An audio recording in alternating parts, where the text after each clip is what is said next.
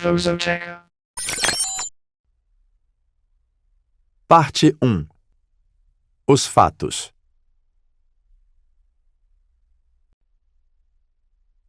Capítulo 1. Um passageiro influente no Expresso Taurus. Eram 5 horas de uma manhã de inverno na Síria. Junto à plataforma de Alepo estava o trem pomposamente designado nos guias ferroviários como Expresso Taurus. Consistia em um vagão de cozinha e restaurante, um vagão dormitório e outros 2 carros para trajetos locais. Nos degraus que levavam ao vagão dormitório encontrava-se um jovem tenente francês, esplendente em sua farda, dialogando com um homem encapotado até as orelhas. Deste, nada se via além de um nariz de ponta rosada e as 2 extremidades encrespadas de seu bigode viradas para o alto.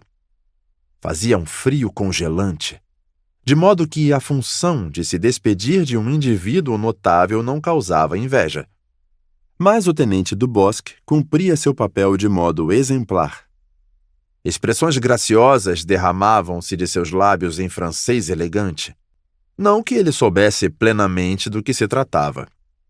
Circulavam boatos, como sempre acontecia nestes casos. O humor do seu general, andava cada vez pior. Então surgiu este estranho belga, vindo da Inglaterra, diziam. Passou-se uma semana de tensão peculiar. E, então, certos acontecimentos. Um oficial de grande distinção cometeu suicídio. Outro exonerou-se. Expressões nervosas de uma hora para outra perderam o nervosismo. Relaxou-se em relação a certas precauções tipicamente militares. E o general do próprio tenente Dubosc, ficou com aparência 10 anos mais nova. Dubosc entreouvira parte da conversa entre os 2.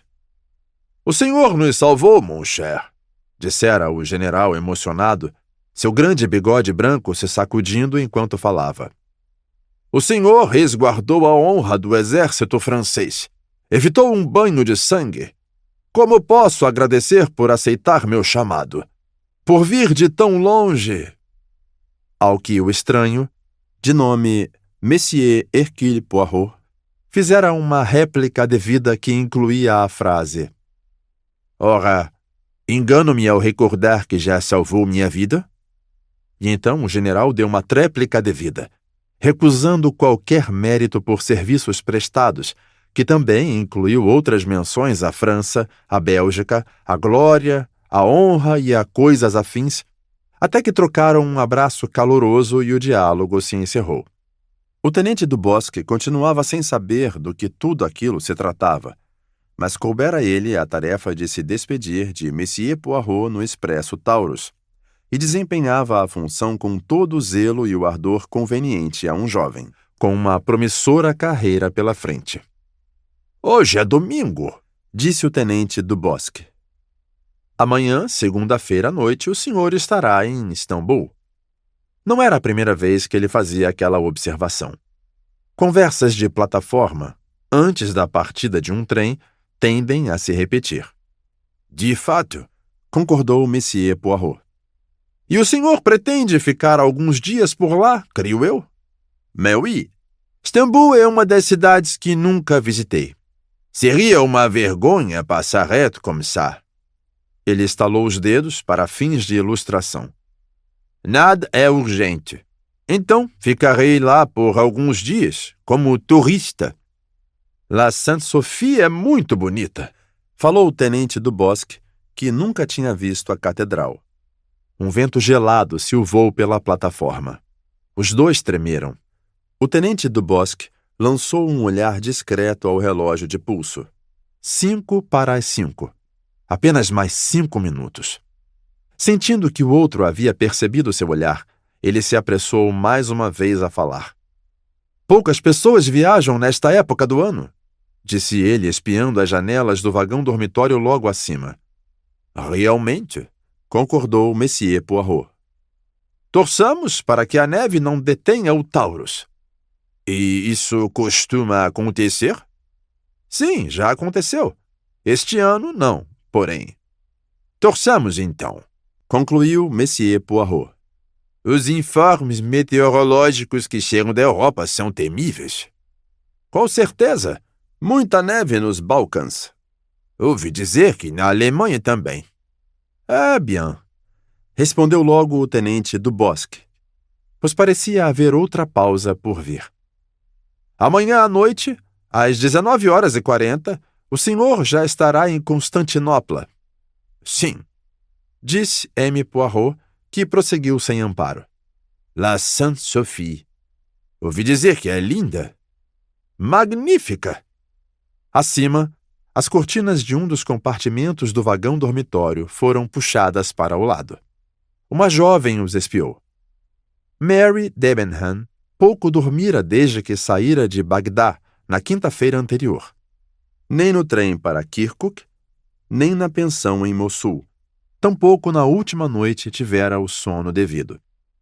Cansada de ficar deitada e desperta na calefação exagerada do compartimento, ela se levantou para olhar para fora. Devia ser Alepo. Nada de notável. Apenas uma plataforma comprida, mal iluminada, com altercações em árabe furioso em algum lugar ao longe. 2 homens, sob sua janela, conversavam em francês. Um era um militar. O outro era um homenzinho de bigode enorme. Ela esboçou um sorriso. Nunca vira alguém encapotado naquele nível. Devia estar frio ali fora. Por isso o trem estava tão aquecido. Tentou abaixar mais a janela, mas ela não cedia. O condutor do vagão dormitório foi avisar algo aos 2 homens. O trem já ia partir, disse ele. Monsieur precisava embarcar. O homenzinho tirou o chapéu. Que cabeça ovoide! Apesar de suas preocupações, Mary Debenham sorriu. Que aparência absurda aquele homenzinho tinha, do tipo que não podia ser levado a sério. O tenente Dubosc iniciou seu discurso de despedida. Ele o havia planejado de antemão e guardado até o último minuto. Era um discurso muito bonito e refinado. Não se deixando sobrepujar, M. Poirot respondeu na mesma moeda. En voiture, monsieur, disse o condutor. Com ares de relutância, Monsieur Poirot embarcou no trem. O condutor subiu atrás dele. O belga abanou a mão, despedindo-se. O tenente Dubosc respondeu ao aceno. O trem, depois de um forte solavanco, começou a se locomover devagar. Enfin! Balbuciou Monsieur Hercule Poirot. Brrr! Disse o tenente Dubosc, percebendo de pleno o frio que sentia. Voilà, monsieur! O condutor fez uma gesticulação exagerada para apresentar a Poirot a formosura de seu compartimento e a elegante disposição de sua bagagem. Quanto à pequena valise de monsieur, coloquei-a aqui. A mão estendida sugeria algo. Hercule Poirot depositou uma nota dobrada ali. Merci, monsieur. O condutor falou em um tom veloz e profissional. Estou com as passagens de monsieur. Também ficarei com o passaporte, por favor. Monsieur fará a parada em Istambul, estou certo? Monsieur Poirot assentiu. Não há muitos viajantes, se bem entendo. Perguntou. Não, monsieur. Temos apenas outros 2 passageiros, ambos ingleses, um coronel da Índia e uma moça inglesa que vem de Bagdá. Monsieur deseja algo? Monsieur solicitou uma garrafinha de Perrier. 5 da manhã era um horário estranho para embarcar em um trem. Ainda faltava 2 horas para o amanhecer. Ciente da noite de sono inadequado, bem como da missão delicada que fora concluída com êxito, Monsieur Poirot enroscou-se em um canto e caiu no sono. Quando acordou, eram 9h30. Ele se dirigiu ao vagão-restaurante em busca de café quente. Havia apenas um ocupante no momento. Obviamente, a jovem inglesa a que o condutor se referira. Era alta, esbelta e morena. 28 anos, quem sabe. Havia algo de eficiente e suave na maneira como ela fazia o desjejum e como solicitava ao atendente para lhe trazer mais café. que evidenciava sofisticação em termos de mundo e de viagens. Trajava um vestido de viagem de cor escura, com um tecido fino e bastante apropriado à atmosfera acalentada do trem. Monsieur Hercule Poirot, não tendo nada melhor a fazer, entreteve-se em estudá-la sem dar aparência de que o fazia. Segundo seu julgamento, era o tipo de jovem que saberia cuidar de si com diligência onde quer que fosse. Tinha postura e era eficiente. Gostou muito da regularidade dos traços e da palidez delicada de sua pele. Apreciou os cabelos morenos e lustrosos, com delicadas madeixas, e aqueles olhos frios, impessoais, cinzentos. Mas era, decidiu Poirot, um pouco acima do eficiente para ser o que ele chamava de jolie femme. Naquele momento, outra pessoa adentrou o vagão-restaurante. Era um homem alto, entre os 40 e 50 anos, de figura esbelta, pele amarronzada, cabelos um pouco grisalhos nas têmporas. O coronel da Índia, disse Poirot a si mesmo. O recém-chegado fez uma mesura à moça. Bom dia, Miss Debenham. Bom dia, coronel Arbuthnot. O coronel parou com a mão sobre a cadeira em frente a dela. Alguma objeção? Perguntou ele. Claro que não. Sente-se. Como sabe, o desjejum nem sempre é uma refeição para muita conversa. Assim espero. Mas eu não mordo. O coronel se sentou. Rapaz, disse ele, convocando o atendente de modo resoluto. O pedido foi de ovos e café. Seus olhos se demoraram por um instante em Hercule Poirot, mas passaram por ele com indiferença. Poirot, lendo com precisão a mente inglesa, sabia o que ele dissera a si. Apenas outro maldito estrangeiro. Fiéis à nacionalidade, os dois ingleses não eram de muita conversa. Trocaram breves comentários e logo a moça se levantou para voltar a seu compartimento.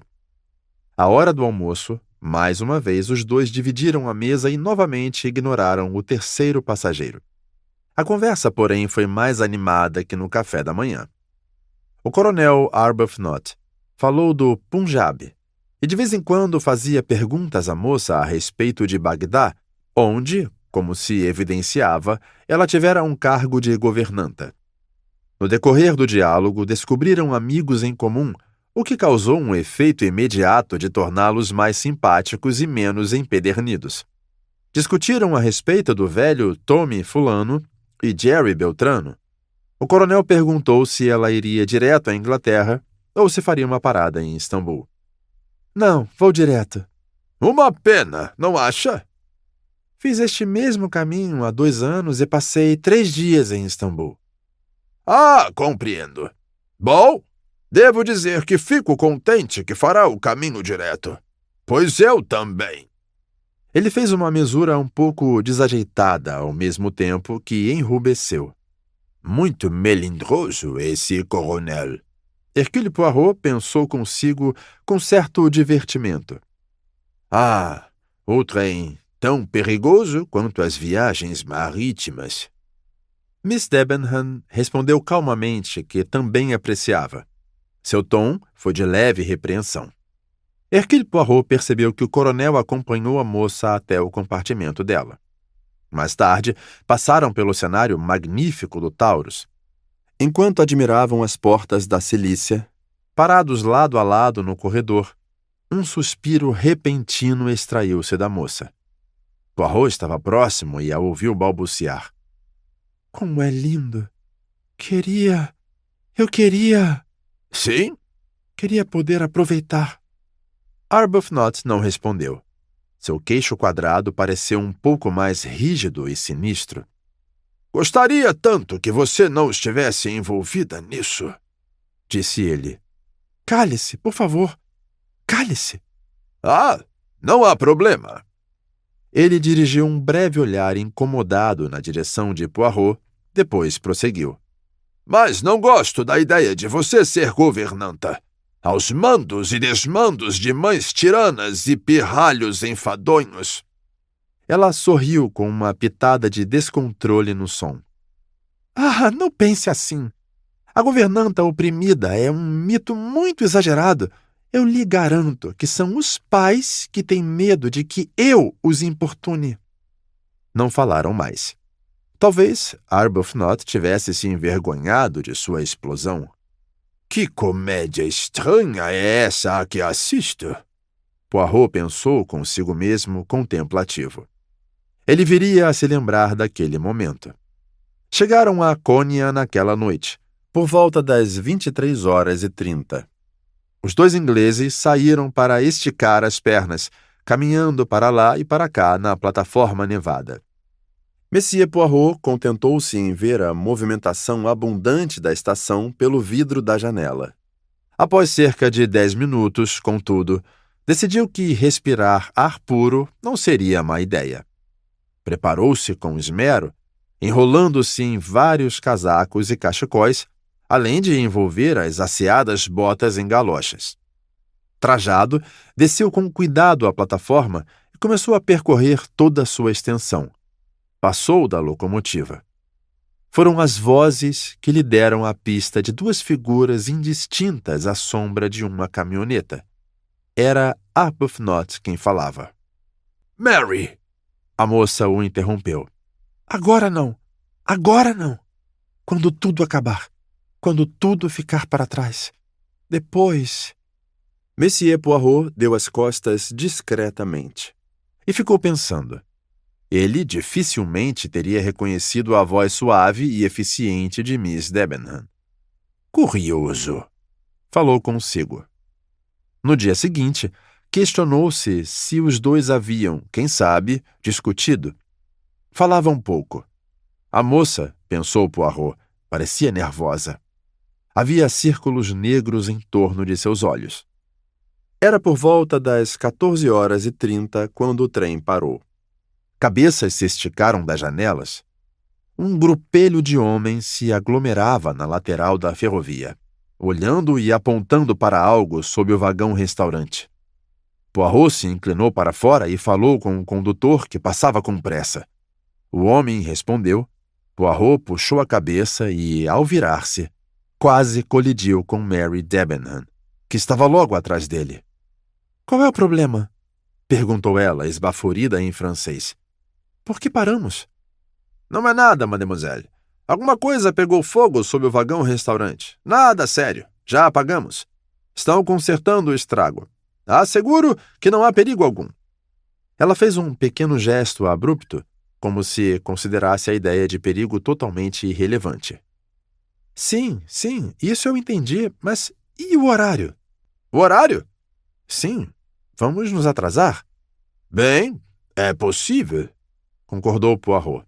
— Mas não podemos nos atrasar. O trem está previsto para as 6h55 e temos que cruzar o Bósforo e pegar o expresso do Oriente Simplon à outra margem às 9h.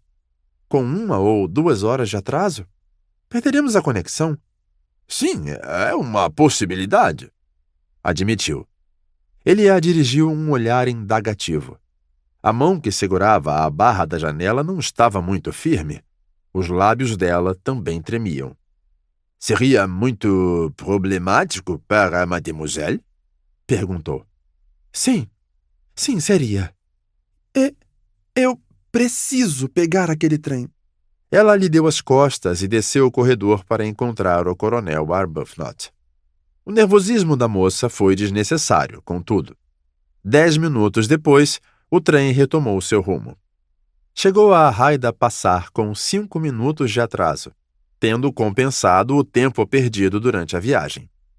O Bósforo estava turbulento, e Monsieur Poirot não apreciou a travessia. Separou-se dos companheiros de viagem na barca e não os viu mais. Ao chegar à ponte de Gálata, foi direto ao hotel Tocatlian.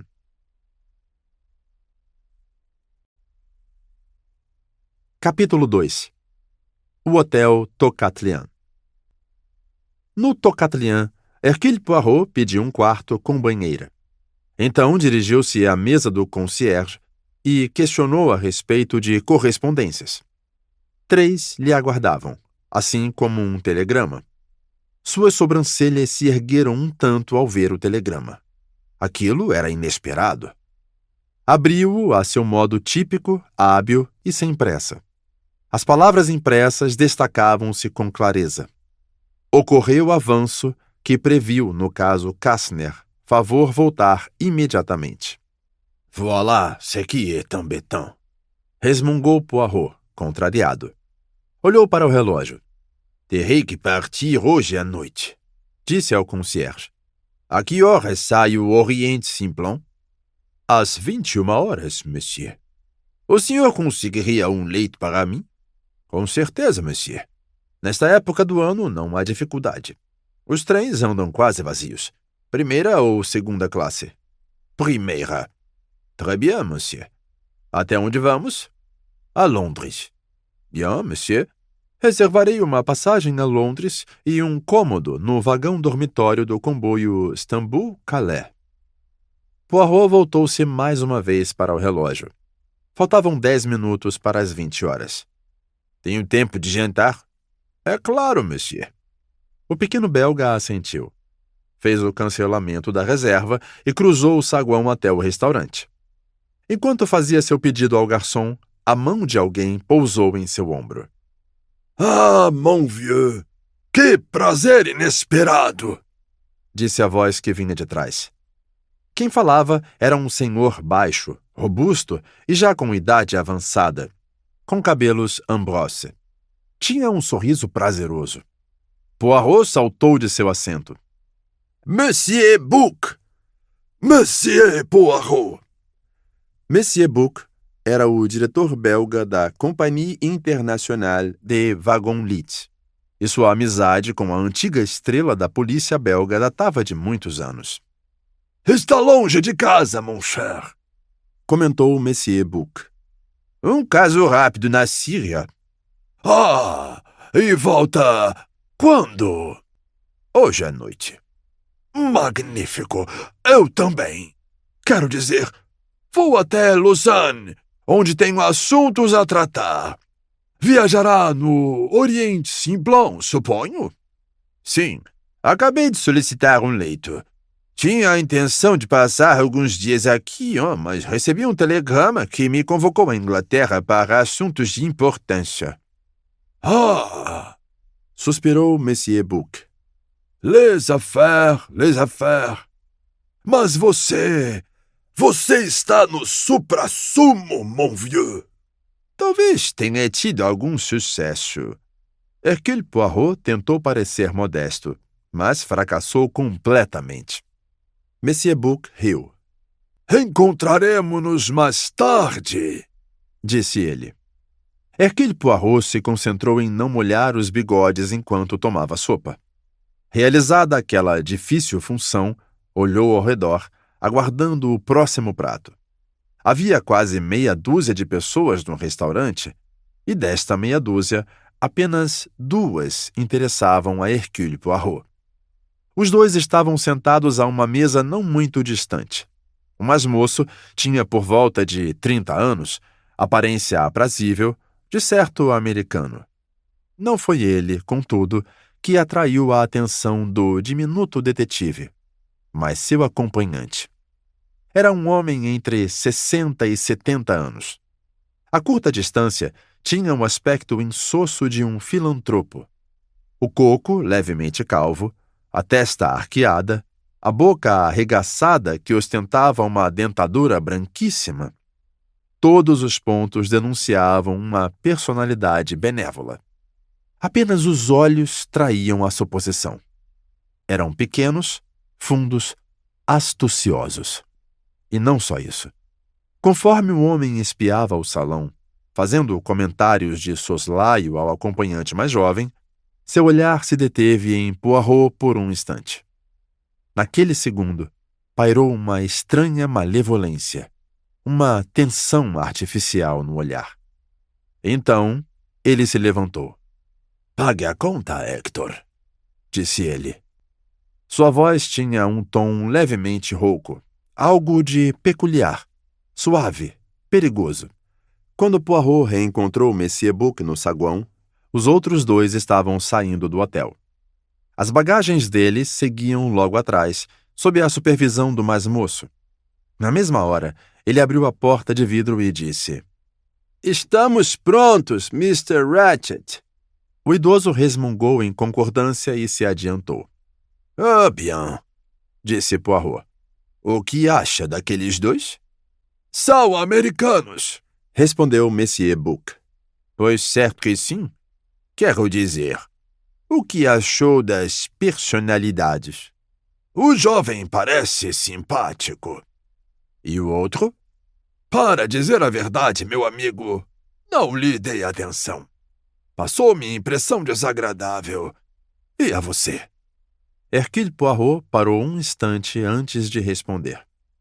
"Quando ele cruzou por mim no restaurante", disse enfim, "tive uma impressão curiosa. Foi como se um animal selvagem, um animal feroz, me entenda bem, houvesse caminhado perto de mim."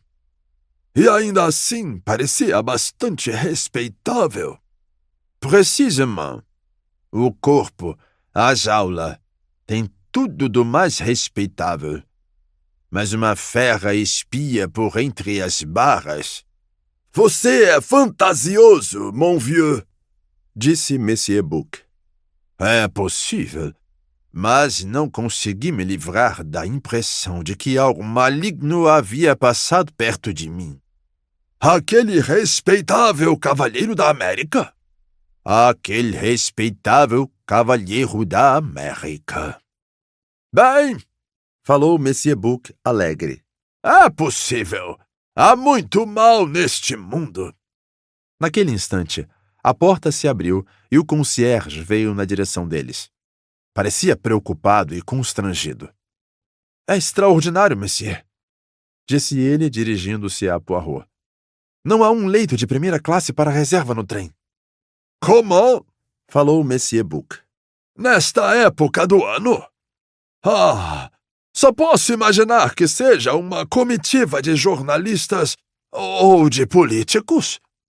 "Não sei, senhor", disse o concierge, voltando-se com respeito a ele. "Mas é o que ocorre." Pois bem, pois bem." Monsieur Buck virou-se para Poirot. "Nada tema, meu amigo. Conseguiremos algo. Sempre temos um compartimento. O número 16, que não é reservado. O condutor o guarda." Ele sorriu, depois voltou-se para o relógio. "Venha", disse ele. "É hora de partirmos." Na estação, Monsieur Buck foi recebido com diligência e respeito pelo condutor da Wagonlit e seu uniforme pardo. "Boa noite, monsieur. Seu compartimento é o número 1. Ele chamou os carregadores, que conduziram sua carga pelo vagão, no qual placas de chumbo anunciavam o destino: Istambul, Trieste, Calais. "Ouvi dizer que estão lotados esta noite." "É inacreditável, monsieur.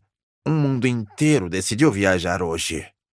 "De qualquer forma, terão que encontrar uma vaga para este senhor. Ele é meu amigo. Pode ficar com o número 16. "Já está ocupado, monsieur." "O quê? Até esse?" Os dois trocaram um olhar de relance, e o condutor sorriu. Era um homem alto, pálido e de meia idade. "Pois está, monsieur. Como falei, estamos lotados. Lotados mesmo. Em todos os compartimentos." "Mas o que se passa?" Monsieur Buck quis saber indignado. "É um congresso? Uma festa?" "Não, monsieur. É apenas o acaso. Aconteceu de muitos decidirem viajar hoje." Monsieur Buck soltou um muxoxo. "Em Belgrado", disse ele, "haverá o engate do carro de Atenas. Também teremos o vagão de Bucareste, Paris, mas só chegaremos a Belgrado amanhã à noite. O problema é esta noite. Não há leito vago na segunda classe?" "Há um leito na segunda classe, monsieur." "Horas, então." "Mas é um leito feminino. Já temos uma senhorita alemã no compartimento, uma dama de companhia." Lá, que vergonhoso! Comentou Monsieur Bouc. Não se aflige, meu amigo, disse Poirot. Farei a viagem em um vagão comum. De maneira alguma! De maneira alguma! Ele se voltou mais uma vez ao condutor. Todos já chegaram? É fato, respondeu o homem, que temos um passageiro que ainda não chegou. Ele falava devagar, hesitante. Pois desembuche! O leito número 7, na segunda classe. O cavalheiro ainda não apareceu e faltam 4 minutos para as 21h. Quem é? Um inglês, disse o condutor, consultando a lista.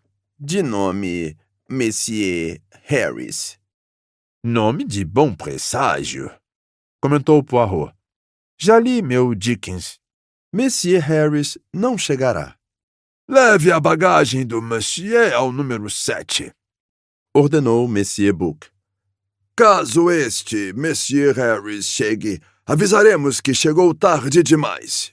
Não podemos segurar o leito por tanto tempo. Resolveremos a questão de algum modo.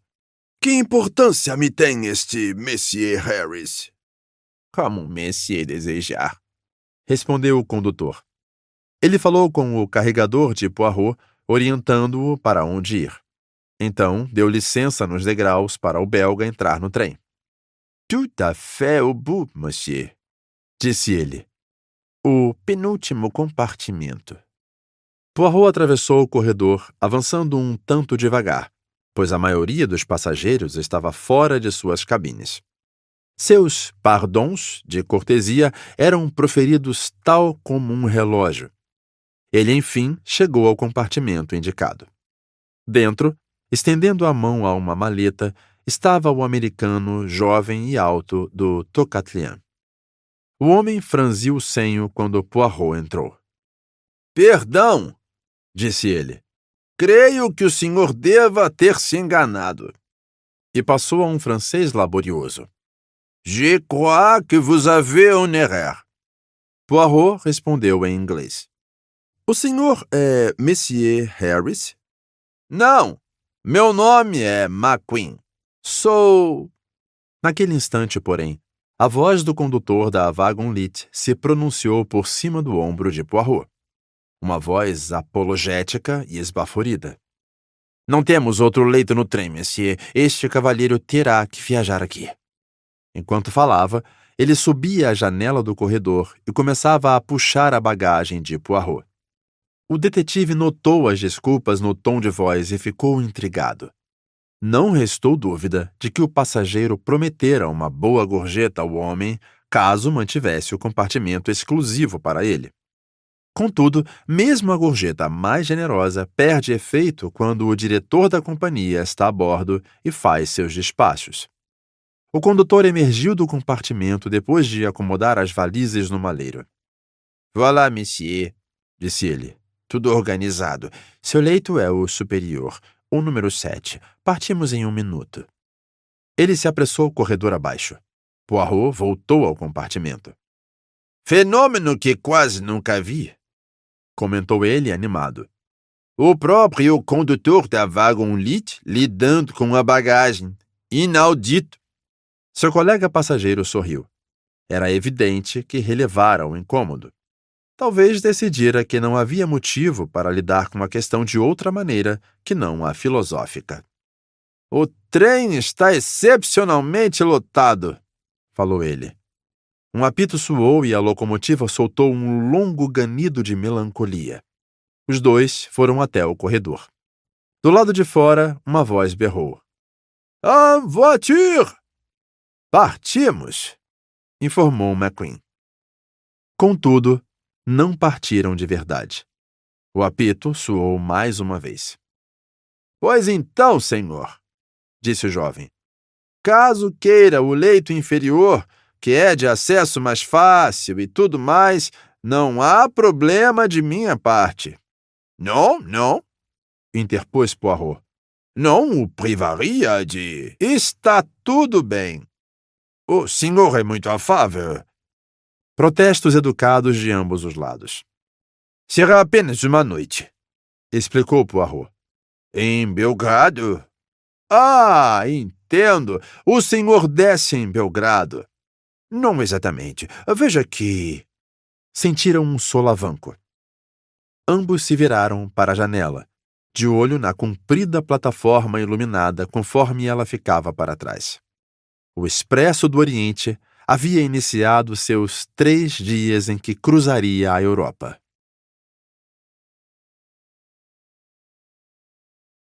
Capítulo 3. Poirot recusa um caso.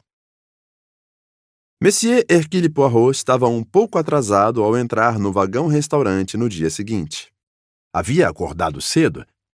Fizera o desjejum quase sozinho e passara a manhã repassando anotações do caso que o reconvocara a Londres. Pouco vira seu companheiro de viagem. Monsieur Buck, que já estava a uma mesa, gesticulou e convocou o amigo para o assento vazio ao lado. Poirot se acomodou e logo viu que privilégio era estar na primeira mesa a ser servida, com mais opções de quitutes. A comida também estava incomumente agradável. Foi apenas quando consumiam um requintado cream cheese que Monsieur Buck permitiu que sua atenção voltasse a outro assunto que não a alimentação. Ele estava na fase da refeição em que a pessoa começa a filosofar. Ah! Suspirou. Se eu tivesse a pena de um Balzac, retrataria esta cena. Ele fez um aceno. Sim, é uma ideia, não? Disse Poirot. Ah, então concorda?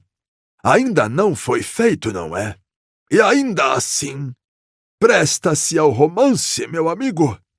Ao nosso redor, pessoas de todas as classes, de todas as nacionalidades, de todas as idades.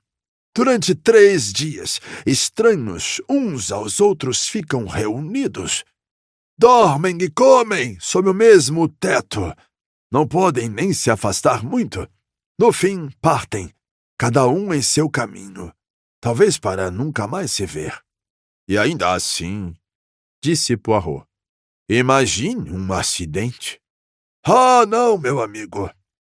De seu ponto de vista seria lamentável, mas mesmo assim, suponhamos apenas por um instante que todos aqui estejam ligados pela morte. Mas vinho, falou Monsieur Buck, servindo-se apressadamente. Quanta morbidez, mon cher! Talvez seja a digestão.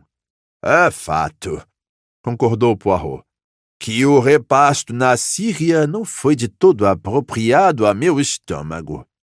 Ele bebericou o vinho. Então, acomodando-se, passou os olhos pelo vagão-restaurante. Havia 13 pessoas sentadas. E, como o Monsieur Buck dissera, eram de todas as classes e nacionalidades. Ele começou a analisar. Na mesa oposta havia 3 homens. Eram, supôs, viajantes avulsos classificados e posicionados ali pelo juízo infalível dos atendentes do vagão-restaurante. Um italiano moreno e parrudo palitava os dentes com gosto. À frente deste, um inglês asseado e reservado tinha o rosto inexpressivo e reprovador de um servo tarimbado. Ao lado do inglês, um americano corpulento de terno berrante. Caixeiro viajante, quem sabe? Você tem que pensar grande, dizia ele com uma voz alta, anasalada. O italiano puxou o palito para gesticular com o objeto. É claro, disse ele. Isso qui sempre digo. O inglês olhou pela janela e tossiu. O olhar de Poirot seguiu adiante. A uma mesa pequena, sentando-se ereta, estava uma das idosas mais feias que ele já vira. Era uma feiura de distinção que o fascinava em vez de repelir.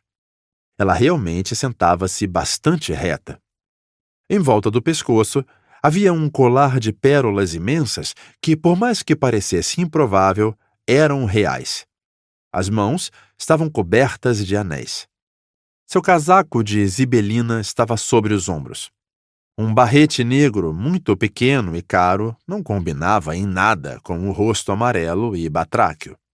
Ela estava conversando com um atendente do restaurante em tom claro e cortês, mas plenamente despótico. O senhor me faria a cortesia de levar uma garrafa de água mineral e um belo copo de suco de laranja ao meu compartimento. Gostaria que preparasse também um frango cozido apenas com temperos para o jantar de hoje e um ensopado de peixe. O atendente respondeu com a devida cortesia que tudo seria feito. Ela fez um aceno gracioso com a cabeça e se levantou. Seu olhar captou o de Poirot e passou por ele com a frieza indiferente da aristocracia. É a princesa Dragomirov, informou Monsieur Bouc, o tom de voz baixo. É russa. O marido sacou tudo o que tinham antes da Revolução e investiu no exterior. Absurdamente rica. Uma cosmopolita. Poirot assentiu. Já ouvira falar da princesa Dragomirov. É uma personalidade, disse Monsieur Bouc. Feia como o diabo, mas percebe-se sua presença. Não concorda? Poirot assentiu. Em outra mesa grande, Mary Debenham estava sentada com outras duas mulheres. Uma delas era alta e de meia idade, vestindo uma blusa xadrez e saia de tweed. Uma maçaroca de cabelos loiros estava inconvenientemente disposta em um imenso coque. Usava óculos e tinha um rosto comprido, afável, que lembrava uma ovelha. Ela ouvia a terceira mulher, uma pessoinha atarracada, de rosto agradável e idoso, que falava em tom monótono, lento e claro, sem demonstrar sinais de que precisava pausar para respirar ou fechar um ponto. E então minha filha disse porque ela disse não se pode aplicar métodos americanos no país. A indolência é natural a este povo, ela me disse. Eles não têm ímpeto. Mesmo assim, vocês iam se surpreender com o que nossa faculdade vem fazendo. Eles têm um ótimo corpo docente. Acho que não há nada melhor que a instrução. Temos que aplicar nossos ideais ocidentais e ensinar o Oriente a reconhecer. Minha filha diz. O trem mergulhou em um túnel. A voz calma e monótona foi engolida. Na mesa seguinte, que era menor, estava o coronel Arbuthnot, sozinho. Seu olhar estava fixo na nuca de Mary Debenham. Não haviam se sentado juntos, mas podiam. Por quê? Talvez, pensou Poirot, Mary Debenham houvesse objetado. Toda governanta aprende a ser cautelosa. As aparências importam. A moça que sustenta a si mesma tem que ser discreta. O olhar de Poirot passou ao outro lado do vagão. Na ponta, contra a parede, havia uma senhora de meia-idade vestida de preto com um rosto amplo e sem expressão. Alemã ou escandinava, pensou. Provavelmente a dama de companhia alemã. Depois dela, um casal curvado para a frente conversava animadamente. O homem vestia trajes ingleses de tweed, mas não era inglês. Embora apenas a nuca fosse visível a Poirot, o formato e a postura dos ombros o traíam. Um homem grande, de belo porte. Ele virou o rosto de repente e Poirot o viu de perfil. Bem apessoado, 30 e poucos anos, um belo e farto bigode. A mulher à frente dele não passava de uma garota. 20 anos, supunha. Cardigã e saia escuros e justos, uma blusa de cetim branco, um barrete pequeno e chique disposto em ângulo inusitado. Tinha um belo rosto de aparência estrangeira, pele branca como a morte, grandes olhos castanhos, cabelos cor de azeviche. Fumava um cigarro com uma grande piteira. Suas mãos, bem cuidadas, tinham unhas de um vermelho intenso. Usava uma grande esmeralda assentada em platina. Havia algo de faceiro em seu olhar e sua voz. Elle est jolie. Et chic. Balbuciou Poirot. Marido e mulher, sim? Monsieur Bouc assentiu. Da embaixada húngara, creio eu, disse. Lindo casal. Havia apenas outros 2 comensais. O companheiro de viagem de Poirot, McQueen, e seu patrão, Mr. Ratchet. O último sentou-se de frente para o detetive, que pela segunda vez analisou o rosto pouco atraente, percebendo a falsa benevolência do senho e os olhos pequenos e cruéis. Monsieur Buck percebeu algo mudar na expressão do amigo. Está de olho em seu animal selvagem? Perguntou. Poirot assentiu. Enquanto seu café era servido, Monsieur Buck pôs-se de pé. Ele havia chegado antes de Poirot e terminara o desjejum havia algum tempo. Vou voltar a meu compartimento, disse ele. Venha assim que puder para conversarmos. Com prazer. Poirot bebericou o café e pediu um licor. O atendente passava de mesa em mesa com uma caixinha de dinheiro, recebendo os pagamentos. A voz da senhora americana ficou estridente e queixosa. Minha filha disse, é só levar um bloco de cupons para alimentação que a senhora não vai se incomodar em cômodo algum, pois não é? Parece que eles exigem 10% de gorjeta e ainda tem a garrafa de água mineral e uma água muito peculiar. Parece que não tinham Evian e nem Vichy, o que achei muito peculiar. É que eles devem, como se diz, servir a água do país, explicou a mulher com cara de ovelha. Bom, eu acho peculiar. Ela olhou desgostosa para a pilha de trocados na mesa à frente. Veja essas coisinhas esquisitas que ele me deu de nariz ou algo assim. Parece uma pilha de porqueira, minha filha diz. Mary Debenham puxou a cadeira para trás e partiu após uma rápida mesura às outras 2. O coronel Arbuthnot se levantou e a seguiu. Juntando o detestável dinheiro, a americana seguiu a deixa, seguida pela outra com cara de ovelha. Os húngaros já haviam ido embora. O vagão-restaurante ficou vazio com exceção de Poirot, Ratchet e McQueen. Ratchet falou com o seu acompanhante, que se levantou e saiu do vagão. Então, ele mesmo se ergueu. Mas, em vez de seguir McQueen, postou-se inesperadamente no assento em frente a Poirot. Por obséquio, teria fogo? Perguntou ele. A voz era suave e um pouco anasalada. Meu nome é Ratchet. Poirot fez uma curta mesura.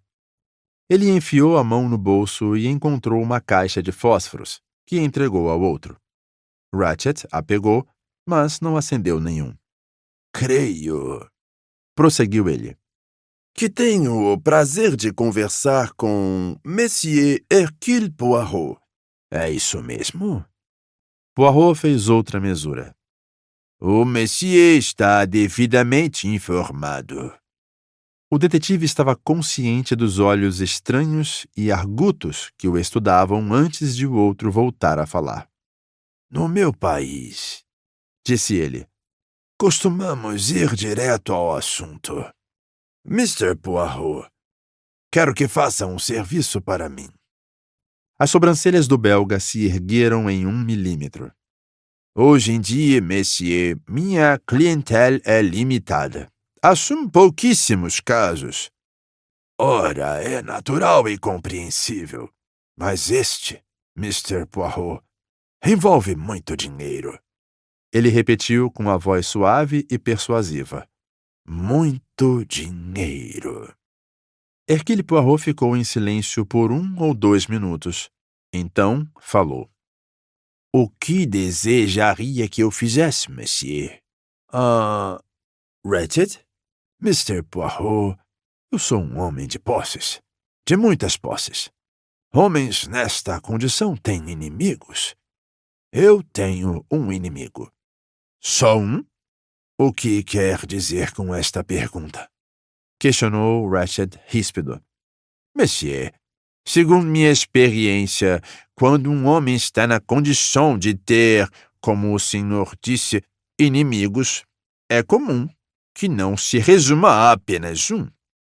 Ratchet pareceu aliviado com a resposta. Falou depressa.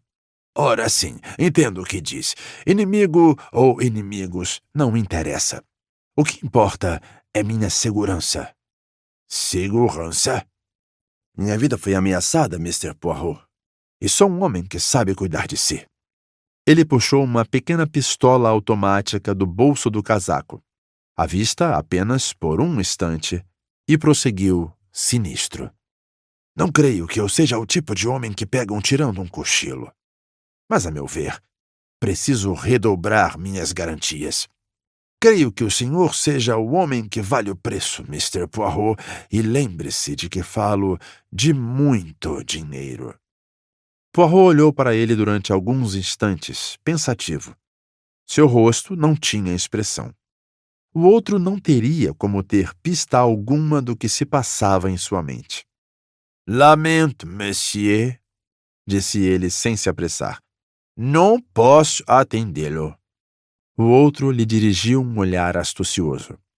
Diga quanto, falou ele. Poirot fez que não com a cabeça. O monsieur não entendeu. Fui bem afortunado em minha profissão. Já ganhei dinheiro para satisfazer minhas necessidades e meus caprichos. Agora só assumo casos que me interessem.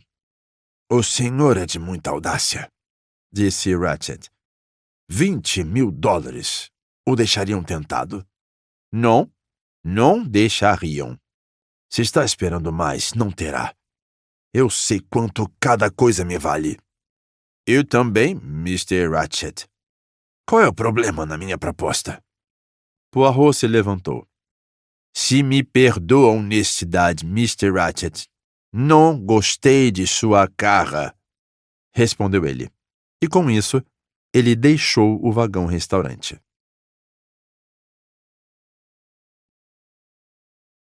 Capítulo 4. Um grito na noite. O expresso do Oriente Simplon chegou a Belgrado às 20h45. Só retomaria seu rumo às 21h15, de modo que Poirot desceu a plataforma. Contudo, não ficou ali por muito tempo. O frio estava penoso, e embora o local fosse coberto, nevava forte. Ele voltou ao compartimento.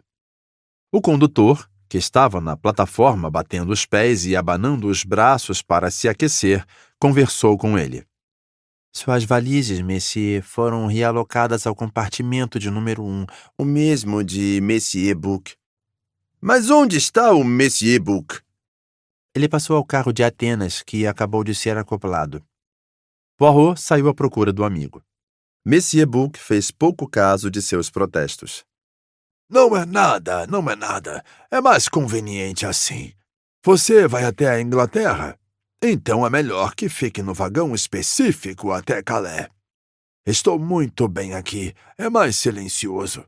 O vagão está vazio, com exceção de mim e de um doutorzinho grego. Ah, meu amigo, que noite! Dizem que não se vê tanta neve há anos. Torçamos para que não nos detenha. Vou lhe dizer que não estou contente. Às 21h15 em ponto, o trem deixou a estação. Pouco depois, Poirot se levantou, deu boa noite ao amigo e cruzou o corredor até seu vagão, que ficava colado ao vagão-restaurante. Neste segundo dia de sua jornada, as linhas divisórias começavam a cair. O coronel Arbuthnot estava na porta de seu compartimento conversando com McQueen. Quando McQueen viu Poirot, interrompeu algo que estava falando. Pareceu muito surpreso. Horas! Berrou ele. Achei que havia nos abandonado. Disse que ia descer em Belgrado? Entendeu mal, respondeu Poirot sorrindo. Agora lembro que o trem partiu de Istambul bem quando estávamos conversando. Hein? Mas e a sua bagagem, homem? Ela se foi? Foi apenas realocada para outro compartimento. Nada mais. Ah, entendi. Ele retomou a conversa com Arbuthnot e Poirot seguiu pelo corredor. A 2 portas de seu compartimento, a madame americana, Mrs. Hubbard, estava de pé conversando com a moça com cara de ovelha, a de nacionalidade sueca. Mrs. Hubbard tentava entregar uma revista a outra. Não, minha cara, pode levar, falou. Tenho bastante leitura. Nossa, mas esse frio está de matar, não? Ela fez um aceno afável a Poirot. A senhora é muito gentil, disse a sueca. De modo algum. Espero que durma bem e que sua cabeça esteja melhor pela manhã. É apenas o frio. Vou preparar uma xícara de chá. Tem aspirina? Tem certeza? Eu tenho de sobra. Boa noite, querida. Ela se voltou para Poirot com intenções de conversa enquanto a outra ia embora. Pobre criatura, esta menina sueca. Até onde pude entender é missionária, professora, criatura agradável, mas fala pouco inglês. Ficou deveras interessada no que eu contava sobre minha filha. Poirot já sabia tudo sobre a filha de Mrs. Hubbard. Qualquer pessoa no trem que falasse inglês já sabia. Que ela e o marido faziam parte do corpo docente de uma grande faculdade americana em Smyrna, e que esta era a primeira viagem de Mrs. Hubbard ao Oriente, o que ela pensava sobre os turcos, dos modos indolentes deles e das condições das estradas daquele país. A porta ao lado dele se abriu e saiu o criado, magro e pálido. Poirot teve um vislumbre de Mr. Ratchet sentado na cama, dentro do compartimento. Ele viu Poirot e seu rosto se alterou, turvando-se de raiva. Então, a porta foi fechada. Mrs. Hubbard trouxe Poirot mais para perto. Olha, estou com medo deste homem. Ah, não do criado, do outro. Seu mestre, e mestre mesmo. Tem algo de errado naquele homem. Minha filha sempre diz que sou muito intuitiva. Quando mamãe intui, acerta na mosca, é o que sempre diz. E tenho um palpite quanto a este homem, ele é meu vizinho de porta e não gostei nem um pouco dele. Fechei as trancas da porta conjugada ontem à noite. Achei que o ouvira mexendo na maçaneta, porque o senhor sabe que não me surpreendo se este homem se revelar um homicida, um destes ladrões de trem que se ouve falar nas notícias. Ouso dizer que sou tola, mas falo assim mesmo. Estou mortíssima de medo deste homem. Minha filha disse que eu faria uma viagem tranquila, mas não consigo ficar à vontade. Talvez seja tolice, mas sinto que tudo pode acontecer. Tudo mesmo, e não consigo imaginar como aquele belo jovem suporta ser secretário dele. O coronel Arbuthnot e McQueen vinham na direção deles pelo corredor. Venha até minha cabine, falava McQueen. Ainda não está pronta para dormir. O que desejo entender quanto às suas diretrizes na Índia é... Os 2 homens passaram e seguiram pelo corredor até a cabine de McQueen. Mrs. Hubbard deu boa noite a Poirot. Acho que vou direto para a cama e ler, comentou ela. Boa noite. Boa noite, madame. Poirot foi para o próprio compartimento, que ficava logo após o de Ratchet. Despiu-se, deitou na cama, leu por meia hora e desligou a luz. Acordou algumas horas depois, desperto com um susto. Sabia o que o acordara. Um gemido alto, quase um grito, em lugar próximo. No mesmo instante, uma campainha soou de forma aguda. Poirot se sentou e ligou a luz. Notou que o trem estava parado, talvez em uma estação. O grito o assustara. Lembrou que era Ratchet quem estava no compartimento ao lado. Saiu da cama e abriu a porta num instante em que o condutor do Wagon-Lit vinha correndo para bater na porta de Ratchet. Poirot deixou uma fresta de sua porta aberta para observar. O condutor bateu uma segunda vez. Uma campainha soou e uma luz escapou por outra porta mais à frente. O funcionário olhou por cima do ombro. No mesmo instante, uma voz de dentro do compartimento exclamou: Ce n'est rien. Je me suis trompé. Bien, monsieur. O condutor saiu apressado mais uma vez para bater na porta por onde se via a luz. Poirot voltou para a cama, de mente aliviada, e desligou a luz. Olhou para o relógio. Faltavam 23 minutos para a 1ª hora da manhã.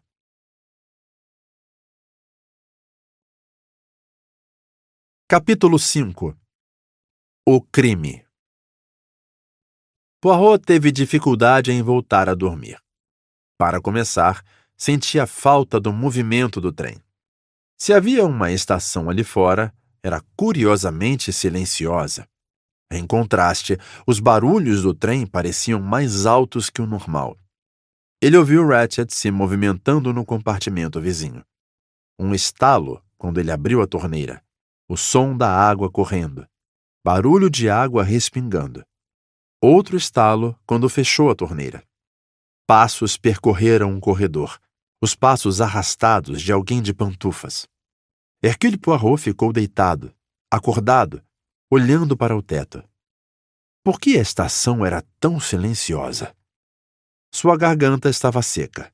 Havia esquecido de pedir uma garrafa de água mineral. Olhou de novo para o relógio. Pouco além das 1h15. Ia chamar o condutor e pedir a água. Seu dedo foi tocar a campainha, mas se deteve quando, no meio do silêncio, ouviu um plim. O homem não teria como atender todas as campainhas ao mesmo tempo. Plim, plim, plim. Continuava soando.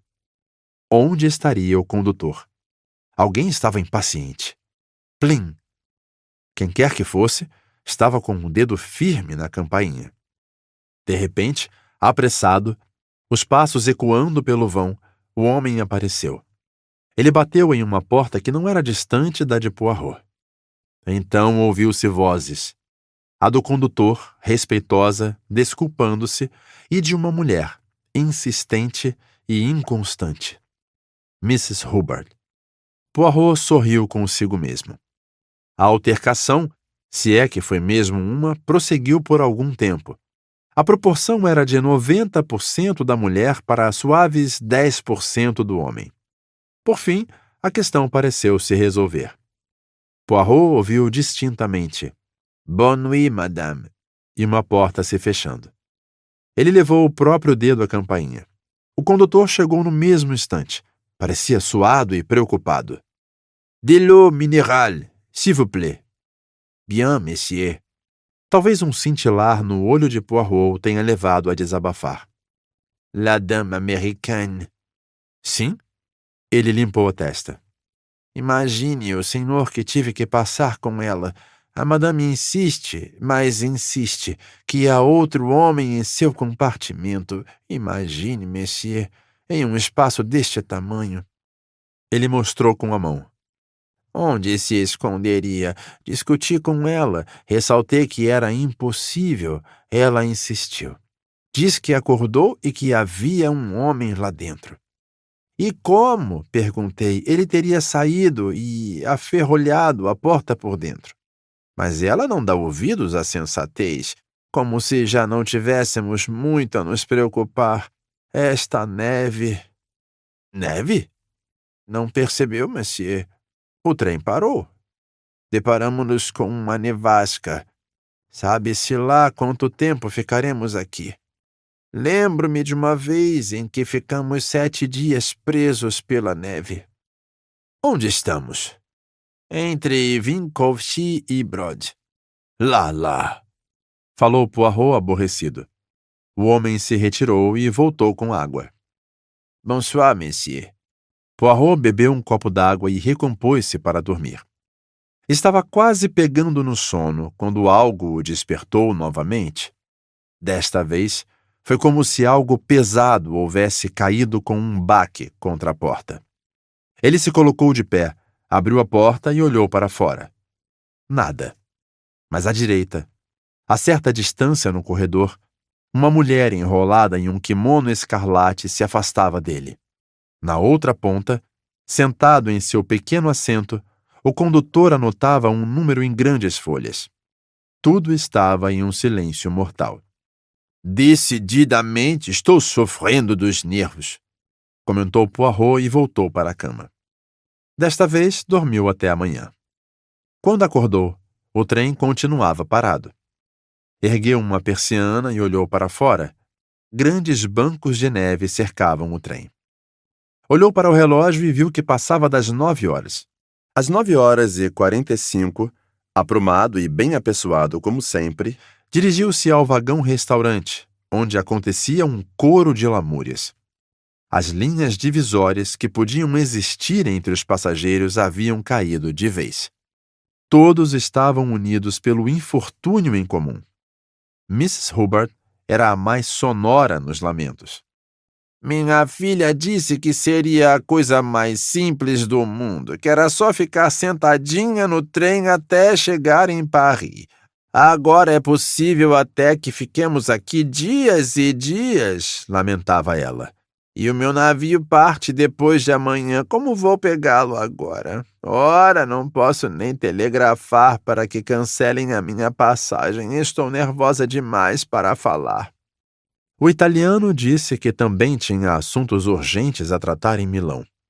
O americano corpulento falou "Too bad, ma'am", e, buscando tranquilizá-la, expressou a esperança de que o trem compensaria o tempo perdido. Minha irmã, filhos dela esperam eu, disse a moça sueca que chorava. Eu não sei dar notícia. O que pensam? Vão dizer que coisas ruins me aconteceu. Até quando vamos ficar aqui? Perguntou Mary Debenham. Alguém sabe? A voz dela era de impaciência, mas Poirot notou que não havia sinal daquele nervosismo quase febril que ela demonstrara durante o contratempo no Expresso Taurus. Mrs. Hubbard disparou de novo. Não há quem saiba coisa alguma neste trem, e ninguém faz nada. Bando de estrangeiros inúteis. Ora, se fosse no meu país, pelo menos alguém tentaria alguma coisa. Arbuthnot se virou para Poirot e falou em um francês com um sotaque britânico delicado. Vous êtes un directeur de la ligne, je crois, monsieur. Vous pouvez nous dire. Sorrindo, Poirot corrigiu. Não, falou em inglês. Não sou eu. Está me confundindo com meu amigo Monsieur Bouc. Desculpe. De modo algum, é natural.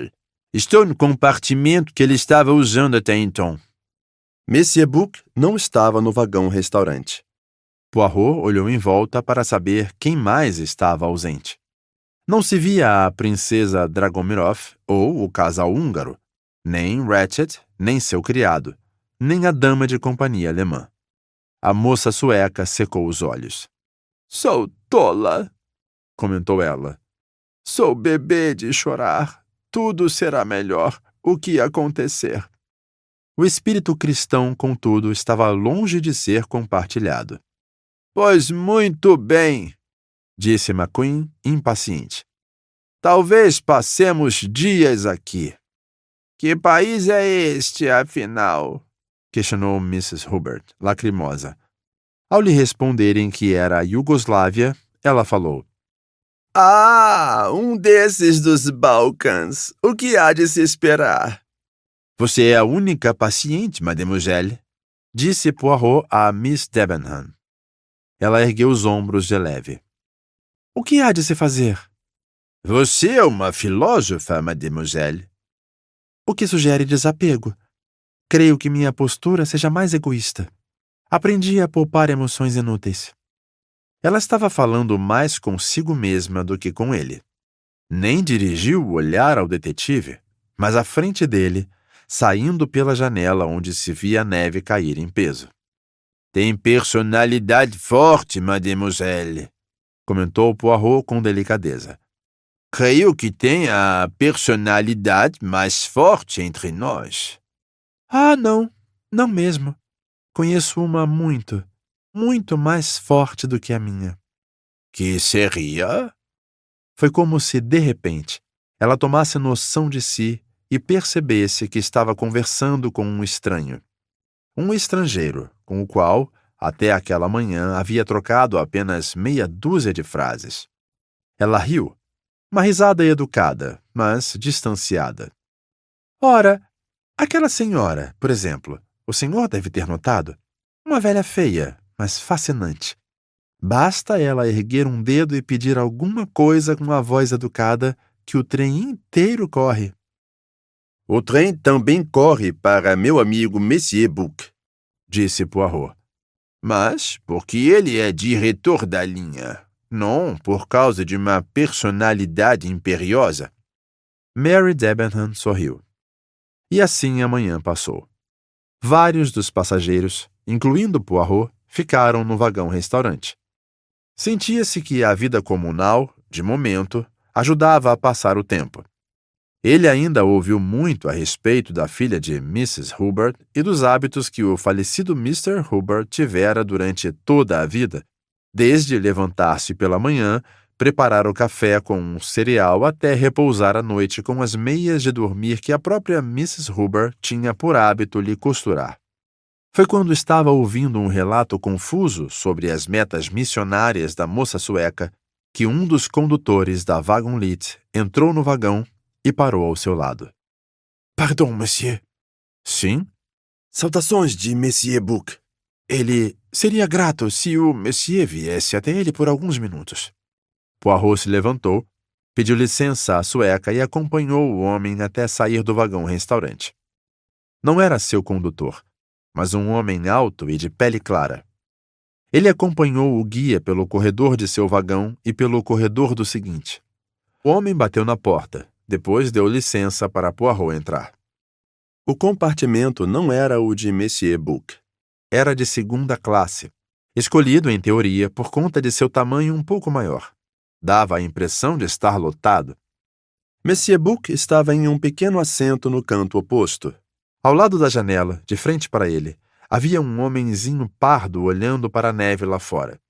De pé, impedindo que Poirot chegasse mais perto, havia um homem enorme de uniforme azul, o chef de train, e seu condutor da Wagonlit. Ah, meu grande amigo! Exclamou Monsieur Book. Entre!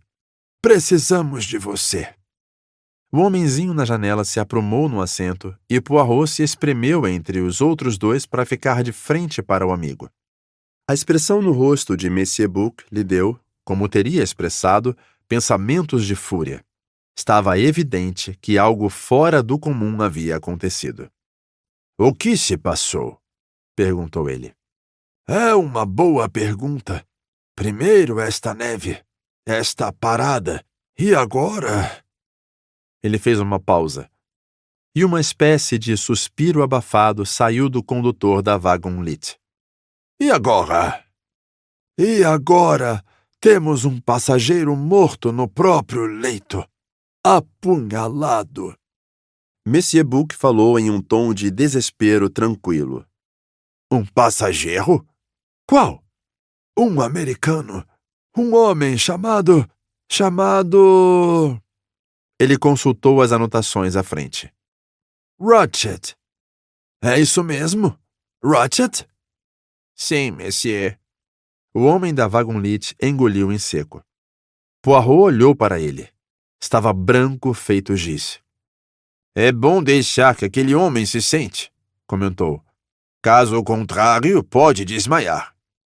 O chefe de train se movimentou apenas um pouco e o homem da Wagonlit enfiou-se num canto, escondendo o rosto nas mãos. Brrr, disse Poirot. Isso é sério? Com certeza que é sério. Para começar, um assassinato, o que em si já é uma calamidade de primeira monta. Mas não apenas. As circunstâncias são incomuns. Aqui estamos em um impasse, na neve. Podemos passar horas. Não só horas, dias. Outra circunstância. Ao passar por diversos países, temos a polícia daquele país no trem. Mas na Iugoslávia, não. Compreende? É uma situação de imensa complexidade, afirmou Poirot. Há coisa pior por vir. O Dr. Constantine. Esqueci que não o apresentei. Dr. Constantine, Monsieur Poirot. O homenzinho pardo fez uma mesura, e Poirot respondeu da mesma forma. Dr. Constantine é da opinião de que a morte ocorreu por volta da 1 da manhã. É difícil ser preciso nestas condições, disse o médico. Mas creio que posso afirmar que a morte aconteceu entre 00:30 e 2 da manhã. Quando este Monsieur Ratched foi visto com vida pela última vez? Perguntou Poirot. Sabe-se que estava vivo por volta de 00:40, quando conversou com o condutor. Respondeu Monsieur Buck. Está correto, confirmou Poirot. Eu mesmo vi o que se passou. É a última coisa que se sabe? Sim. Poirot virou-se para o médico, que prosseguiu. Encontramos a janela do compartimento de Monsieur Ratched aberta, o que leva à suposição de que o assassino fugiu por ali. Porém, sou da opinião de que a janela aberta é um embuste. Qualquer pessoa que saísse por ali deixaria rastros na neve. Não havia nada. O crime foi descoberto quando? Perguntou Poirot. Michel! O condutor da Wagon-Lit se ergueu. Seu rosto estava pálido e assustado. Conte a este senhor exatamente o que ocorreu, ordenou Monsieur Buck. O homem falava aos solavancos. O criado deste Monsieur Ratched, pela manhã, ele bateu várias vezes na porta. Não houve resposta. Então, meia hora depois, veio o atendente do vagão-restaurante. Ele queria saber se Monsieur estava tomando o déjeuner. Eram 11 horas, compreende? Abri a porta para ele com minha chave, mas havia uma corrente também que estava presa. Não houve resposta e fazia muito silêncio e frio. Frio mesmo, por causa da janela aberta e da neve que entrava. Achei que o cavalheiro havia tido uma convulsão. Chamei o chefe de train. Quebramos a corrente e entramos. Ele estava... Ah, c'était terrible. Ele voltou a enfiar o rosto nas mãos. A porta estava trancada e acorrentada por dentro, disse Poirot pensativo. Não foi suicídio? O médico grego deu uma risada mordaz. Um homem que comete suicídio apunhala-se em 10, 12, 15 pontos? Perguntou ele. Os olhos de Poirot se abriram. Que ferocidade! Comentou. Foi uma mulher, disse o chefe de train, que falava pela primeira vez. Posso apostar que foi uma mulher. Só uma mulher esfaquearia assim. O Dr. Constantine franziu o rosto, pensativo. Pois então era uma mulher forte, afirmou. Não tenho a intenção de falar em termos técnicos, o que apenas causa confusão, mas posso lhes garantir que 1 ou 2 dos golpes foram dados com tal força que atravessaram osso e músculo. Certamente não foi um crime científico, disse Poirot. Deveras anticientífico, retrucou o Dr. Constantine. Os golpes parecem ter sido dados ao acaso, a esmo. Alguns foram de raspão, mal o prejudicaram, como se alguém tivesse fechado os olhos da vítima e então, em frenesi, atacasse cegamente várias vezes. C'est une femme, repetiu o chefe de train. As mulheres são assim. Quando estão com raiva, têm grande força. Ele assentiu com tanta sapiência que todos suspeitaram de uma experiência pessoal. Talvez eu tenha algo a contribuir com seu arcabouço de conhecimento, disse Poirot. Monsieur Ratched conversou comigo ontem. Ele me disse, até onde pude entender, que corria risco de morte. Bump it off! Não é esta a expressão americana?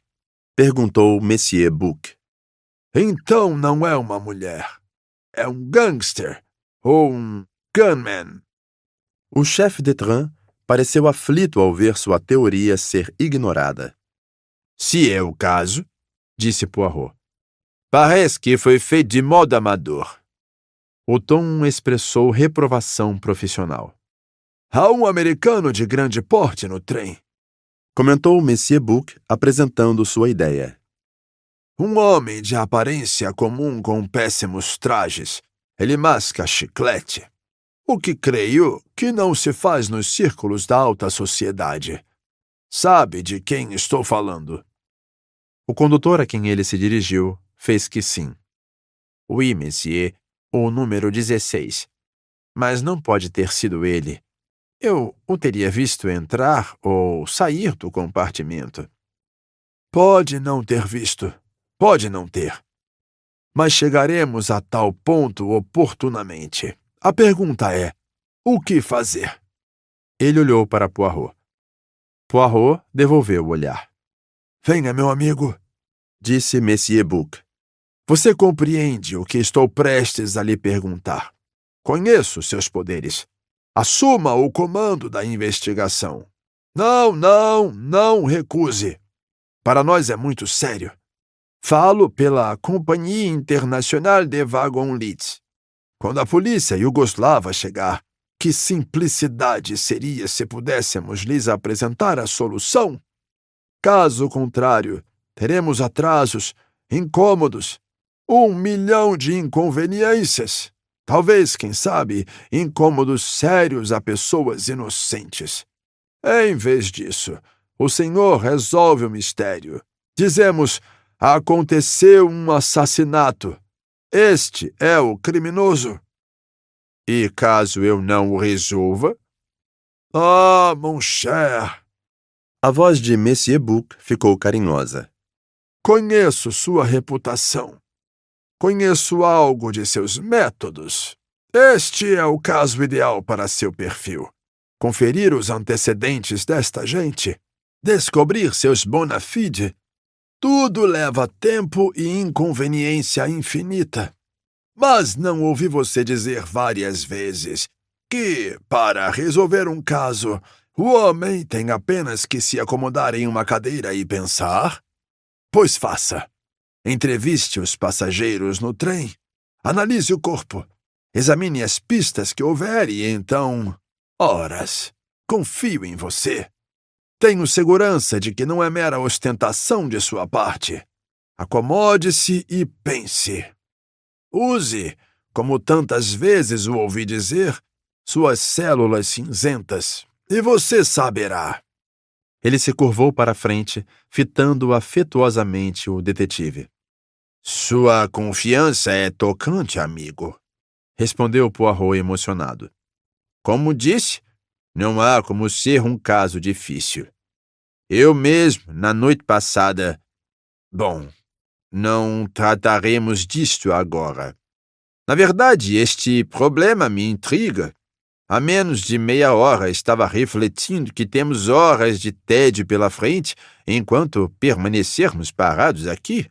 E agora, um problema como este cai em minhas mãos. Então você aceita? Perguntou Monsieur Buck, ávido. C'est entendu. Você deixa o caso sob minha responsabilidade. Ótimo. Estamos a seu dispor. Para começar, gostaria de uma planta do carro Istanbul-Calais, com observações quanto a quem ocupava cada compartimento. E também gostaria de ver os passaportes e as passagens. Michel providenciará. O condutor da Wagons-Lits deixou o compartimento. Quais outros passageiros estão no trem? Inquiriu Poirot. Neste vagão, o Dr. Constantine e eu somos os únicos passageiros. No vagão de Bucareste está um cavalheiro de mais idade, manco de uma perna. É conhecido do condutor. Além destes, há os vagões ordinários, mas que não nos dizem respeito, já que ficaram trancados depois que o jantar foi servido na noite passada.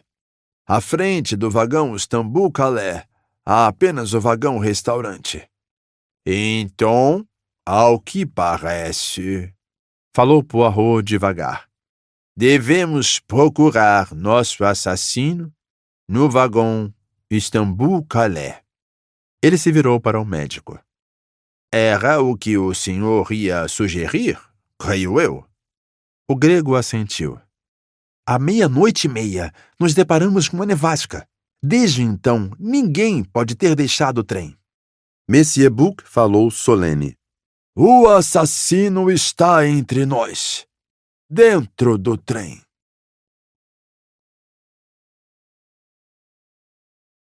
Capítulo 6. Uma mulher? Em primeiro lugar, disse Poirot, gostaria de uma ou duas palavrinhas com o jovem Mr. McQueen. Ele pode nos dar informações valiosas. Certamente, respondeu Monsieur Bouc. Ele se virou para o chefe de train. Traga Mr. McQueen aqui. O funcionário saiu da cabine. O condutor retornou com um maço de passaportes e passagens. Monsieur Bouc ficou com eles. Obrigado, Michel. Agora, creio eu, seria melhor que voltassem a seus postos.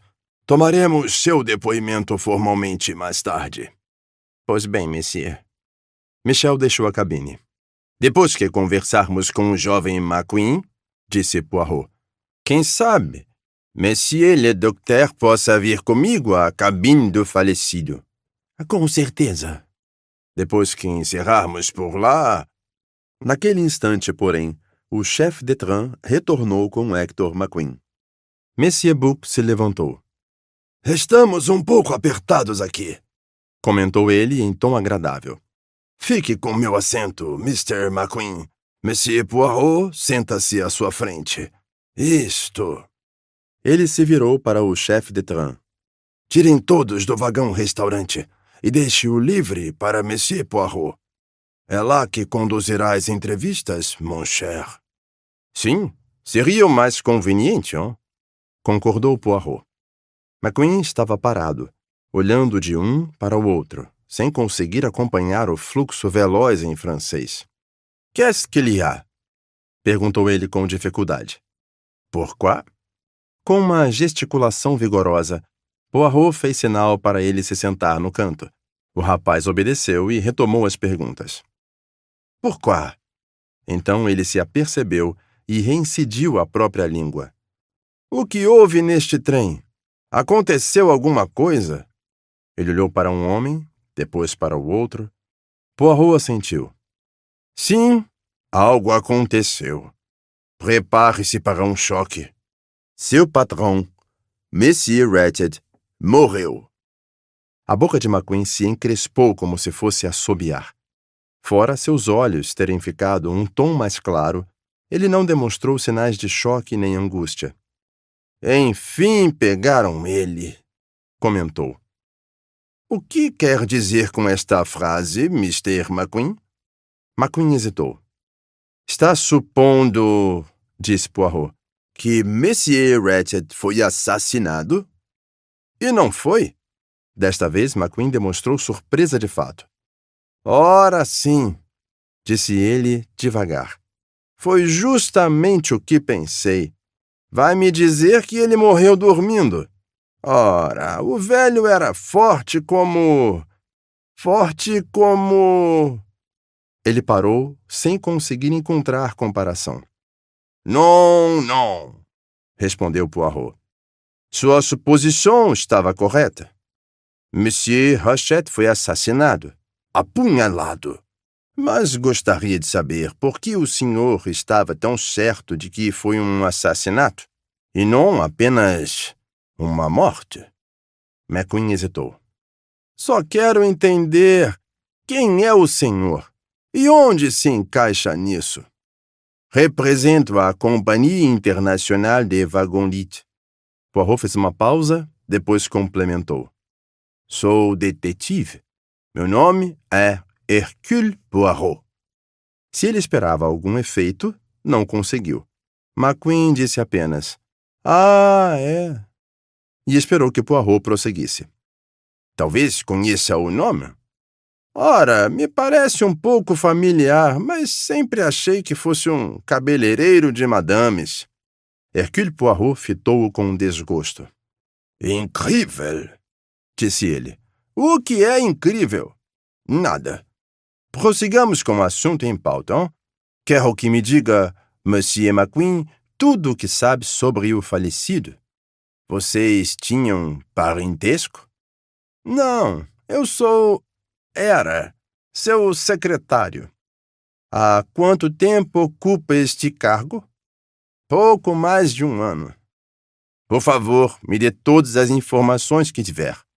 Bem, conheci Monsieur Ratchet há pouco mais de 1 ano, quando estava na Pérsia.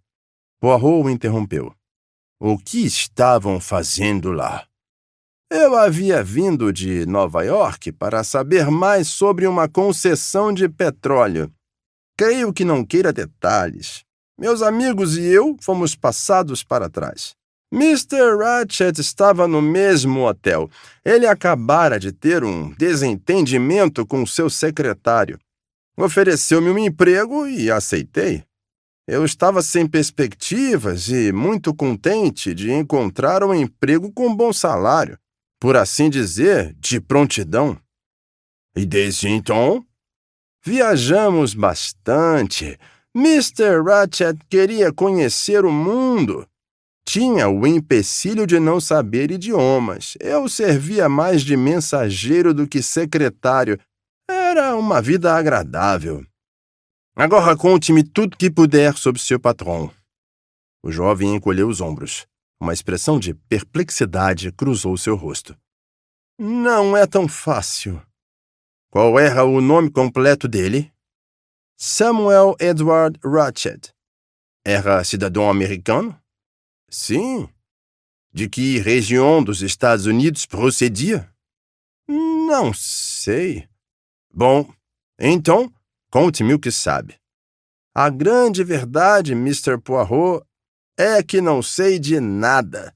Mr. Ratchet nunca falava de si ou de sua vida na América. Por que não? Não sei.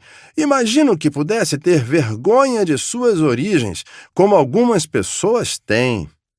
Isto lhe parece uma solução satisfatória? Para falar a verdade, não. Ele tem parentes. Nunca mencionou. Poirot insistiu na questão. Alguma teoria o senhor deve ter formulado, Mr. McQueen? Ah, sim, tenho teorias. Para começar, não creio que Ratchet fosse seu nome real. Tenho convicção de que ele deixou os Estados Unidos para fugir de alguém ou de algo. Creio que tenha sido exitoso. Até poucas semanas atrás. O que houve? Ele começou a receber cartas.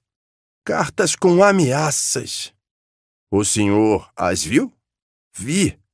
Uma de minhas funções era cuidar da correspondência. A primeira carta chegou há 15 dias. Essas cartas foram destruídas? Não. Acho que ainda tenho algumas em meus arquivos. Sei que uma delas foi rasgada quando o Ratchet teve um acesso de raiva. Quer que eu as traga? Por obséquio. McQueen deixou o recinto. Voltou, depois de poucos minutos, e dispôs 2 folhas de papel sujas diante de Poirot. A primeira carta dizia o seguinte: Achou que podia nos enganar e sair ileso, não achou? De jeito nenhum. Estamos na sua cola, Ratchet, e vamos te pegar. Não havia assinatura. Sem comentário, além das sobrancelhas erguidas, Poirot pegou a segunda carta. Vamos levá-lo para passear, Ratchet. Em breve. Vamos te pegar. Entendeu? Poirot soltou a carta. Que estilo monótono, comentou ele. Mais que a letra, inclusive. McQueen o fitou. O senhor não perceberia, disse Poirot em tom agradável. Pois exige o olhar de quem está acostumado a este tipo de coisa. A carta não foi escrita por uma pessoa só, Monsieur McQueen. Foram 2 ou mais, hein?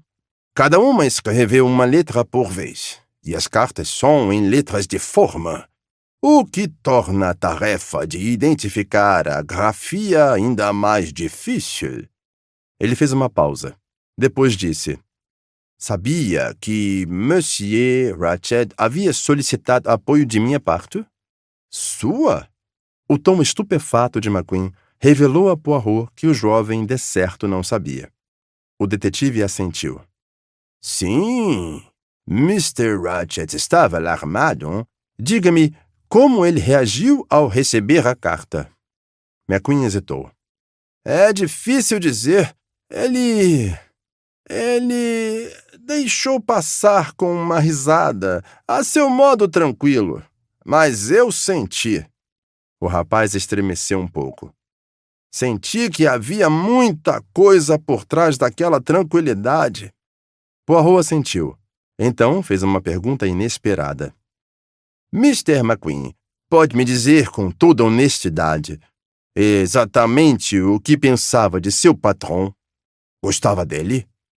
Hector McQueen precisou de alguns instantes para responder. Não, falou enfim. Não gostava. Por quê? Não sei dizer ao certo. Ele sempre foi muito agradável, do seu jeito. Ele fez uma pausa, depois continuou. Vou lhe contar a verdade, Mr. Poirot. Eu não gostava ou confiava nele. Estava certo de que era um homem cruel e perigoso. Devo admitir, porém, que não tenho razões que corroborem minha opinião. Obrigado, Mr. McQueen. Mais uma pergunta. Quando foi a última vez que viu Mr. Ratchet vivo? Na noite passada, por volta... Ele parou para pensar. Das 22 horas, eu diria. Entrei em seu compartimento para tomar nota de memorandos. Sobre qual assunto? Sobre azulejos e cerâmicas antigas que ele comprou na Pérsia. O que entregaram não era o que ele havia adquirido. Havia uma correspondência longa e penosa sobre o assunto. E esta foi a última vez que Mr. Ratchet foi visto com vida? Sim, creio que sim. O senhor sabe quando ele recebeu a última carta de ameaça? Na manhã do dia em que deixamos Constantinopla. Há mais uma pergunta que preciso lhe fazer, Mr. McQueen. O senhor estava em bons termos com seu patrão? Os olhos do jovem cintilaram de repente. Esta é a parte em que eu devia sentir calafrios na espinha. Como dizem nos livros, vocês não têm provas contra mim. Ratchet e eu estávamos em ótimos termos. O senhor poderia me dar seu nome completo e endereço nos Estados Unidos? McQueen falou o nome completo. Hector Willard McQueen. E o endereço em Nova York. Poirot se acomodou nas almofadas. De momento seria isso, Mr. McQueen, afirmou. Ficaria grato se guardasse o fato da morte de Mr. Ratchet para si por enquanto. O criado dele, Masterman, precisa ser avisado. Ele provavelmente já sabe, disse Poirot seco. Se for o caso, tente mantê-lo quieto. Não será difícil. É bretão. E, como diz, guarda a si para si. Tem péssima estima pelos americanos e estima alguma em relação a outras nacionalidades. Obrigado, Mr. McQueen. O americano deixou a cabine. E então? Questionou Monsieur Book. Acredita no que o jovem diz? Ele parece honesto e direto. Não fingiu qualquer afeto pelo patrão, como provavelmente faria se tivesse algum envolvimento. É verdade que Mr. Ratchet não lhe contou que havia tentado contratar meus serviços, sem êxito, mas não creio que seja uma circunstância que levante suspeita. Imagino que sempre que possível, Mr. Ratchet não compartilhasse suas intenções. Então, você declara que ao menos uma pessoa é inocente do crime, disse Monsieur Book jovial. Poirot lhe dirigia um olhar reprovador. Suspeito de todos até o último minuto, retrucou ele. De qualquer modo, devo admitir que não consigo enxergar este McQueen, sóbrio e sagaz, perdendo a cabeça e apunhalando sua vítima 12 ou 14 vezes. Não fecha com seu perfil psicológico, de modo algum. Não, disse Monsieur Book pensativo. É ato de um homem que foi quase à loucura devido ao ódio desenfreado. Sugere um temperamento latino. Ou, no mais, sugere, como insistiu nosso amigo chefe de train, uma mulher.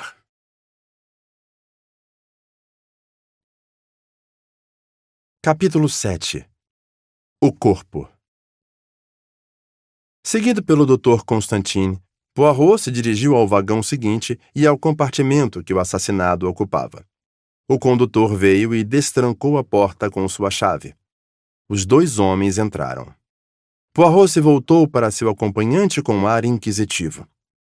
Quanto já foi remexido neste compartimento? Nada foi tocado. Tive o cuidado de não mexer no corpo ao fazer o exame. Poirot assentiu, olhou ao redor. A primeira coisa que atingiu seus sentidos foi o frio intenso. A janela estava abaixada até o nível máximo e a cortina levantada. Brrr, fez Poirot. O outro deu um sorriso de gratidão. Preferi não fechar, disse ele. Poirot inspecionou a janela com atenção. Tem razão, declarou ele. Ninguém saiu do vagão por aqui. Possivelmente a janela aberta tinha a intenção de sugerir que sim, mas se fosse o caso, a neve venceu a intenção do assassino. Ele inspecionou o caixilho da janela com cuidado. Tirando um pequeno estojo do bolso, soprou pó sobre o caixilho. Nenhuma impressão digital, disse ele. Quer dizer que foi esfregado. Bom, se houvesse impressões, elas nos diriam pouco. Teriam sido as de Mr. Ratchet, de seu criado ou do condutor. Criminosos não cometem enganos desse tipo hoje em dia. E sendo assim, acrescentou ele muito contente, podemos fechar a janela. Tenho segurança de que é o lugar mais gelado do trem. Ele fez como solicitado e voltou a atenção, pela primeira vez, à figura imóvel deitada no beliche. Ratchet estava deitado de costas. O casaco do pijama, com manchas cor de ferrugem, encontrava-se desabotoado e jogado para trás. Precisei conferir a natureza dos ferimentos, explicou o médico. Poirot assentiu. Ele se curvou sobre o corpo. Por fim, endireitou-se com uma pequena careta. Não é nada agradável, disse. Alguém deve ter ficado aqui e o apunhalado várias vezes. Quantas feridas temos? Eu contei 12. 1 ou 2 são tão leves que são praticamente arranhões. Por outro lado, ao menos 3 seriam capazes de provocar a morte. Alguma coisa no tom do médico chamou a atenção de Poirot. Ele o fitou com severidade. O pequeno grego estava de pé e observava o corpo com um franzir perplexo. Algo lhe parece estranho, não é? Perguntou ele. Fale, meu amigo. Tem algo aqui que o estarrece? Você tem razão, falou o outro. O que foi? Veja essas 2 feridas, aqui e aqui. Ele apontou. São mais profundas. Cada corte deve ter rompido vasos sanguíneos. Ainda assim, as beiradas não se esgarçaram. Elas não sangraram, como era de se esperar. O que isso sugere? Que o homem já estava morto. Morto há pouco tempo, quando foram desferidas. Mas é absurdo. Assim parece, falou Poirot pensativo. A não ser que nosso assassino imaginasse que não havia cumprido a função devidamente e tenha voltado para garantir. Mas seria um grande absurdo. Algo mais? Bom, apenas uma coisa. Que seria? Veja este ferimento. Abaixo do braço direito, próximo ao ombro. Pegue meu lápis. Você conseguiria dar este golpe? Poirot suspendeu a mão. Precisement, disse ele. Entendo. Com a mão direita seria dificílimo, quase impossível. A pessoa teria que atacar com as costas das mãos, por assim dizer. Mas se o golpe tivesse sido dado com a esquerda... Exatamente, Monsieur Poirot. O golpe foi quase com certeza dado com a mão esquerda. Então, nosso assassino é canhoto. Não é tão simples, é? como Monsieur disse. Alguns dos outros golpes são de um destro. 2 pessoas? Voltamos a 2 pessoas, balbuciou o detetive. De repente perguntou: A luz elétrica estava acesa? Difícil saber. Perceba que ela é desligada pelo condutor toda manhã por volta das 10 horas. Os interruptores dirão, disse Poirot. Ele inspecionou o interruptor da luz de cima e do abajur de correr na cabeceira. O primeiro estava desligado. O segundo estava fechado. Ah, bien, disse ele pensativo.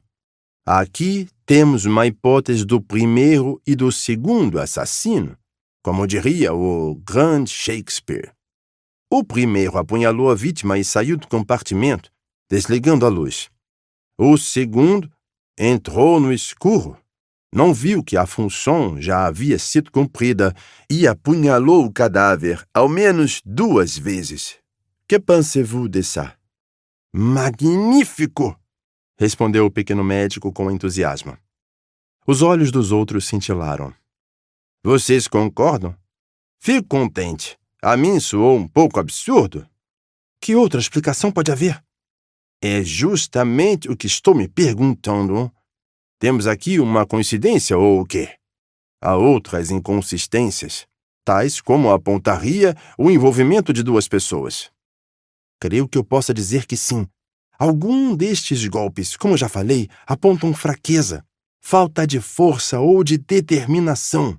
São golpes débeis, quase de raspão. Mas este aqui, assim como este outro... Ele apontou de novo. Estes exigiram muita força. Penetraram no músculo. Em sua opinião, foram desferidos por um homem? É praticamente certo. Não poderiam ter sido de uma mulher? Uma mulher jovem, vigorosa e atlética, sim, poderia. Sobretudo se estivesse tomada por forte emoção. Mas acho bastante improvável. Poirot ficou 1 ou 2 segundos em silêncio. O outro, nervoso, perguntou: Entendeu o que falei? Perfeitamente, respondeu Poirot. A questão começa a se aclarar. O assassino era um homem de muita força. Era fraco. Era uma mulher. Era destro. E era canhoto. Ah, c'est rigolo tout ça! Sua voz saiu com raiva abrupta. E a vítima? O que ela fez no meio de tudo isso? Ela grita, debate-se, defende-se. Ele passou a mão por baixo do travesseiro e puxou a pistola automática que Ratchet havia lhe mostrado um dia antes. Carregada. Veja, disse ele. Eles olharam ao seu redor. Os trajes que Ratchet usara durante o dia estavam pendurados em ganchos na parede. Na pequena mesa formada pela tampa da pia, havia vários objetos. Uma dentadura dentro de um copo d'água. Outro copo vazio. Uma garrafa de água mineral. Um cantil grande e um cinzeiro contendo uma bagana de charuto e fragmentos de papel chamuscados. Mais 2 fósforos usados. O médico recolheu o copo vazio para cheirar. Aí está a explicação da inércia da vítima, concluiu ele em voz baixa. Drogado? Sim. Poirot assentiu. Pegou os 2 fósforos e os escrutinou. Então tem uma pista? Perguntou o pequeno médico ávido. Estes 2 fósforos, cada um é de um formato, disse Poirot. Um é mais achatado que o outro. Viu? É do tipo que se recebe no trem, falou o médico, em embalagens de papel. Poirot estava remexendo os bolsos das roupas de Ratchet. Em seguida, tirou uma caixa de fósforos. Comparou-os cuidadosamente com os usados. O fósforo mais redondo é o que Mr. Ratchet acendeu, disse ele. Vejamos se ele também tinha do tipo achatado. A revista, no entanto, não revelou outros fósforos. Os olhos de Poirot percorriam o compartimento. Eram apurados e afiados como de um pássaro. Sentia-se que nada fugia ao seu escrutínio. Com uma pequena exclamação, ele se curvou e recolheu algo do chão. Era um pequeno quadrado de cambraia, muito fino. No canto havia uma inicial bordada. H. Lenço feminino, disse o médico. Nosso amigo, chefe Detran, tinha razão. Há uma mulher envolvida. E que conveniente ela ter deixado o lenço aqui, comentou Poirot. Exatamente como nos livros e nos filmes. E, para facilitar o trabalho, ele já vem com uma inicial. Que sorte tivemos! Exclamou o médico. Não é? Disse Poirot. Alguma coisa no tom dele surpreendeu o médico.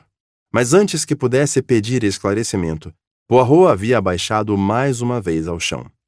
Desta vez, ele estendeu a palma da mão, um limpador de cachimbo. Talvez seja propriedade de Mr. Ratchet?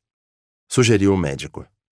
Não havia cachimbo nos bolsos dele, nem tabaco, nem bolsinha de tabaco. Então é uma pista. Ah, com certeza. E mais uma vez deixada aqui para nossa conveniência. Desta vez uma pista masculina. Observem.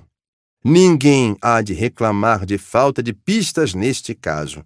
Estão aqui em abundância. A propósito, o que fez com a arma? Não havia sinal de arma. O assassino deve ter levado consigo. Me pergunto por quê, comentou Poirot. Ah! O médico vinha explorando cuidadosamente os bolsos de pijama da vítima. Deixei passar isso, disse ele. Desabotoei o pijama e coloquei de volta. Do bolso no peito, tirou um relógio de ouro. O estojo estava bastante avariado e os ponteiros indicavam 1h15. Viu? Constantine exclamou com avidez. Isto nos dá a hora do crime. Fecha com meus cálculos. Entre 00:30 e 2h, como eu havia falado, provavelmente por volta da 1h, embora seja difícil ter exatidão nestas questões. Bien, aí está a confirmação. 1h15, a hora do crime. Sim, é possível. De fato é possível. O médico lhe dirigiu um olhar curioso. O senhor há de me perdoar, Monsieur Poirot, mas não o entendo. Eu não entendo a mim mesmo, disse Poirot. Não entendo nada. E, como percebe, isso me preocupa. Ele suspirou e se curvou sobre a mesinha para examinar o fragmento de papel chamuscado. Balbuciou consigo. O que preciso nesse momento é de uma caixa de chapéu feminino à moda antiga. O Dr. Constantine estava completamente desnorteado quanto ao que tirar daquele comentário. De qualquer modo, Poirot não lhe deu tempo para questionar. Abrindo a porta ao corredor, chamou o condutor. O homem chegou correndo. Quantas mulheres há neste carro? O condutor contou nos dedos. 1, 2, 3, 6, monsieur. A madame americana, a moça sueca, a jovem inglesa, a condessa Andreny, madame la princesse Dragominov e sua criada. Poirot ponderou. Todas têm caixas de chapéu, não? Sim, monsieur. Então, traga-me. Deixe-me ver. Já sei. A da moça sueca e a da dama de companhia. Estas duas são a única esperança. Diga a elas que é uma questão aduaneira. Algo assim. O que lhe ocorrer? Não haverá problema, monsieur. Nenhuma das moças está no compartimento agora. Então, seja rápido. O condutor partiu. Voltou com 2 caixas de chapéu. Poirot abriu a da criada e jogou-a de lado. Então, abriu a da moça sueca e soltou uma exclamação de satisfeito. Retirando os chapéus com cuidado, expôs 2 lombas de tela de arame. Ah, eis aqui o que preciso. Há mais ou menos 15 anos, era assim que se fazia caixas de chapéu. Você espetava o chapéu com um alfinete nesta lomba de tela de arame. Enquanto falava, ele habilmente removeu 2 das lombas presas. Então, reacondicionou a caixa e disse ao condutor para devolvê-las às suas donas. Quando a porta se fechou de novo, o detetive se voltou para o acompanhante. Pois veja, meu caro doutor, Não sou dos que dependem do procedimento de perícia. É a psicologia que busco. Não a impressão digital ou as cinzas de cigarro. Mas, neste caso, aceitaria um pequeno auxílio científico. Este compartimento está cheio de pistas, mas posso garantir que estas pistas são o que parecem de fato? Não o compreendo, Monsieur Poirot. Bom, para lhe dar um exemplo, encontramos um lenço feminino. Foi uma mulher que o largou? Ou um homem que, ao cometer um crime, disse a si: vou fazer com que pareça o crime de uma mulher. Vou apunhalar meu inimigo por vezes desnecessárias, deixando alguns golpes mais leves e ineficientes, e vou soltar este lenço onde ninguém deixará de vê-lo. É uma possibilidade.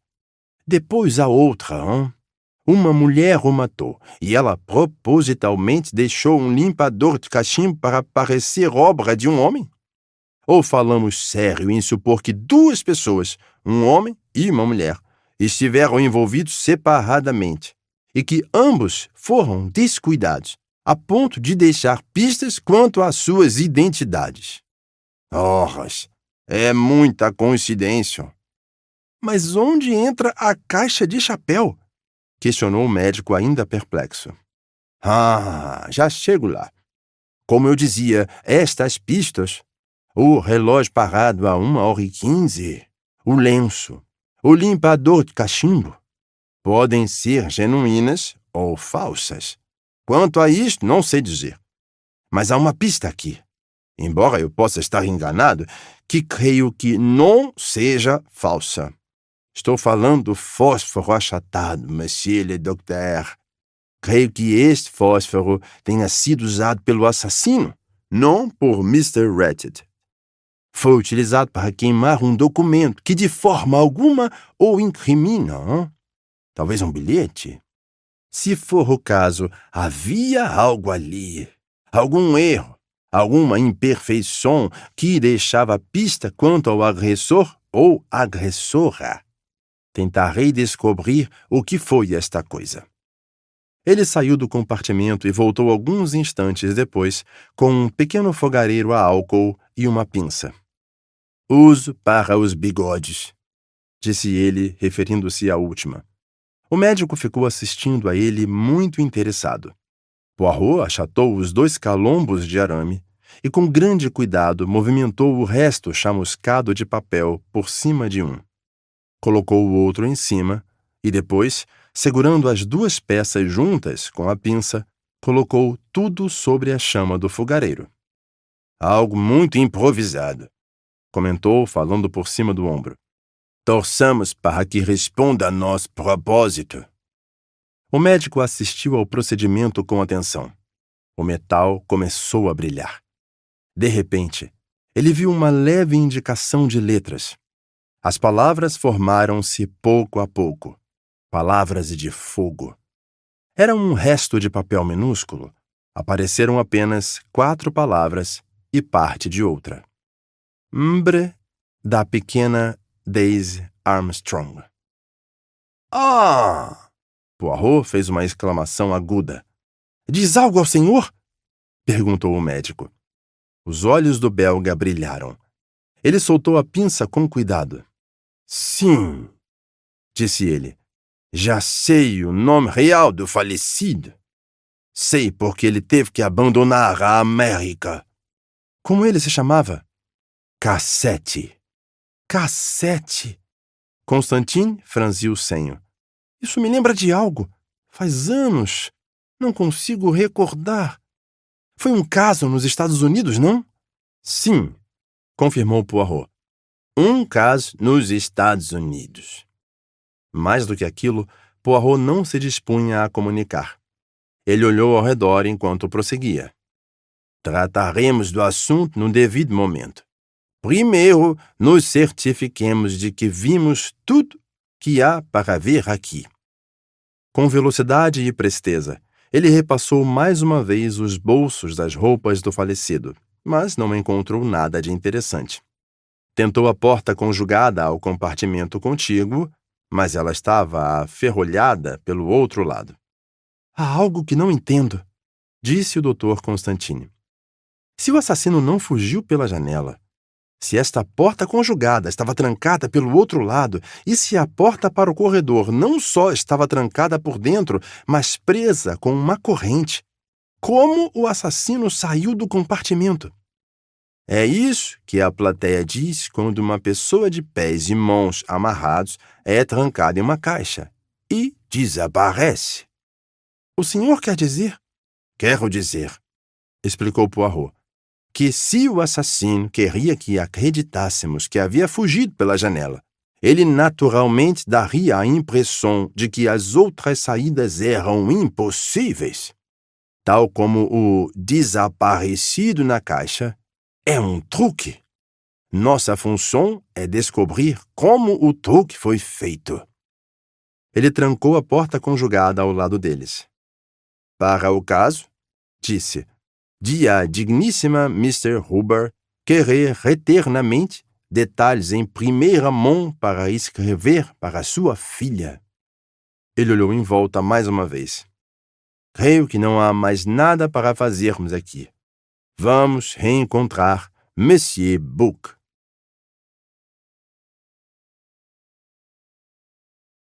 Capítulo 8. O caso Armstrong. Encontraram Monsieur Buck terminando uma omelete. Achei que seria melhor servirem o almoço imediatamente no vagão-restaurante, explicou ele. Depois ele será liberado, e Monsieur Poirot poderá conduzir aqui seu inquérito dos passageiros. Neste meio tempo, pedi que servissem nós três. Excelente ideia, disse Poirot.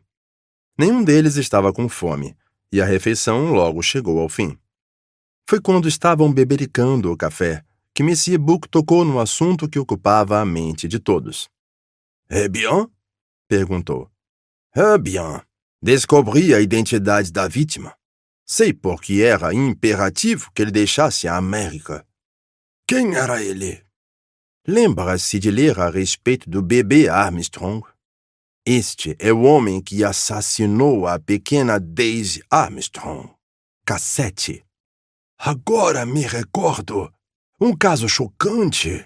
Embora eu não consiga rememorar os detalhes. O coronel Armstrong era inglês e condecorado. Era meio americano, pois a mãe era filha de W.K. Vanderholt, o milionário de Wall Street. Ele se casou com a filha de Linda Arden, a atriz trágica americana mais famosa de sua época. Eles moravam nos Estados Unidos e tiveram uma filha, uma garotinha que veneravam. Quando ela tinha 3 anos, foi sequestrada e exigiram uma quantia absurda pelo resgate. Não vou extenuá-los com todas as complicações que se seguiram. Passarei direto ao momento em que, depois que os pais haviam pago a enorme quantia de $200,000, encontrou-se o cadáver da criança. Estava morta havia pelo menos 15 dias. A indignação pública chegou a ponto de ebulição. Mas o pior ainda estava por vir. Miss Armstrong esperava outro bebê. Com o choque da descoberta, ela teve o parto prematuro de um natimorto e morreu logo depois. O marido, arrasado, se matou com um tiro. Mon Dieu, que tragédia! Agora me recordo, disse Monsieur Buck. Houve outra morte, se não me falha a memória. Sim, de uma ama seca desafortunada, francesa ou suíça. A polícia estava convencida de que ela tinha algum envolvimento no crime. Recusaram-se a acreditar em suas negativas histéricas. Por fim, em um acesso de desespero, a pobre garota se jogou de uma janela e morreu. Posteriormente, ficou provado que tinha plena inocência de qualquer cumplicidade no crime. Nem é bom de se pensar, comentou Monsieur Buck. Cerca de 6 meses depois, esse homem, Cassette, foi preso como líder da quadrilha que raptara a criança. Eles haviam usado os mesmos métodos em outras ocasiões. Como a polícia tinha alta probabilidade de localizar o rastro, os malfeitores matavam o sequestrado, escondiam o corpo e continuavam a extrair o máximo de dinheiro até o cadáver ser descoberto. Não tenham dúvidas, meus amigos. Cassete era o criminoso. Mas, dada a riqueza que havia acumulado e a influência que tinha sobre diversas pessoas, foi inocentado devido a uma inconsistência técnica. Não obstante, teria sido linchado pelo povo, não tivesse tido a perspicácia de tomar um chá de sumiço. Vejo bem o que aconteceu. Ele mudou de nome e deixou a América. Desde então, tem sido um cavalheiro desocupado, viajando pelo exterior e vivendo de suas rentas. Ah, quel animal! O tom de Monsieur Book estava cheio de desgosto. Não lamento em nada sua morte. De acordo. Tout de même, não era necessário que morresse no Expresso do Oriente. Há outros lugares para isso. Poirot esboçou um leve sorriso. Ele percebeu que Monsieur Book tinha tendenciosidade na questão. A questão que temos que nos fazer agora é a seguinte. Este assassinato foi obra de uma quadrilha rival que Cassette teria traído ou um ato de vingança particular? Ele explicou a descoberta de poucas palavras no fragmento de papel chamuscado. Se estou correto em minha suposição, portanto, a carta foi queimada pelo assassino? Por quê? Porque citava o nome Armstrong, que é a chave para o mistério. Ainda há alguém vivo na família Armstrong? Isto, infelizmente, não sei. Creio que ouvi falar de uma irmã mais nova de Miss Armstrong. Poirot passou a relatar as conclusões a que ele e o Dr. Constantine haviam chegado. Monsieur Book reagiu à menção do relógio avariado. Que parece nos dar o horário do crime com exatidão.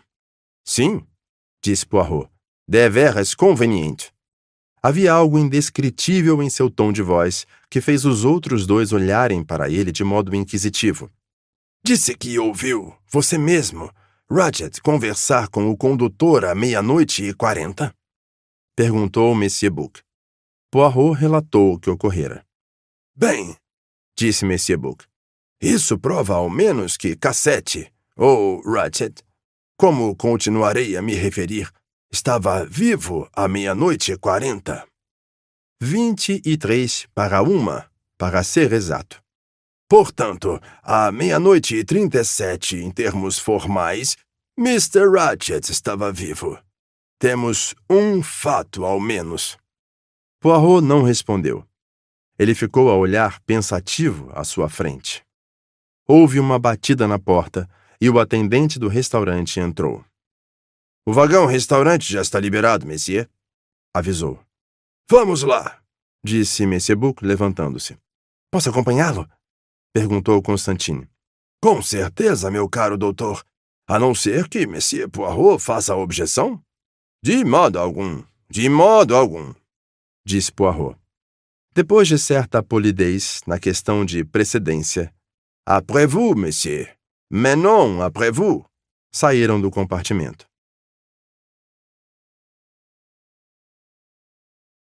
Parte 2. Os depoimentos.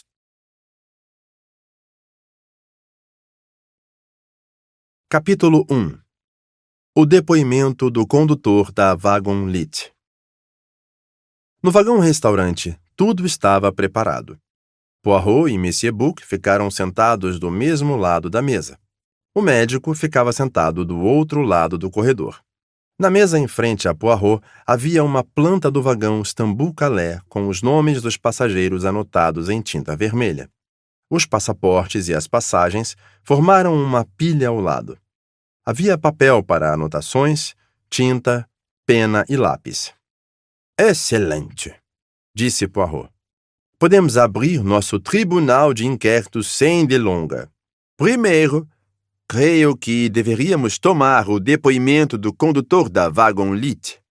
Você provavelmente sabe algo sobre o homem. Como é de caráter? É alguém em cuja palavra você deposita confiança? Preciso dizer que sim, com segurança. Pierre Michel é empregado da empresa há mais de 15 anos. É francês e mora perto de Calais. De respeito e sinceridade plenos. Talvez não seja notável pela inteligência. Poirot assentiu, demonstrando ter compreendido. Ótimo, falou. Tratemos com ele. Pierre Michel havia recobrado parte de sua confiança, mas continuava bastante nervoso. Espero que Monsieur não pense que houve negligência de minha parte, comentou ele nervoso, o olhar passando de Poirot a Monsieur Bouc. O que aconteceu foi terrível. Espero que Monsieur não pense mal sobre minha pessoa. Depois de aliviar os temores do homem, Poirot começou seus questionamentos. Primeiro extraiu o nome de Michel e endereço, seu tempo de serviço e durante quanto tempo trabalhava naquela rota em específico. Destas particularidades, ele já sabia, mas as perguntas de rotina serviam para deixar o homem relaxado. E agora, disse Poirot, passemos aos fatos da noite passada. Monsieur Ratchet retirou-se para o leito a que horas? Quase imediatamente após o jantar, Monsieur. Na verdade, antes de sairmos de Belgrado. Fiz o mesmo na noite anterior. Ele havia me instruído para arrumar a cama enquanto estivesse jantando, e foi o que fiz. Alguém entrou em seu compartimento depois? O criado dele, Monsieur, e o americano jovem, o secretário. Alguém mais? Não, Monsieur. Não que eu saiba. Ótimo. E foi a última vez que o viu ou ouviu? Não. Monsieur esqueceu que ele apertou a campainha por volta de 00:40, pouco depois de pararmos. O que aconteceu exatamente? Bati na porta, mas ele gritou de dentro e disse que havia se enganado. Em inglês ou francês? Em francês. Quais foram as palavras exatas? Ce n'est rien. Je me suis trompé. Exatamente, confirmou Poirot. Foi o que ouvi. E depois você foi embora? Sim, monsieur. Voltou a seu assento? Não, monsieur. Primeiro fui atender outra campainha que havia acabado de soar. Michel, vou fazer uma pergunta importante, hein? Onde você estava a 1h15? Eu, monsieur. Estava no assento da ponta do vagão, voltado para o corredor. Tem certeza? Meu i? A não ser... Sim. Fui ao vagão seguinte, o carro de Atenas, para falar com meu colega. Conversamos sobre a neve. Foi em algum momento, pouco após a 1h da manhã. Não sei dizer com exatidão. E voltou quando? Uma de minhas campainhas soou, monsieur. Eu lembro, já lhe disse. Foi a madame americana. Ela havia tocado várias vezes. Eu me recordo, disse Poirot. E depois? Depois, monsieur. Atendi sua campainha e lhe trouxe água mineral. Por volta de meia hora depois, arrumei a cama em um dos outros compartimentos, o do cavalheiro americano, o secretário de Monsieur Ratchet. Monsieur McQueen estava sozinho no compartimento quando você foi arrumar a cama? O coronel inglês do número 15 estava com ele. Estavam sentados, conversando. O que o coronel fez quando deixou Monsieur McQueen? Ele voltou a seu compartimento. Número 15. Bem perto de seu assento, não é? Sim, monsieur. É o segundo compartimento a partir daquela ponta. A cama dele já estava arrumada? Sim, monsieur. Eu havia arrumado enquanto ele estava no jantar.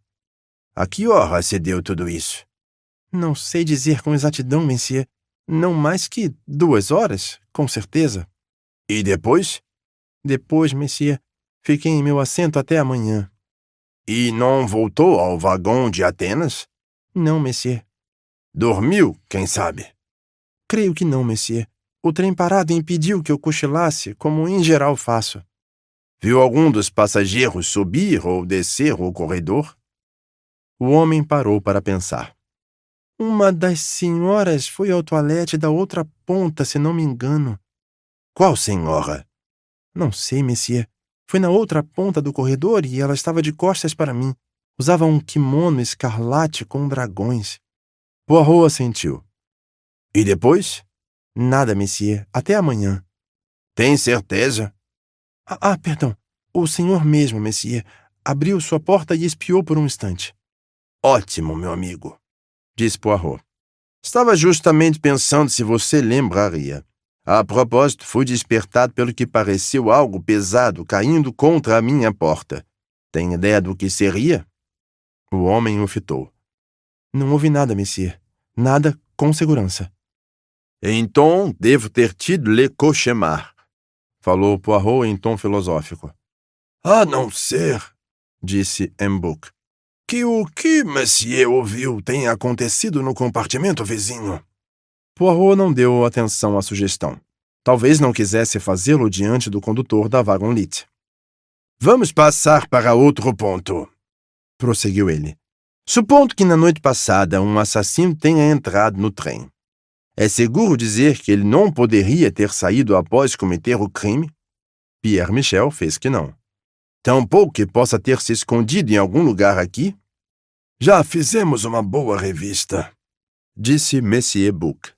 Pode dispensar esta ideia, meu amigo. Além disso, falou Michel, ninguém poderia entrar no vagão dormitório sem que eu houvesse visto. Quando foi a última parada? Vinkovci.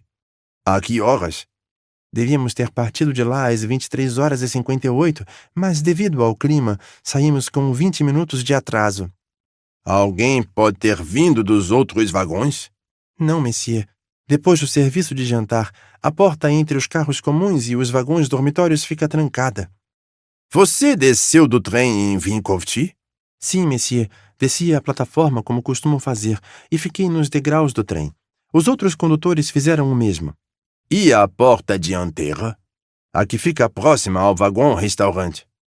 Está sempre trancada por dentro. Não está trancada neste momento. O homem pareceu surpreso, mas depois seu rosto desanuviou. Sem dúvida, um passageiro a abriu para olhar a neve. É provável, disse Poirot. Ele ficou tamborilando na mesa, pensativo, por 1 ou 2 minutos. O monsieur me culpa? Perguntou o homem acanhado. Poirot sorriu a ele com delicadeza. Você teve má fortuna, meu amigo, respondeu ele. Outra questão, enquanto ainda me lembro. Você disse que mais uma campainha soou quando estava batendo na porta de Monsieur Ratchet. Aliás, eu mesmo ouvi. Quem foi? Foi a campainha de Madame la Princesse Dragomirov. Ela desejava que eu convocasse sua criada. E você o fez? Sim, monsieur. Poirot analisou a planta à sua frente, pensativo. Depois, inclinou a cabeça. É tudo, disse ele. De momento. Obrigado, monsieur. O homem se levantou e olhou para Monsieur Book. Não se aflija, disse o último em tom gentil. Não vejo como pode ter havido negligência de sua parte. Agradecido, Pierre Michel deixou o compartimento.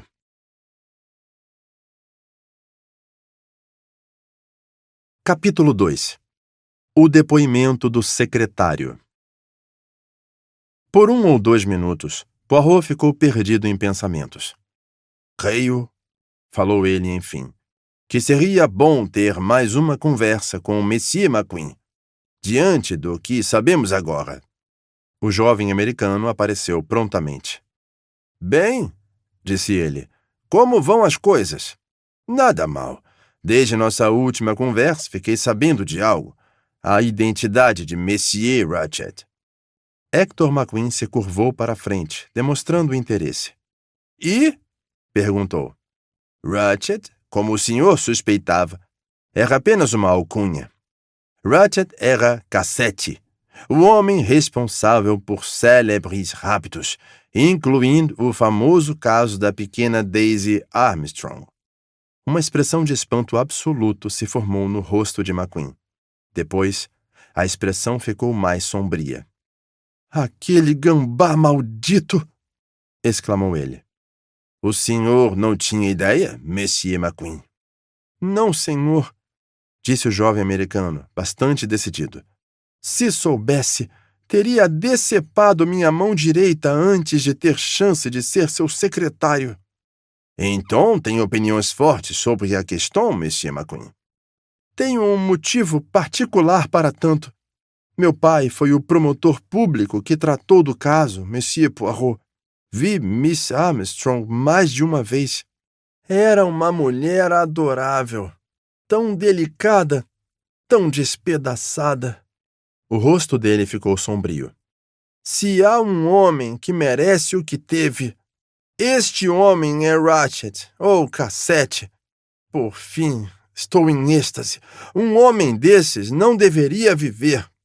O senhor acredita que poderia cometer o ato por si só? Sim, Ele fez uma pausa. Depois enrubesceu com a culpa. Parece que estou me incriminando. Ficaria mais inclinado a suspeitar do senhor, Monsieur McQueen, caso demonstrasse tristeza exagerada com o óbito do patrão. Não creio que conseguiria, nem para me salvar da forca, disse McQueen cruel. Depois complementou. Se a curiosidade não for indevida, como o senhor desvendou? A identidade de Cassette, digo. Pelo fragmento de uma carta encontrada no compartimento dele. Mas, claro, quer dizer, não foi muita negligência da parte do velho? Depende, disse Poirot, do ponto de vista. Ao que parecia, o jovem tinha achado o comentário desconcertante. Fitou Poirot como se tentasse desvendá-lo. A tarefa que tenho diante de mim, falou o detetive, é ter certeza da movimentação de todos dentro do trem. Ninguém precisa se ofender. É apenas uma questão de rotina. Claro! Vamos adiante com isso e deixe-me provar minha inocência, se assim puder. Não preciso nem perguntar o número de sua cabine, disse Poirot sorrindo. Já que a dividimos durante uma noite. É o compartimento de segunda classe, números 6 e 7. Depois de minha partida, o senhor ficou com ele para si? Sim, isso mesmo. Então, Monsieur McQueen, gostaria que descrevesse sua movimentação na noite passada, desde o instante em que deixou o vagão-restaurante. É muito fácil. Voltei a meu compartimento, li um pouco, desci na plataforma de Belgrado, concluí que estava muito frio e entrei de novo. Conversei um pouco com uma jovem inglesa que estava no compartimento a meu lado. Então engatei uma conversa com aquele inglês, o Coronel Arbuthnot. Aliás, creio que o senhor passou por nós enquanto conversávamos. Depois fui até Monsieur Ratchet e, como lhe disse, anotei memorandos que ele queria que eu escrevesse. Dei-lhe boa noite e saí. O coronel Arbuthnot ainda estava no corredor. Seu compartimento já estava arrumado para dormir, então sugeri que ele fosse ao meu. Pedi drinks e começamos a beber. Discutimos política mundial, o governo da Índia e nossas dificuldades com a situação financeira e a crise de Wall Street. Via de regra, não simpatizo com os bretões, pois é um povinho cabeçudo, mas gostei dele. Sabe que horas eram quando ele saiu de seu compartimento? Bem tarde, batendo às 2 horas, eu diria. Os senhores notaram que o trem havia parado? Sim. Ficamos pensando o que seria. Olhamos para fora e vimos a neve bastante densa, mas não achamos que fosse sério.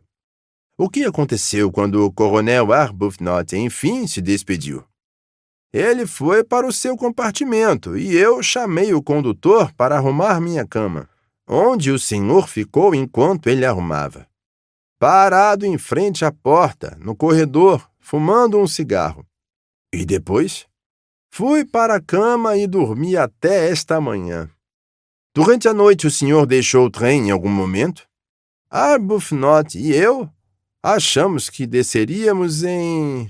Qual era mesmo o nome do local? Vinkovci, apenas para esticar as pernas. Mas estava um frio congelante.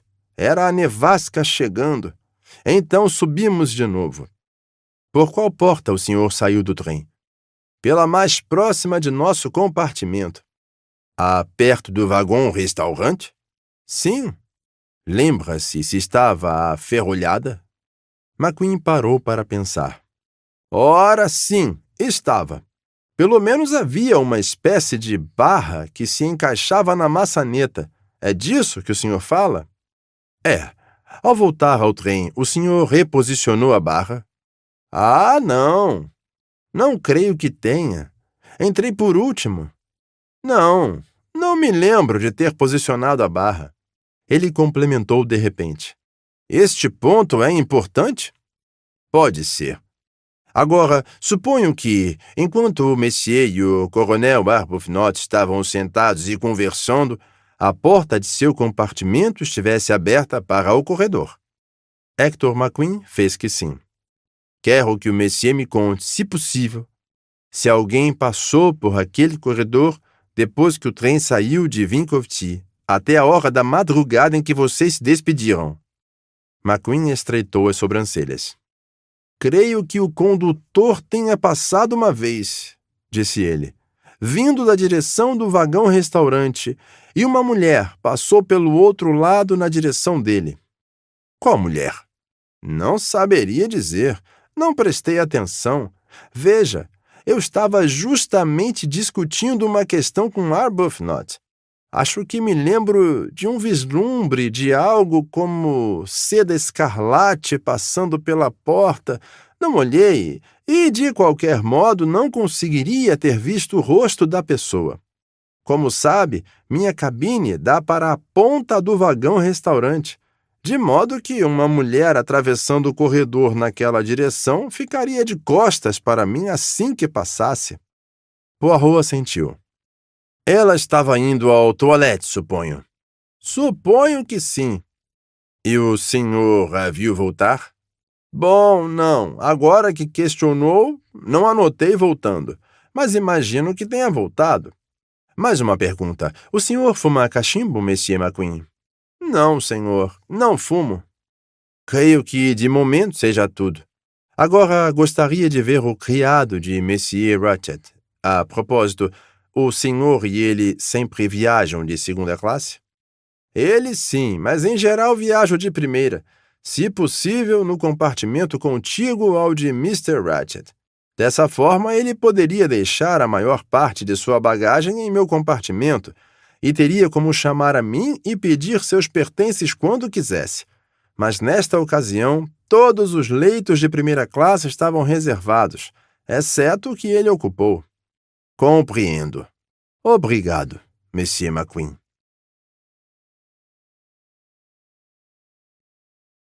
Capítulo 3.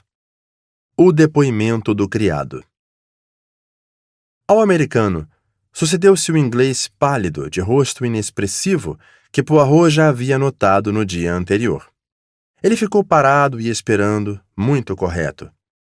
Poirot fez sinal para ele se sentar.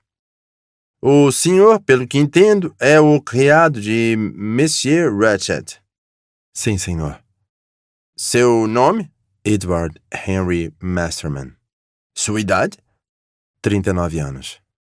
E seu endereço domiciliar? Friar Street, número 21, Clerkenwell.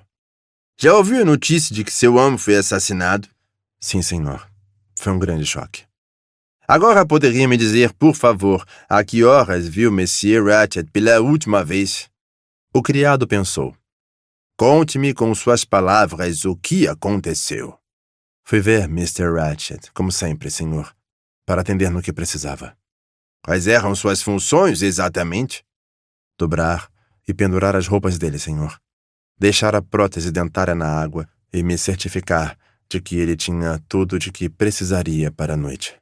A conduta dele foi a mesma de sempre? O criado parou um instante para pensar. Bem, senhor. Acho que ele estava incomodado. Incomodado?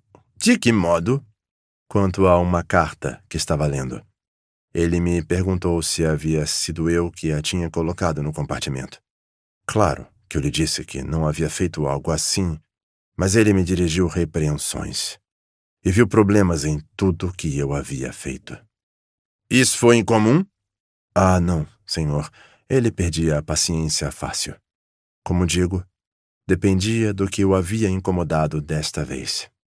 Seu mestre já tomou remédios para dormir? O Dr. Constantine se curvou um pouco para a frente.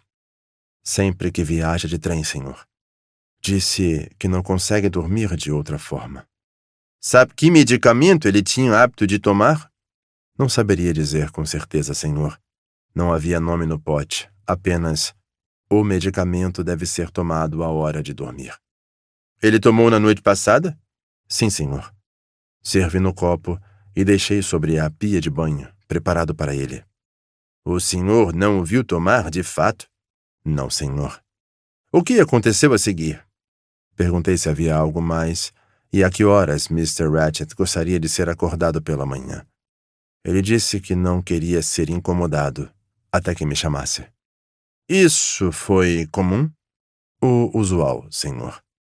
Quando estava pronto para levantar, ele soava a campainha para o condutor e mandava-o me buscar. Seu patrão tinha o costume de acordar cedo ou tarde? Dependia do humor, senhor. Às vezes, ele se levantava para o café da manhã. Às vezes, só se levantava na hora do almoço. Então o senhor não se alarmou quando a manhã prosseguiu e ninguém o chamou? Não, senhor. O senhor sabia que seu amo tinha inimigos? Sim, senhor. O homem falava sem emoção alguma. Como sabia? Eu o ouvira discutir cartas, senhor, com Mr. McQueen. O senhor tinha afeto por seu empregador, Masterman. O rosto de Masterman ficou, se é que era possível, ainda mais inexpressivo do que o normal. Não gostaria de colocar nesses termos, senhor. Ele era um patrão generoso. Mas o senhor não gostava dele? Talvez seja melhor dizer que não tenho grande consideração por americanos, senhor. O senhor já esteve nos Estados Unidos? Não, senhor. Lembra-se de ler nos jornais a respeito do caso Armstrong? Um leve rubor subiu as bochechas do homem. Sim, senhor, é claro.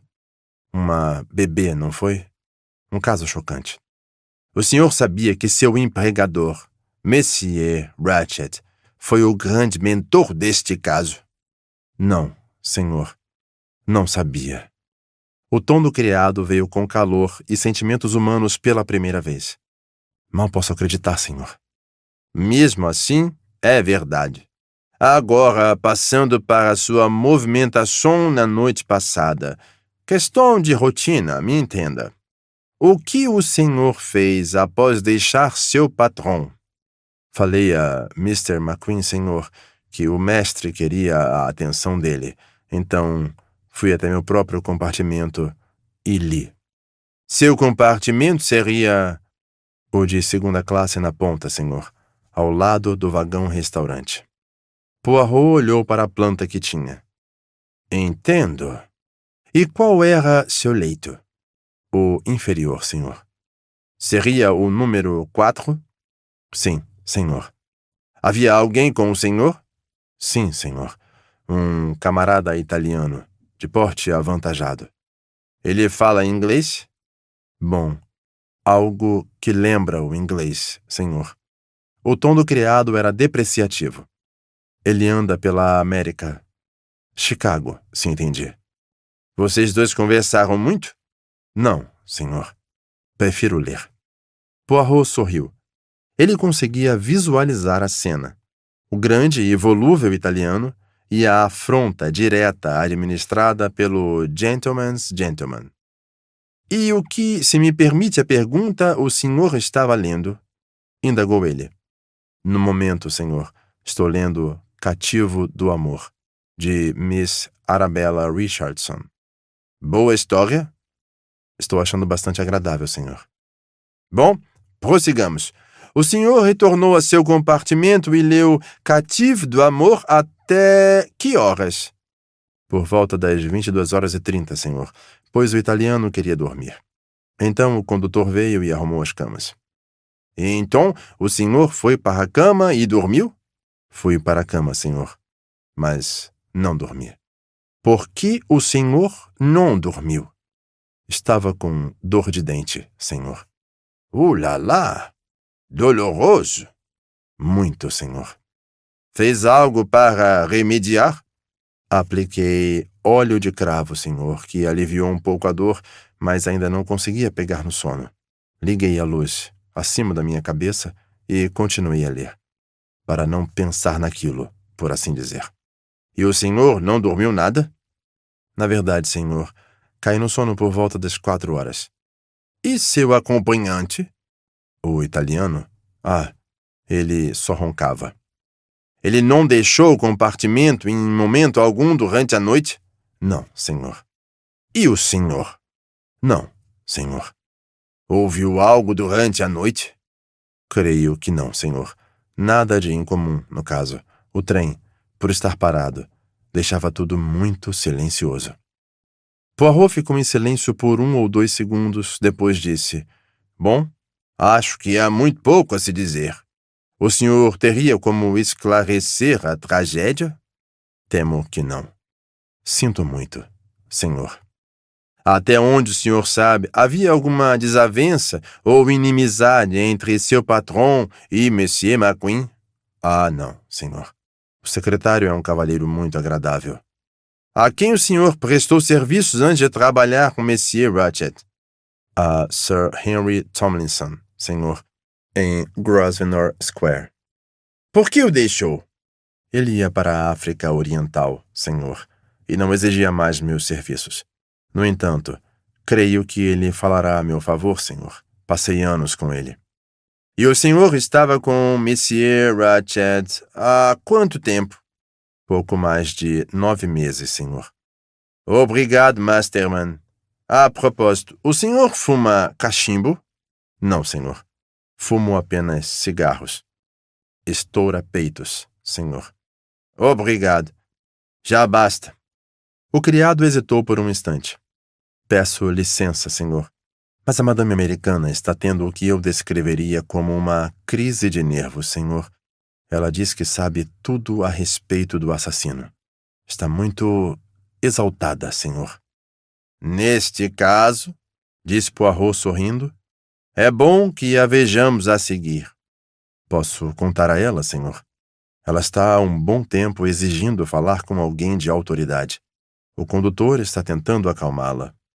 Envie-a para nós, meu amigo, pediu Poirot. Vamos ouvir a história dela.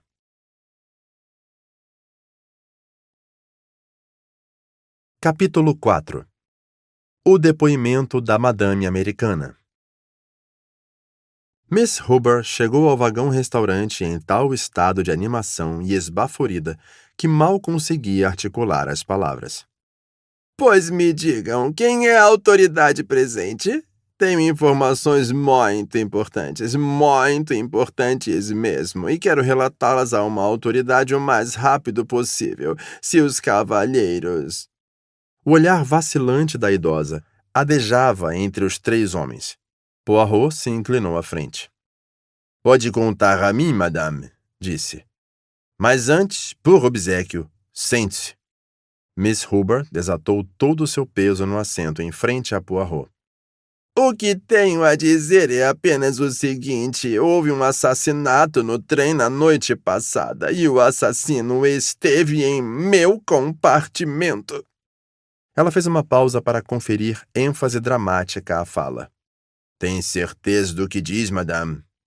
É claro que tenho, mas a audácia. Sei do que estou falando. Eu vou lhes contar tudo o que há para ser contado. Eu tinha deitado na cama, começado a dormir e, de repente, acordei. Tudo no escuro, no caso, pois sabia que havia um homem dentro de meu compartimento. Fiquei tão assustada que não consegui gritar, se me entendem. Mantive-me deitada e pensei, misericórdia, ele vai me matar. Não consigo nem descrever como me senti.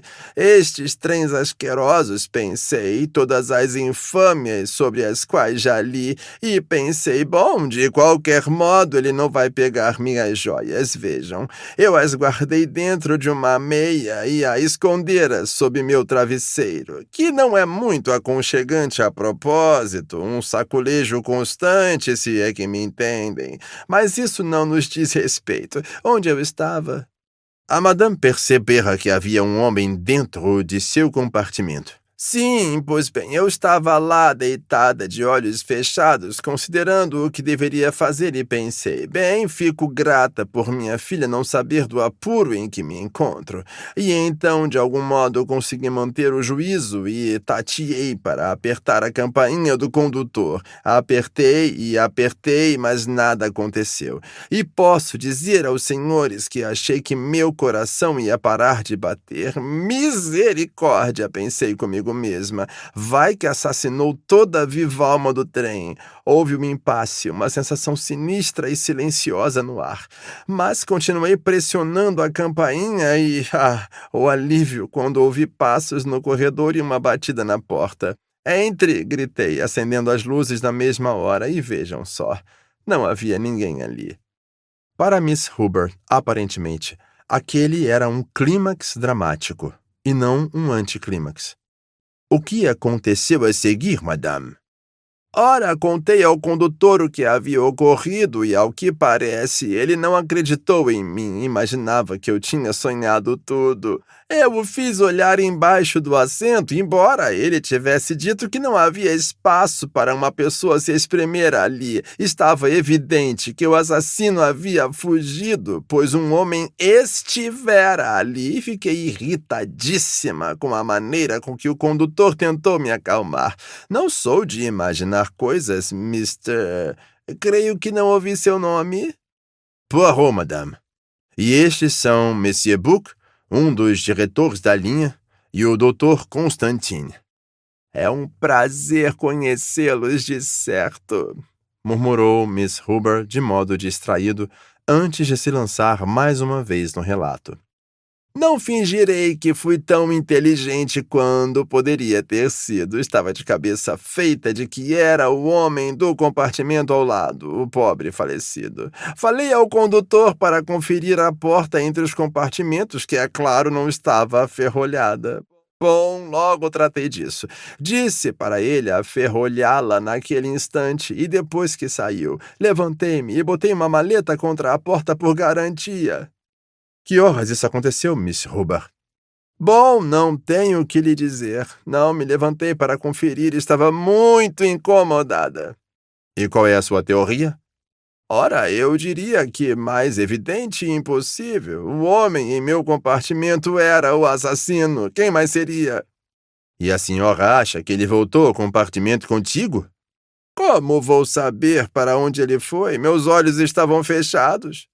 Ele deve ter passado pela porta para ir ao corredor.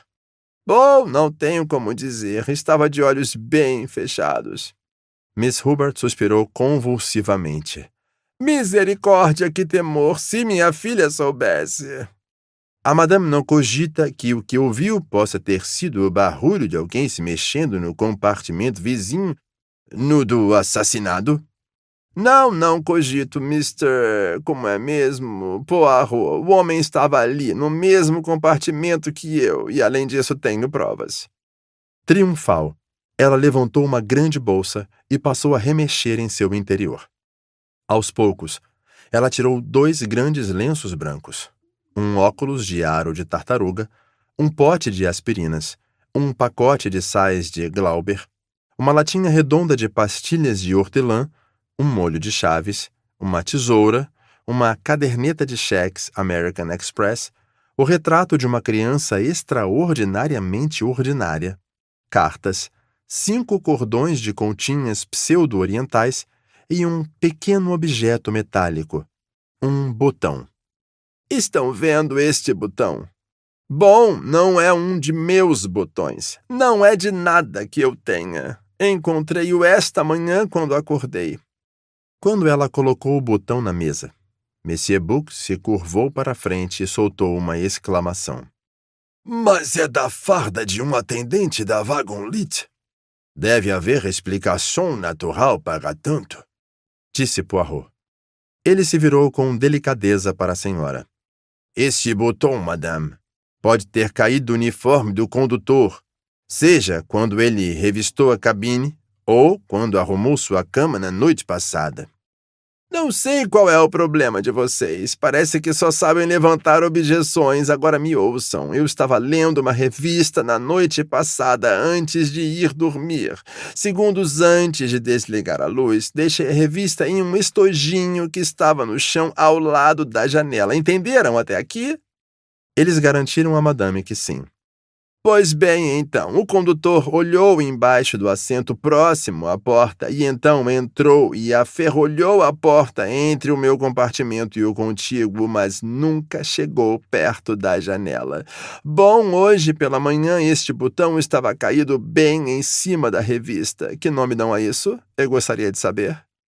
Isso, madame, eu chamo de pista, respondeu Poirot.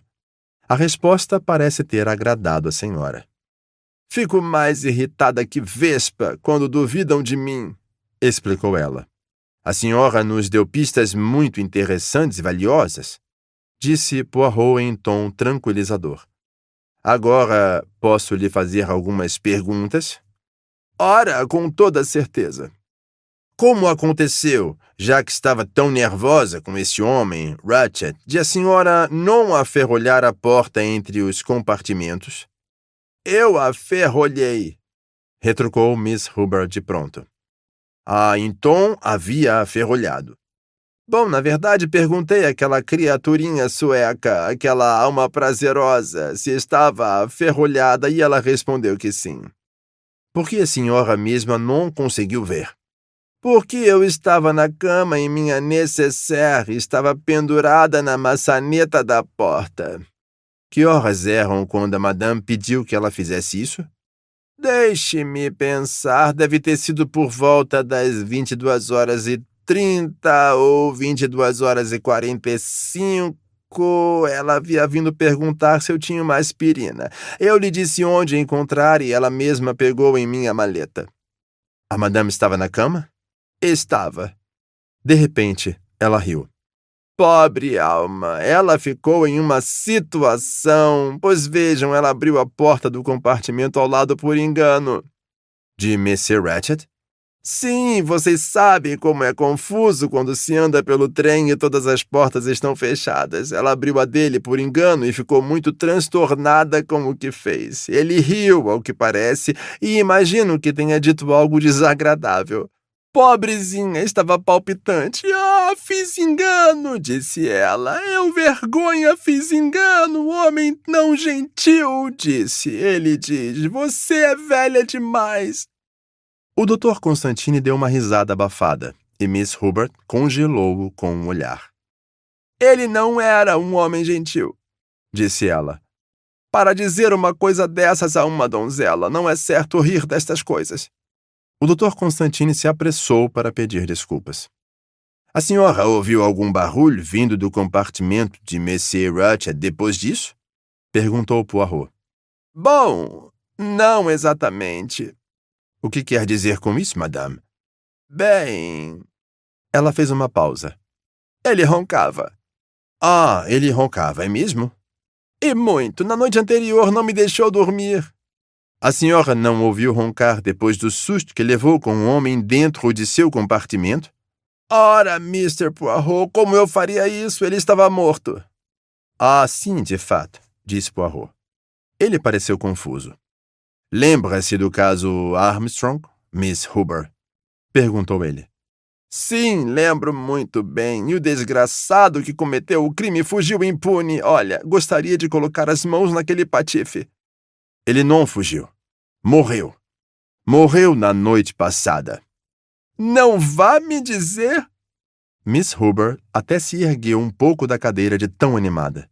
Sim, é o que estou dizendo. Ratchet era o homem. Ora!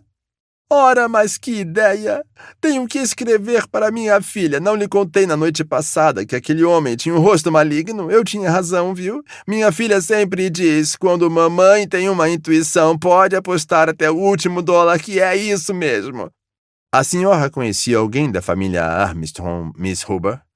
Não, eles faziam parte de uma elite muito restrita, mas sempre ouvi dizer que Miss Armstrong era uma mulher adorável e que seu marido a idolatrava. Bem, Miss Huber, a senhora nos ajudou muito, muito mesmo.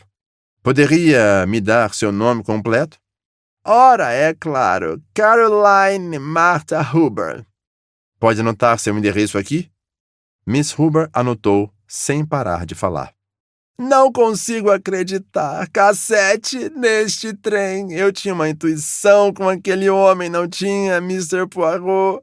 Sim, madame, de fato. A propósito, a senhora tem uma camisola de seda escarlate?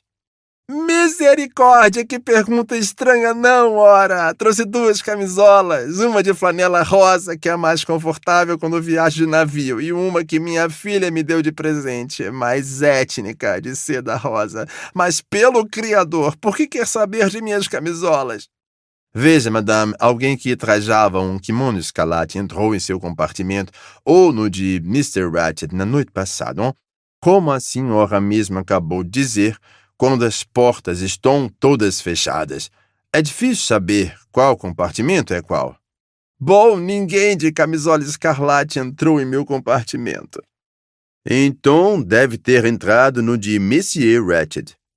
Miss Huber contraiu os lábios e falou em tom sinistro.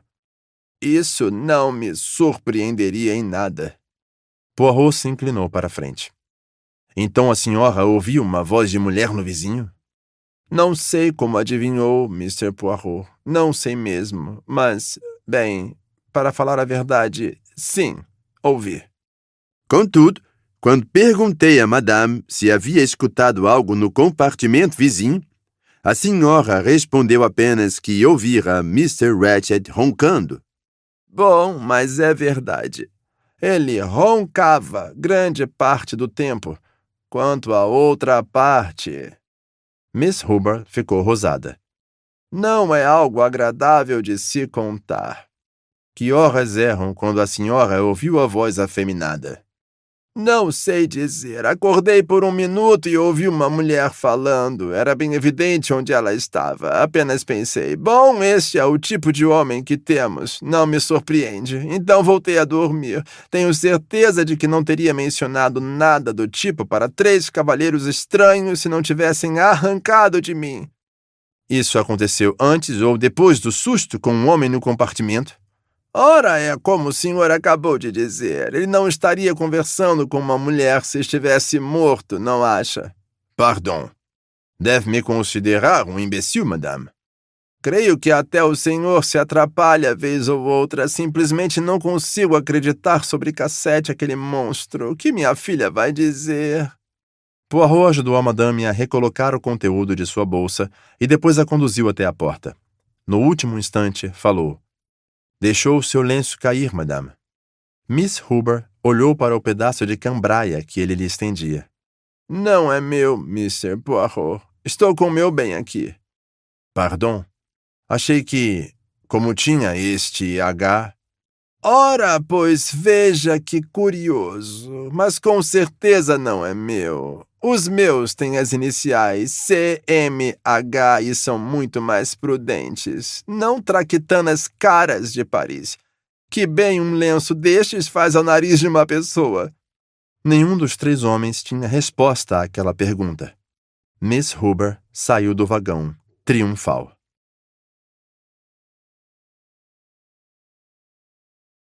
Capítulo 5. O depoimento da dama sueca. Monsieur Book estava segurando o botão que Miss Huber havia deixado. Este botão. Não consigo entender. Significaria que, afinal de contas, Pierre Michel está envolvido de alguma maneira? Questionou. Fez uma pausa, depois prosseguiu, dado que Poirot não respondeu. O que tem a dizer, meu amigo? Este botão sugere possibilidades, disse Poirot pensativo. Vamos primeiro entrevistar a dama sueca antes de discutirmos os depoimentos que ouvimos. Ele organizou a pilha de passaportes à sua frente. Ah, aqui está. Greta Olson, 49 anos. Monsieur Book deu orientações ao atendente do restaurante E em seguida, a dama, com um coque louro acinzentado e o rosto comprido que lembrava uma ovelha, foi conduzida ao vagão. Ela fitou Poirot pelos óculos, míope, mas estava bastante tranquila. Ocorreu que ela entendia e falava francês, de modo que a conversa se deu naquele idioma. Poirot fez primeiro as perguntas das quais já sabia a resposta: nome, idade e endereço. Então, perguntou qual era a ocupação dela. Ela disse que era matrona de uma escola de missionários próxima a Istambul. Era enfermeira de formação. É evidente que mademoiselle já sabe o que se passou na noite passada, sim? Naturalmente. É pavoroso. E a madame americana me disse que o assassino esteve dentro do compartimento dela. Ouvi dizer, mademoiselle, que foi a última pessoa a ver o assassinado com vida? Não sei dizer. É possível. Abri a porta do compartimento dele por engano. Estava muito envergonhada. Foi embaraçoso. A senhorita ouviu de fato? Sim. Estava lendo um livro. Logo pedi desculpas e me retirei. Ele lhe disse algo? Um leve rubor se formou na bochecha da dama. Ele riu e disse algumas palavras, e eu não as entendi bem. E o que fez em seguida, mademoiselle? Perguntou Poirot, mudando de assunto com o devido tato. Fui até a madame americana, Miss Hubbard. Pedi aspirinas e ela me deu. Ela lhe perguntou se a porta conjugada entre o compartimento dela e de Monsieur Ratchet estava aferrolhada? Sim. E estava? Estava. E depois? Depois, voltei ao meu compartimento, tomei a aspirina e me deitei. Que horas isso aconteceu? Quando deitei na cama, eram 22h55, pois olho meu relógio antes de dar corda. A mademoiselle voltou a dormir em seguida? Não tão depressa. Minha cabeça melhorou, mas fiquei um tempo acordada. O trem havia parado antes de a mademoiselle dormir? Creio que não. Paramos, acho, na estação, quando eu começava a ficar sonolenta. Seria em Vinkovci. E seu compartimento seria este? Ele apontou na planta. É este, sim. No leito superior ou no inferior? No inferior, o número 10. E tinha acompanhante? Sim, uma senhorita inglesa, muito amigável e simpática. Ela vinha de Bagdá. Depois que o trem deixou Vinkovci, ela saiu do compartimento? Não, tenho certeza de que não saiu. Por que tem certeza se a senhorita estava dormindo? Meu sono é muito leve. Estou acostumada a acordar com qualquer ruído. Tenho certeza de que, se ela houvesse descido do leito, eu teria acordado. A mademoiselle saiu do compartimento somente hoje pela manhã. A mademoiselle possui um kimono de seda escarlate?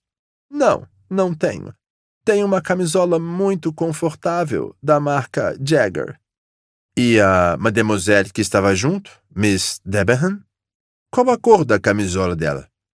Uma aba cor de malva, como as que se adquire no Oriente. Poirot assentiu. Depois, falou em tom amigável. Por que está fazendo esta viagem? Férias? Sim, vou para casa neste feriado. Primeiro vou a Lausanne, passar uma semana ou mais com minha irmã. Poderia fazer a gentileza de anotar o nome e endereço de sua irmã? Com prazer. Ela pegou o papel e o lápis que Poirot proveu e anotou o nome e o endereço solicitados. Já esteve nos Estados Unidos, mademoiselle? Não, cheguei perto de ir uma vez. Eu iria com uma senhora inválida, mas o plano foi cancelado na última hora. Lamentei muito. São gente muito boa, os americanos. Doam um bom dinheiro para fundar escolas e hospitais, bastante pragmáticos. Lembra-se de ter ouvido sobre o caso Armstrong? Não. O que foi? Poirot explicou. Greta Olson ficou indignada. Seu coque loiro tiritou com as emoções. Como existem homens malignos neste mundo! É de testar nossa fé. Pobre mãe, meu coração dói por ela. A afável sueca partiu, com o rosto delicado corado, os olhos tomados de lágrimas. Poirot anotava ativamente em uma folha. — O que escreve aí, meu amigo? Perguntou Monsieur Buck.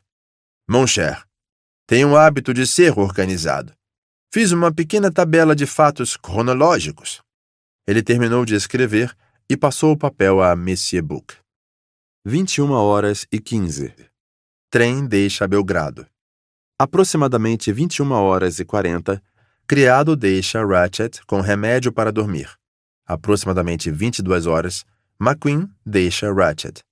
Aproximadamente 22h40, Greta Olson vê Ratchet, com vida.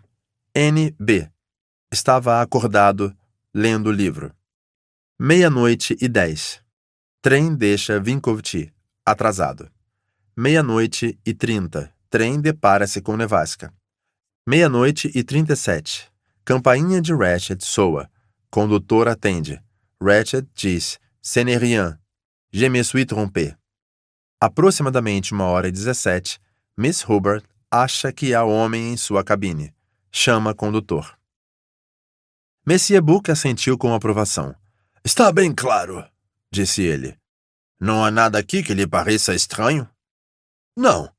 Me parece muito evidente. Acho que está claro que o crime foi cometido há 1h15. A evidência do relógio demonstra isso e a história de Miss Hubbard se encaixa. De minha parte, posso conjecturar quanto à identidade do assassino. Eu diria, meu amigo, que é o italiano corpulento. Ele vem da América, de Chicago. Lembre-se de que a arma dos italianos é a faca, que apunhalam não uma, mas várias vezes. É verdade. Sem dúvida é a solução do mistério. Sem dúvida, ele e este Ratchet estavam juntos no negócio de sequestros. Cassette é um nome italiano.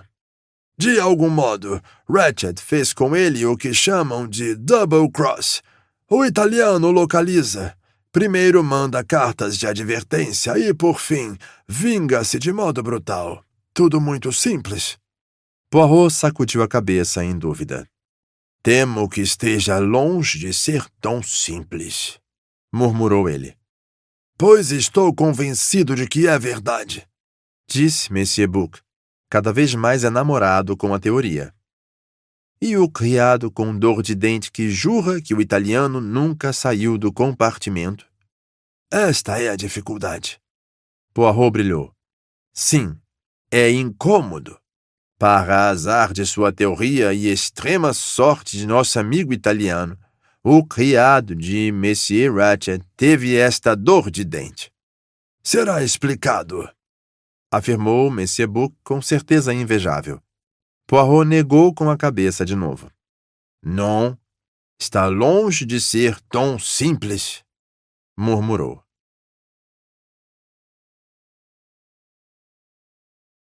Capítulo 6. O depoimento da princesa russa. Ouçamos o que Pierre Michel tem a dizer sobre o Bouton, falou Poirot. O condutor da Wagonlit foi reconvocado. Olhou para eles com ar inquisitivo. Monsieur Buck soltou um pigarro. Michel, disse ele, este botão é de sua farda. Foi encontrado no compartimento da madame americana. O que tem a dizer a respeito? A mão do condutor passou pela farda. Não perdi botão algum, monsieur, respondeu ele. Deve ser um engano. Que estranho. Não sei dizer o que houve, monsieur. O homem parecia estupefato, mas não de modo culpado ou confuso. Monsieur Buck falou. Dadas as circunstâncias em que foi encontrado, parece-me muito claro que quem deixou este botão cair foi o homem que esteve no compartimento de Miss Hubbard na noite passada, quando ela soou a campainha. Mas, monsieur, não havia ninguém lá. A madame deve ter imaginado aquilo. Ela não imaginou, Michel. O assassino de Monsieur Ratchet passou por ali e deixou este botão cair. Conforme o significado das palavras de Monsieur Buck lhe ficou mais claro, Pierre Michel entrou em um violento estado de agitação. Não é verdade, monsieur, não é verdade, exclamou. Está me acusando de um crime. Eu? Sou inocente. Sou absolutamente inocente. Por que ia querer matar um monsieur que nunca vi? Onde estava quando a campainha de Miss Hubbard soou? Eu já lhe disse, monsieur, no carro seguinte, conversando com meu colega. Vamos mandar buscá-lo. Pode mandar, monsieur. Imploro que mande. O condutor do carro vizinho foi convocado. Na mesma hora, ele confirmou a declaração de Pierre Michel. Complementou que o condutor do vagão de Bucareste também estivera com eles. Os três estavam discutindo a situação causada pela neve. Conversavam havia 10 minutos quando Michel achou ter ouvido uma campainha. Quando abriu as portas que ligavam os dois vagões, todos a ouviram com clareza. Uma campainha soando repetidas vezes. Michel correu de imediato para atender. Pois veja, monsieur, não sou culpado, gritou Michel nervoso. E este botão da farda da Wagonlit? Como explica? Não sei, monsieur. Considero um mistério. Todos os meus botões estão intactos. Os outros dois condutores também declararam que não haviam perdido botões e que não haviam estado dentro do compartimento de Miss Hubbard em momento algum.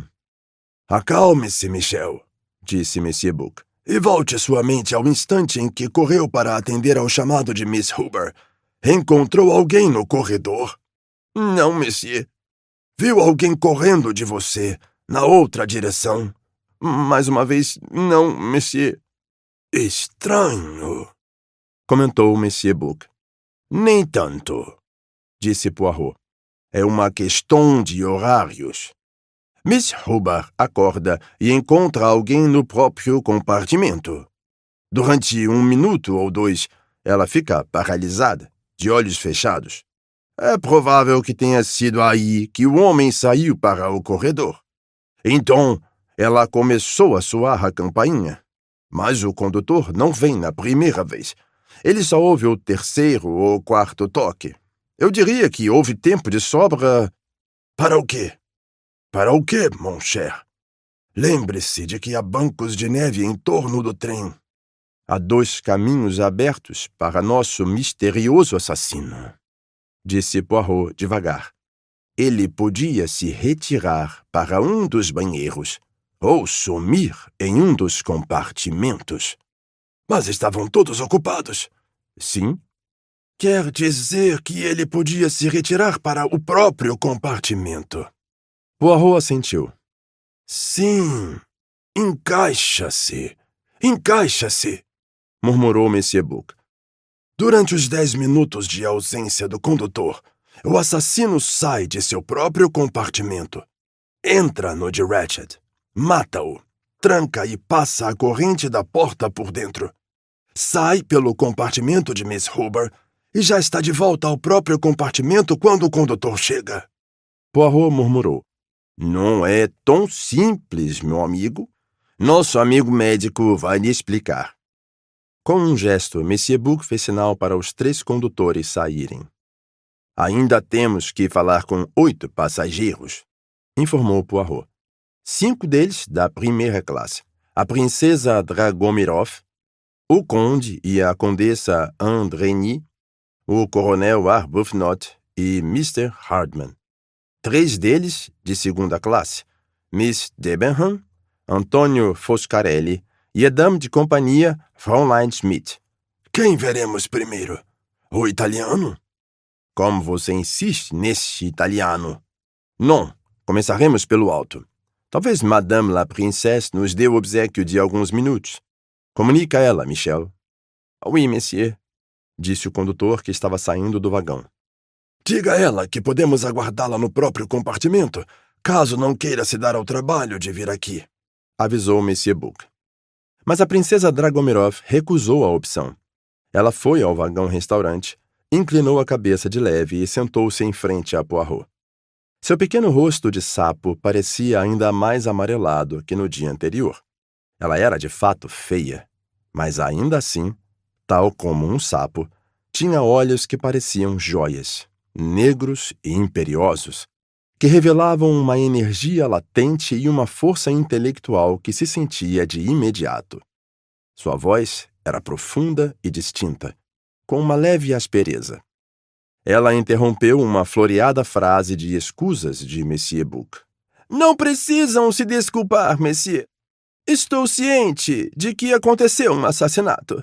Naturalmente, os senhores precisam interrogar todos os passageiros. Fico contente em dar toda a assistência que estiver ao meu alcance. Muito gentil da madame, disse Poirot. De modo algum. É um dever. O que desejam saber? Seu nome de batismo completo e endereço, por favor. Prefere escrevê-los à senhora mesma?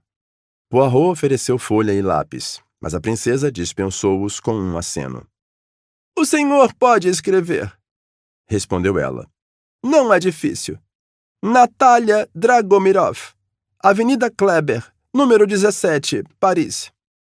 Está indo de Constantinopla para casa, madame? Sim, estava na embaixada austríaca. Minha criada está comigo. Faria o obséquio de dar um breve relato de sua movimentação na noite passada, do jantar em diante? Com toda a disposição. Orientei ao condutor que arrumasse minha cama enquanto eu estava no vagão-restaurante. Retirei-me para o leito imediatamente após o jantar. Li até por volta das 23 horas, quando desliguei a luz. Não consegui dormir devido às dores reumáticas de que sofro. Por volta de 00:45, chamei minha criada. Ela me fez uma massagem e leu em voz alta até eu ficar sonolenta. Não sei dizer exatamente quando me deixou.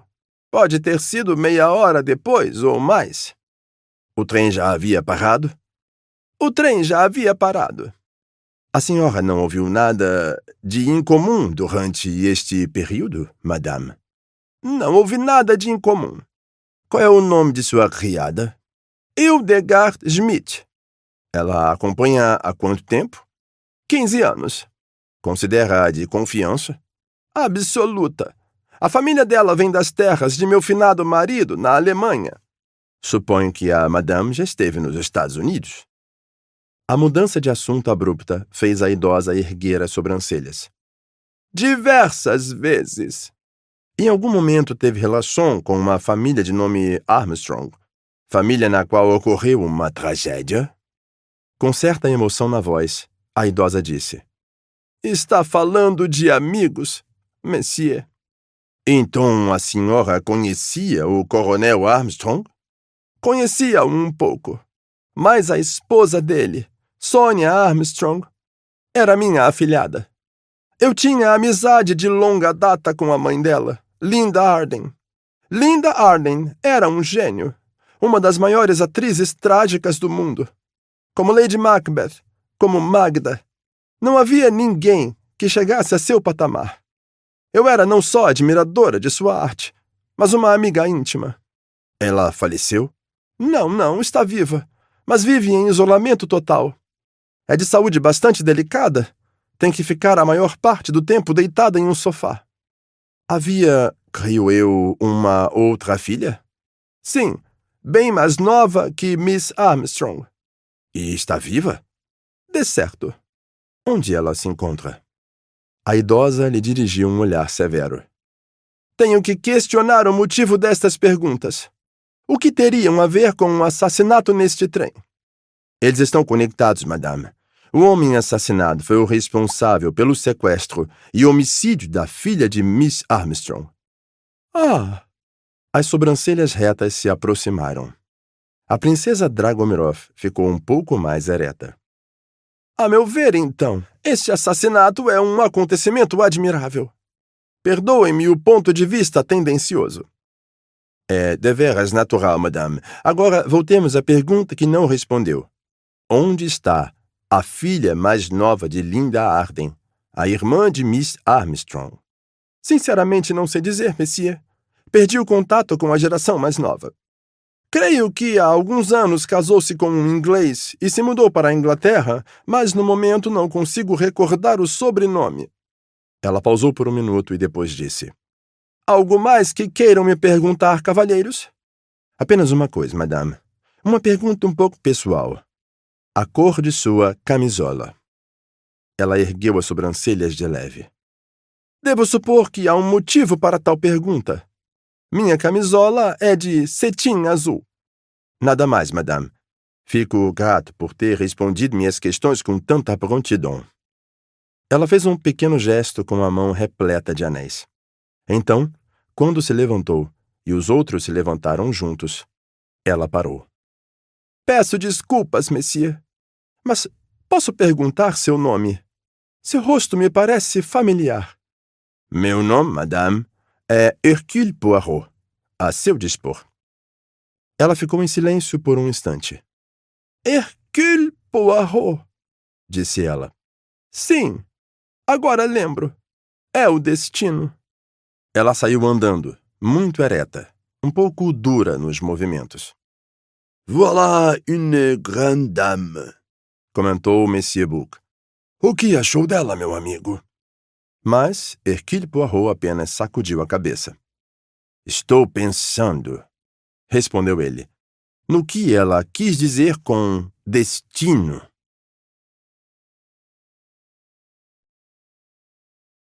Capítulo 7. O depoimento de Conde e Condessa Andreny. O conde e a condessa Andreny foram convocados a seguir. O conde, contudo, adentrou o vagão-restaurante sozinho. Não havia dúvida de que era um homem de bela aparência, visto cara a cara. Tinha no mínimo 1,80 m, com ombros largos e quadris estreitos. Vestia um tweed inglês de caimento perfeito e poderia ser confundido com um Englishman, não fosse o comprimento de seu bigode e algo na linha das maçãs do rosto. Então, monsieur, disse ele, como posso ajudá-los? Peço a compreensão de monsieur, falou Poirot, de que, diante do ocorrido, sou obrigado a fazer certos questionamentos a todos os passageiros. Perfeitamente, perfeitamente, falou o conde com tranquilidade. Entendo sua posição. Não que eu e minha esposa, contudo, possamos ajudá-los em muita coisa. Estávamos dormindo e não ouvimos nada. Está ciente da identidade do falecido, monsieur?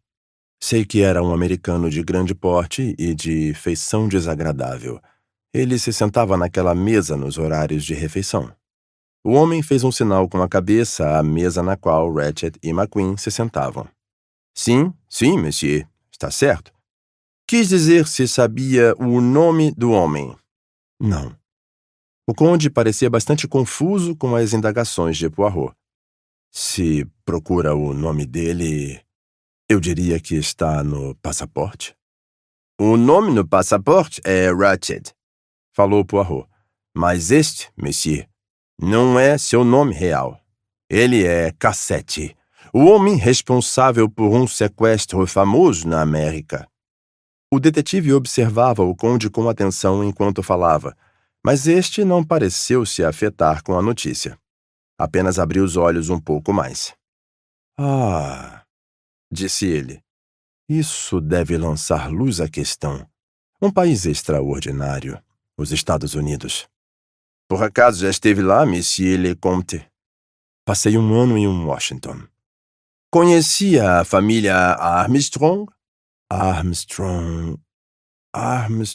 Difícil lembrar. Conheci tantas pessoas. Ele sorriu, encolhendo os ombros. Mas, de volta ao assunto em pauta, cavalheiros, disse ele. No que mais posso auxiliá-los? O senhor se retirou para dormir. Em que horário, monsieur le comte? Os olhos de Poirot se voltaram à planta. O conde e a condessa Andreny ocupavam os compartimentos número 12 e número 13, contíguos. Pedimos que arrumassem um dos compartimentos para dormir enquanto estávamos no vagão-restaurante. Ao retornarmos, ficamos no outro por algum tempo. Em qual deles? No número 13. Jogamos piquet.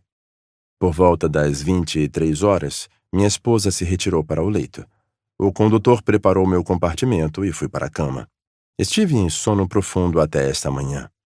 O senhor notou quando o trem parou? Não percebi até acordar. E sua esposa? O conde sorriu. Minha esposa sempre toma um remédio para dormir quando viaja de trem. Tomou sua dose normal de Trional. Ele fez uma pausa. Sinto por não poder auxiliá-los de modo algum. Poirot lhe alcançou uma folha de papel e caneta. Obrigado, Monsieur le Comte. É mera formalidade, mas poderia me anotar seu nome e endereço? O conde anotou de forma lenta e meticulosa. De fato, é melhor que eu mesmo escreva, disse ele, buscando ser agradável. A grafia de meu país é um pouco difícil para os que não estão acostumados com o idioma. Ele devolveu o papel a Poirot e se levantou. É desnecessário que minha esposa venha aqui, afirmou. Ela não tem como lhes dizer mais do que falei. Um pequeno brilho surgiu no olho de Poirot. Sem dúvida, disse ele. Mas, do mesmo modo, gostaria de ter uma palavrinha rápida com Madame la Comtesse. Eu lhe garanto que é desnecessário. O tom de voz do conde foi assertivo. Poirot piscou para ele com delicadeza. Será mera formalidade, explicou ele. O senhor há de compreender que é necessário para meu relatório. Como desejar. O conde cedeu, ainda que a desgosto. Fez uma mesura curta, estrangeira, e saiu do vagão-restaurante. Poirot esticou a mão até um passaporte. Ele destacava o nome e os títulos do conde. Passou as informações extras. Acompanhado da esposa. Nome de batismo: Helena Maria. Nome de solteira: Goldenberg. 20 anos. Em algum momento, um agente descuidado havia deixado cair uma mancha de gordura sobre o passaporte. Um passaporte diplomático, disse Monsieur Bouc. Precisamos ter cuidado, meu amigo, para não ofendê-los. Essas pessoas não podem ter relação com o assassinato. Acalme-se, mon vieux. Serei deveras discreto. Uma mera formalidade. Sua voz baixou de tom quando a condessa Andreny adentrou o vagão-restaurante. Ela parecia tímida e extremamente charmosa. Desejavam me ver, monsieur? Mera formalidade, Madame la Comtesse. Poirot se levantou de modo galante e fez uma mesura para apontar o assento à frente. Será apenas para lhe perguntar se viu ou ouviu algo na noite passada que possa lançar luz a esta questão. Nada, monsieur. Eu estava dormindo. Não terá ouvido, por exemplo, a movimentação que se dava no compartimento a seu lado? A madame americana que o ocupa teve um ataque histérico e chamou o condutor. Não ouvi nada, monsieur. Veja, eu havia tomado um remédio para dormir. Ah, compreendo. Bem, não vou me demorar com a senhora. Então, conforme ela se levantou apressada, Poirot pediu. Apenas mais um minuto? As informações, como o seu nome de solteira, idade e assim por diante, estão corretas? Corretíssimas, monsieur. Poderia, por favor, assinar este memorando para a confirmação? Ela assinou depressa, com grafia graciosamente inclinada. Helena Andreny. A madame acompanhou seu marido aos Estados Unidos? Não, monsieur. Ela sorriu e corou de leve. Ainda não éramos casados. Oficializamos há apenas 1 ano. Ah, sim, obrigado, madame. A propósito, seu marido fuma? Ela ficou olhando enquanto se arrumava para sair. Sim. Cachimbo? Não. Cigarros e charutos. Ah, obrigado. Ela parou. Seus olhos fitaram-no com curiosidade. E eram olhos belos, escuros e amendoados, com cílios negros muito compridos que alcançavam a palidez delicada de suas bochechas. Seus lábios, escarlates à moda estrangeira, estavam apenas levemente partidos. Ela parecia exótica e bela. Por que me fez esta pergunta? Madame. Poirot fez um abano com a mão. Detetives têm que fazer perguntas de todo tipo. Por exemplo, poderia me dizer a cor de sua camisola? Ela olhou para ele, depois riu. É um chiffon cor de milho. Isto tem importância? É deveras importante, madame. Ela indagou curiosa. O senhor é mesmo detetive?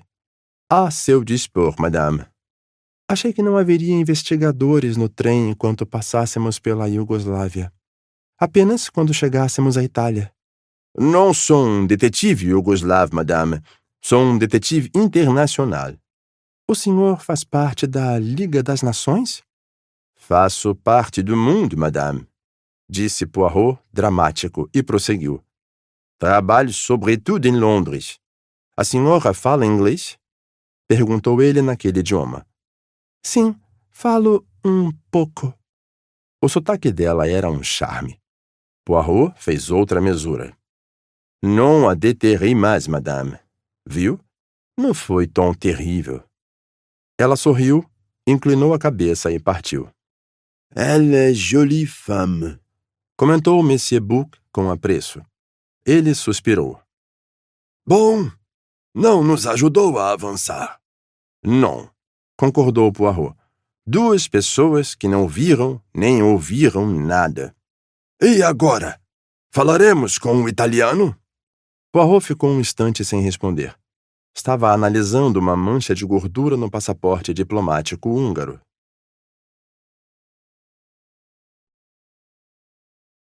Capítulo 8.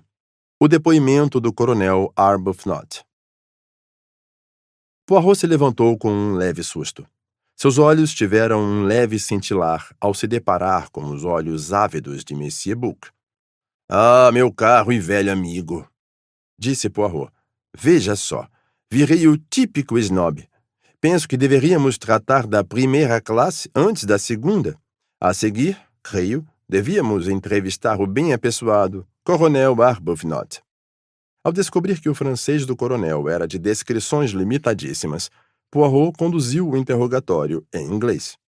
O nome, a idade, o endereço e a patente militar exata de Arbuthnot foram verificados. Poirot prosseguiu. Então o senhor está indo para casa, vindo da Índia, de licença, o que chamamos de en permission? O coronel Arbuthnot, desinteressado em saber como um bando de estrangeiros chamavam o que quer que fosse, respondeu com a típica brevidade britânica. Sim. Mas o senhor não vai para casa no cruzeiro da Peninsular e Oriental? Não. Por que não? Escolhi vir por terra por motivos pessoais. E não vão saber mais do que isso, insolentes metidos. Era o que seus trejeitos diziam. O senhor veio direto da Índia? O coronel deu uma resposta seca. Parei uma noite para ver Ur dos Caldeus e 3 dias em Bagdá com o comandante das tropas, que é um velho amigo. O senhor parou 3 dias em Bagdá. Entendo que a jovem inglesa, Miss Debenham, também vem de lá. Encontrou-a na cidade, por acaso? Não encontrei. Conheci Miss Debenham quando ela e eu dividimos o mesmo vagão de Kirkuk a Nisibin. Poirot se inclinou para a frente. Ele ficou persuasivo e um pouco mais exótico do que precisava ser. Monsieur, vou lhe fazer um apelo. O senhor e Miss Debenham são os 2 únicos ingleses no trem.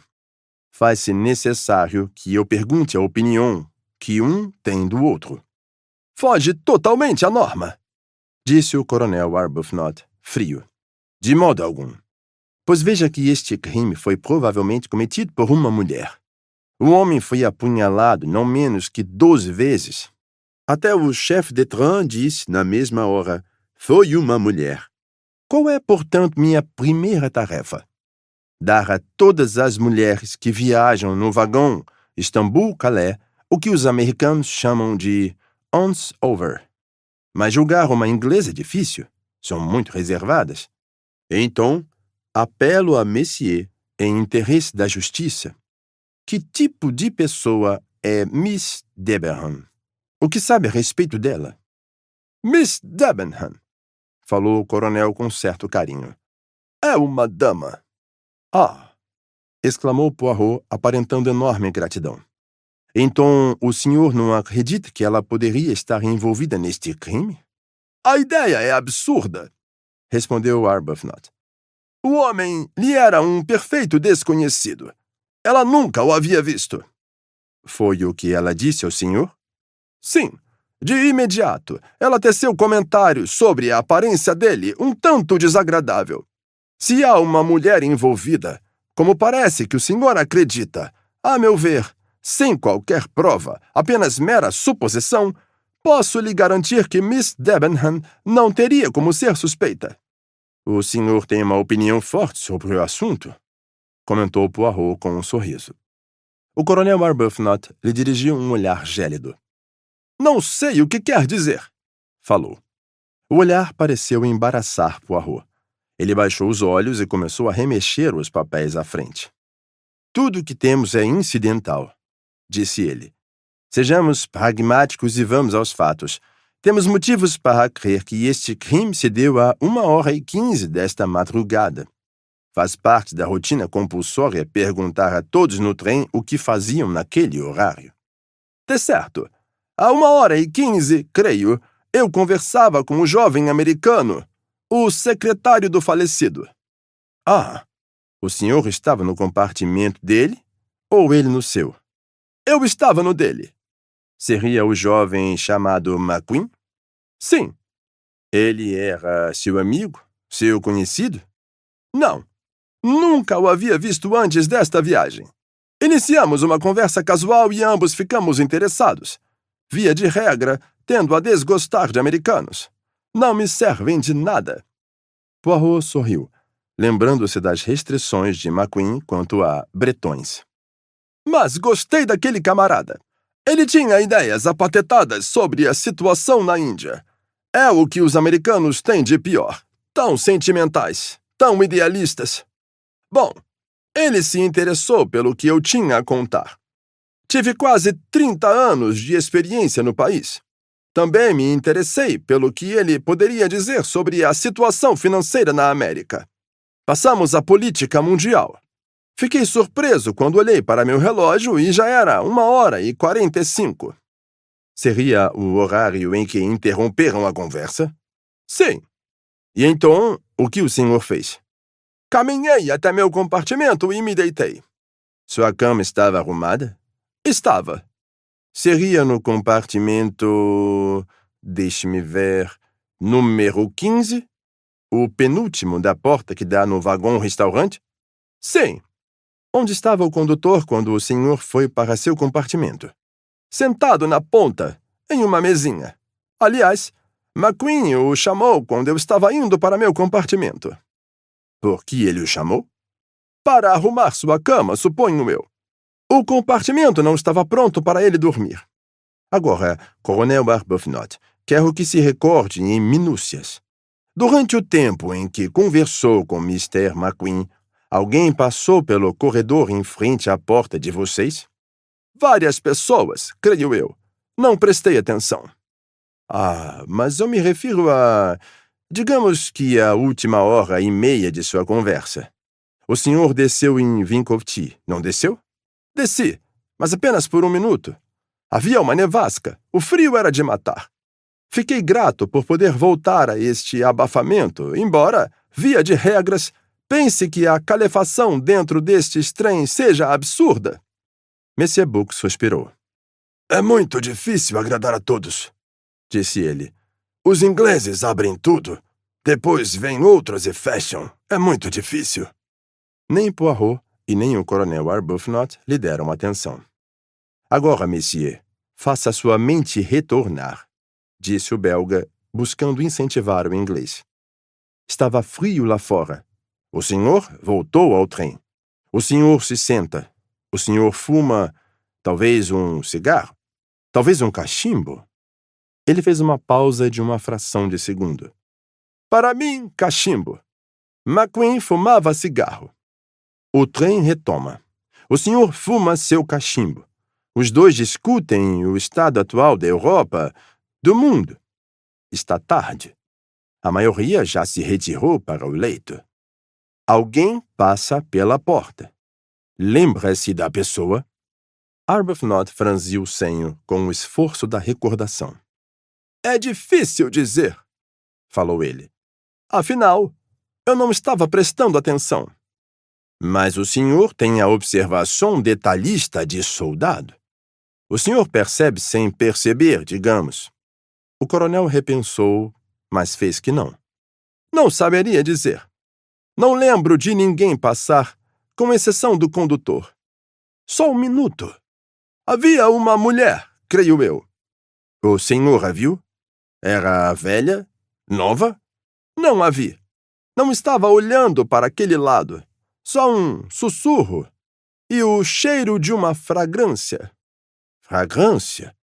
Uma fragrância boa? Bem, bastante frutada, se me entende. Quero dizer que se sentiria o cheiro a 100 metros. Mas entenda, isso pode ter sido mais cedo. Como o senhor acabou de dizer, foi daquelas coisas que se percebe sem perceber de fato. Em algum momento daquela noite falei a mim mesmo: mulher, cheiro, exagero no perfume. Mas quando isso aconteceu, não tenho como dar certeza, fora que... Ora, sim, deve ter sido após Vinkovci. Por quê? Porque lembro...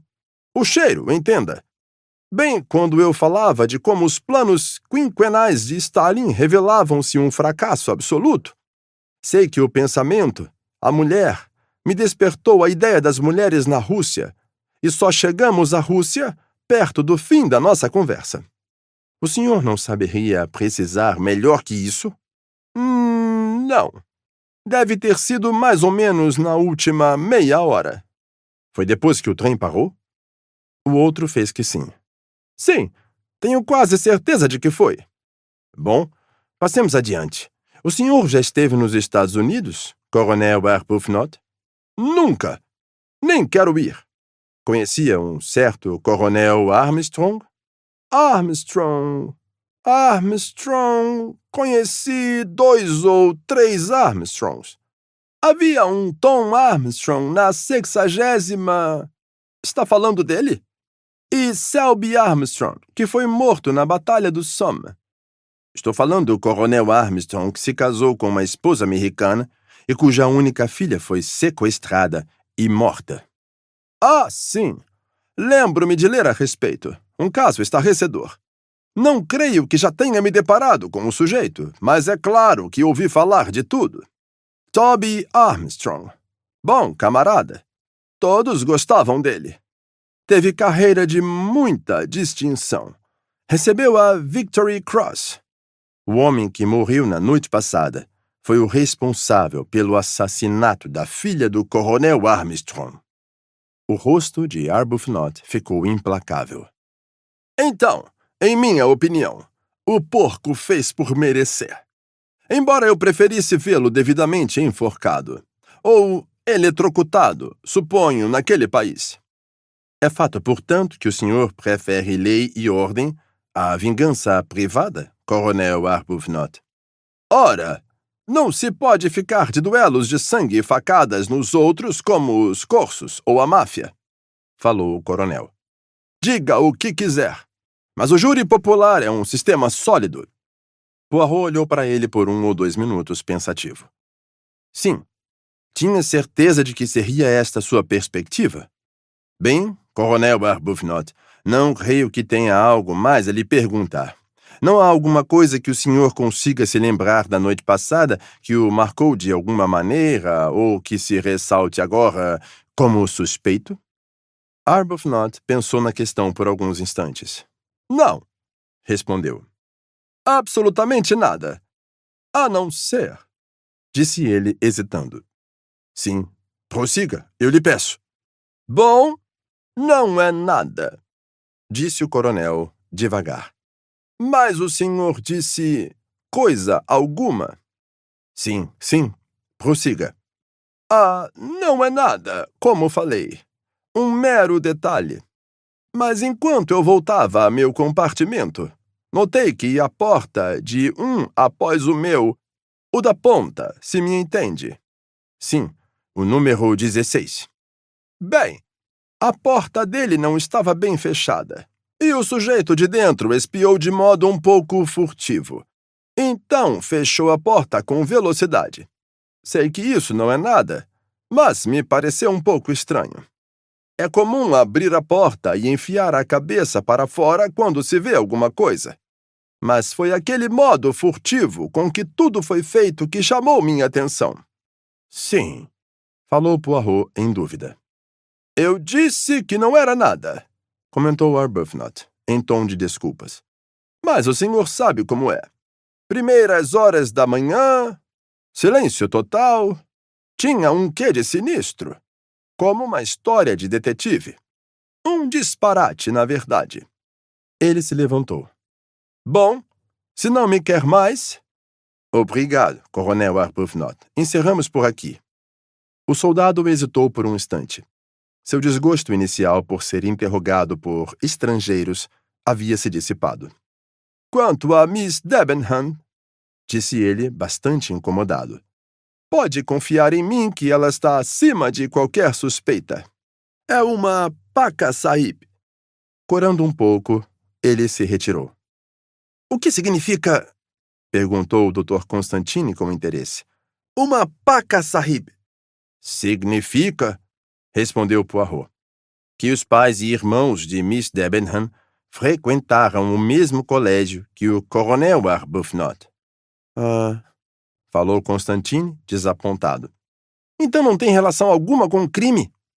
Exatamente, disse Poirot. Ele caiu em um devaneio, dedilhando um pequeno rufo na mesa. Depois, olhou para cima. O Coronel Arbuthnot fuma cachimbo, comentou. No compartimento de Monsieur Ratchet, encontrei um limpador de cachimbo. Monsieur Ratchet só fumava charutos. Você diria... Ele é o único homem até agora que admite fumar cachimbo. E sabia do Coronel Armstrong. Talvez até o conhecesse, embora não admita. Então acha possível... Poirot negou com a cabeça enfático. É justamente isso. É impossível. Deveras impossível que um inglês honrado, apenas um tantinho burro e obtuso, pudesse apunhalar um inimigo 12 vezes com uma faca. Não percebem, meus amigos, como é impossível? É a psicologia, disse Monsieur Buck. E há que se respeitar a psicologia. O crime tem uma assinatura, e com certeza não é a assinatura do Coronel Arbuthnot. Mas passemos à próxima entrevista. Desta vez, Monsieur Buck não mencionou o italiano, mas pensou nele.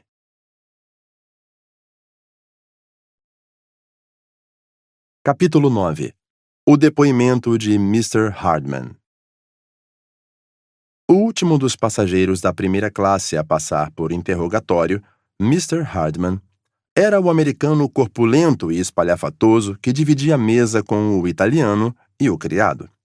Ele usava um terno xadrez um tanto berrante, camisa rosa, um alfinete de gravata espalhafatoso e passava algo pela língua quando adentrou o vagão-restaurante. Tinha um rosto grande, carnudo, de traços grossos, com expressão bem-humorada. Bom dia, cavalheiros, disse ele. Em que posso ajudá-los? Ouviu falar do homicídio Mr. Hardman? É claro. Ele realocou seu chiclete com primor. Por obrigatoriedade, estamos interrogando todos os passageiros do trem. Por mim não há problema. Imagino que seja o único modo de resolver a questão. Poirot consultou o passaporte aberto à sua frente. O senhor seria Cyrus Bethman Hardman, cidadão dos Estados Unidos, de 31 anos, caixeiro viajante que vende fitas para máquinas de escrever? Exato, eu mesmo. Está em viagem de Istambul a Paris? Isso. Por qual motivo? Negócios. Sempre viagem de primeira classe, Mr. Hardman? Sim, senhor. A empresa cobre minhas despesas de viagem. Ele piscou. Então, Mr. Hardman, passemos aos acontecimentos da noite passada. O americano assentiu. O que pode nos contar a respeito? Nada. Ah, que pena. Quem sabe, Mr. Hardman, diga-nos exatamente o que fez na noite passada do jantar em diante. Pela primeira vez, o americano não parecia pronto para responder. Enfim, ele disse. Peço desculpas, mas quem são os cavalheiros? Me deixem a par. Este é Monsieur Buck, um dos diretores da Companhie de Wagonlit. O cavalheiro é o doutor que examinou o corpo. E o senhor? Sou Hercule Poirot. Fui contratado pela empresa para investigar a questão. Já ouvi seu nome, disse Mr. Hardman. Ele refletiu por 1 minuto ou 2. Acho melhor eu abrir o jogo. Seria deveras recomendável que nos contasse tudo o que sabe, afirmou Poirot seco. O senhor teria dito um bocado se houvesse algo que eu soubesse. Mas não sei. Não sei de nada, como já falei. Mas eu deveria saber de algo. É isso que me incomoda. Eu deveria. Explique-se, por favor, Mr. Hardman. Mr. Hardman suspirou, retirou o chiclete da boca e enfiou a mão em um bolso.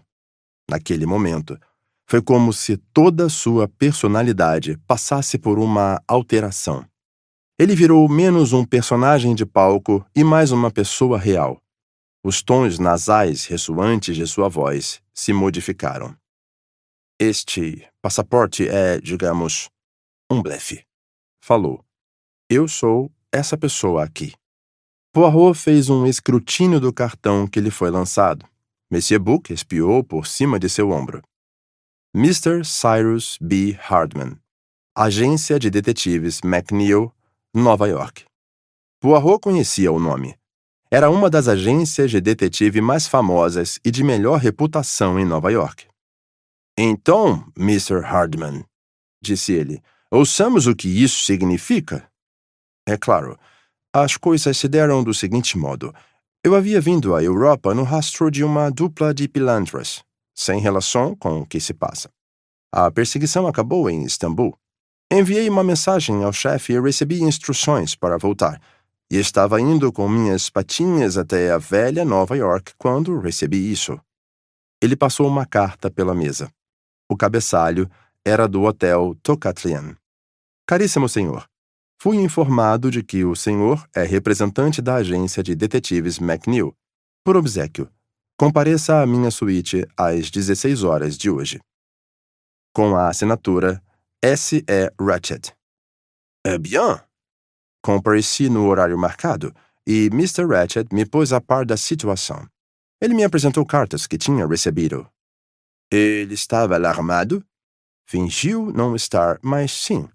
Ele me apresentou uma proposta. Eu devia viajar no mesmo trem que ele até Paris e cuidar para que ninguém chegasse a ele. Bem, cavalheiros, viajei no mesmo trem e, sem eu saber, alguém chegou nele. Sinto-me doído. Não é bom para minha reputação. Ele lhe deu algum indicativo da linha que deveria tomar? Claro. Tinha tudo bem planejado. Foi ideia dele que eu viajasse no compartimento contigo. Bom, esta ideia foi para as cucuias na mesma hora. A única vaga que consegui foi o leito número 16 e com certa dificuldade. Creio que o condutor gosta de deixar este compartimento na manga. Mas isso não vem ao caso. Depois que pensei melhor a situação, me pareceu que, no fim das contas, era uma posição estratégica. Havia apenas o vagão-restaurante na frente do vagão-dormitório de Istambul e a porta à plataforma na ponta ficava trancada durante a noite. O único modo de um criminoso entrar seria pela ponta da plataforma ou vindo pelo trem dos fundos. Em qualquer um dos casos, teria que passar direto por meu compartimento. Creio que o senhor não tinha ideia da identidade do possível agressor. Bem, eu sabia da aparência dele. Mr. Ratchet me descreveu. Como é? Os três se inclinaram para a frente, curiosos. Hardman prosseguiu. Um homem baixo, moreno, de voz afeminada. Foi o que o velho falou. Também disse que não achava que seria na primeira noite. Provavelmente na segunda ou terceira. Ele sabia de algo, disse Monsieur Book. Com certeza sabia mais do que contou ao secretário, falou Poirot pensativo. Ele lhe revelou algo sobre este inimigo? Disse, por exemplo, por que sua vida estava sob ameaça? Não. Ele foi um tanto reticente nesta parte. Disse apenas que o sujeito queria seu sangue e que faria o necessário para conseguir. Um homem baixo, moreno, de voz afeminada, disse Poirot pensativo. Então, fixando o olhar afiado em Hardman, perguntou: O senhor sabe quem ele era de fato, não sabe? Quem, senhor?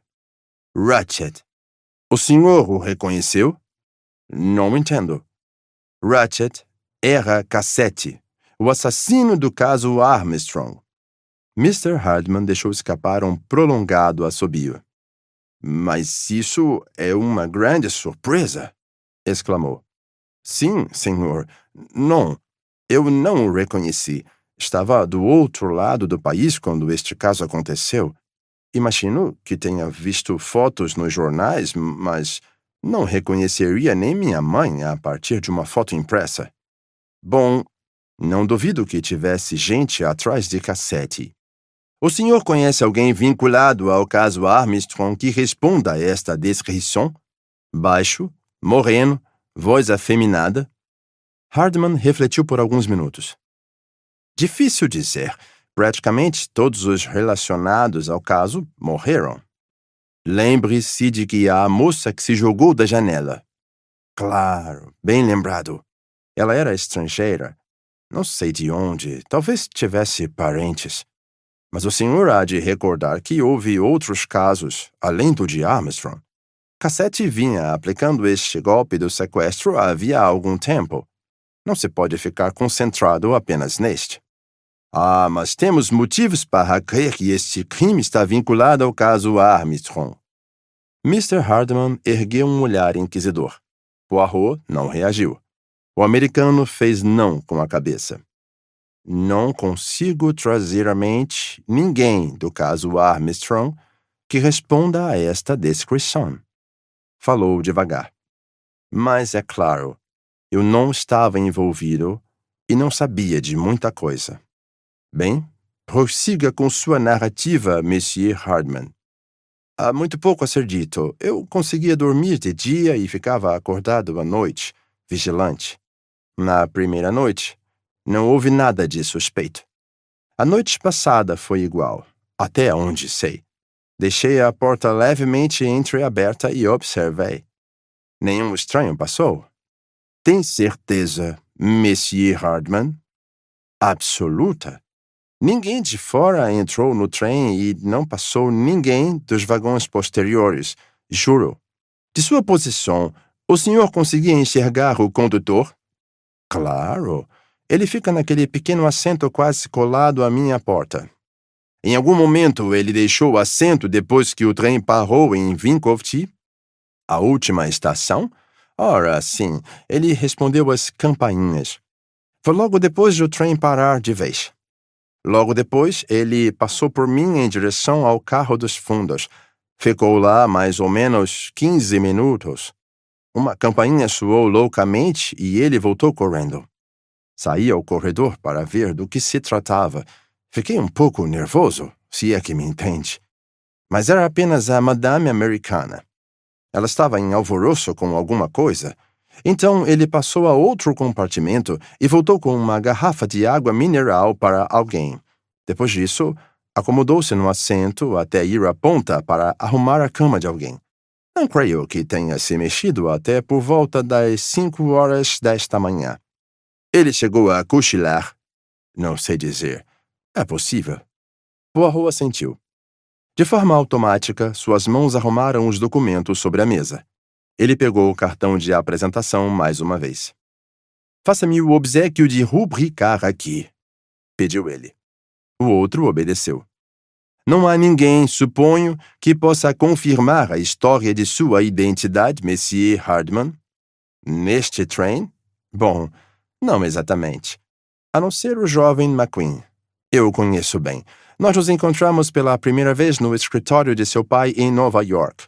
Mas isso não quer dizer que ele se lembrará de mim no meio de um monte de agentes. Não, Mr. Poirot, o senhor terá que esperar e telegrafar a Nova York quando a neve permitir. Mas tudo bem. Não contarei a história. Bom, até mais, cavalheiros. Foi um prazer conhecê-lo, Mr. Poirot. Poirot ofertou seu estojo de cigarros. Talvez o senhor prefira cachimbo? Não. Ele se levantou e saiu a passos largos. Os 3 homens se olharam. Creem que seja verdadeiro? Perguntou o Dr. Constantine. Sim, conheço o tipo. Além do mais, é uma história fácil de desmentir. Ele nos deu uma pista muito interessante, comentou o Monsieur Book. De fato. Um homem baixo, moreno e de voz aguda, disse Monsieur Book pensativo. Descrição que não se aplica a ninguém neste trem, observou Poirot.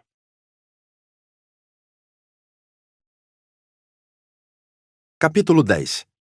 O depoimento do italiano. E agora? Disse Poirot com um cintilar nos olhos.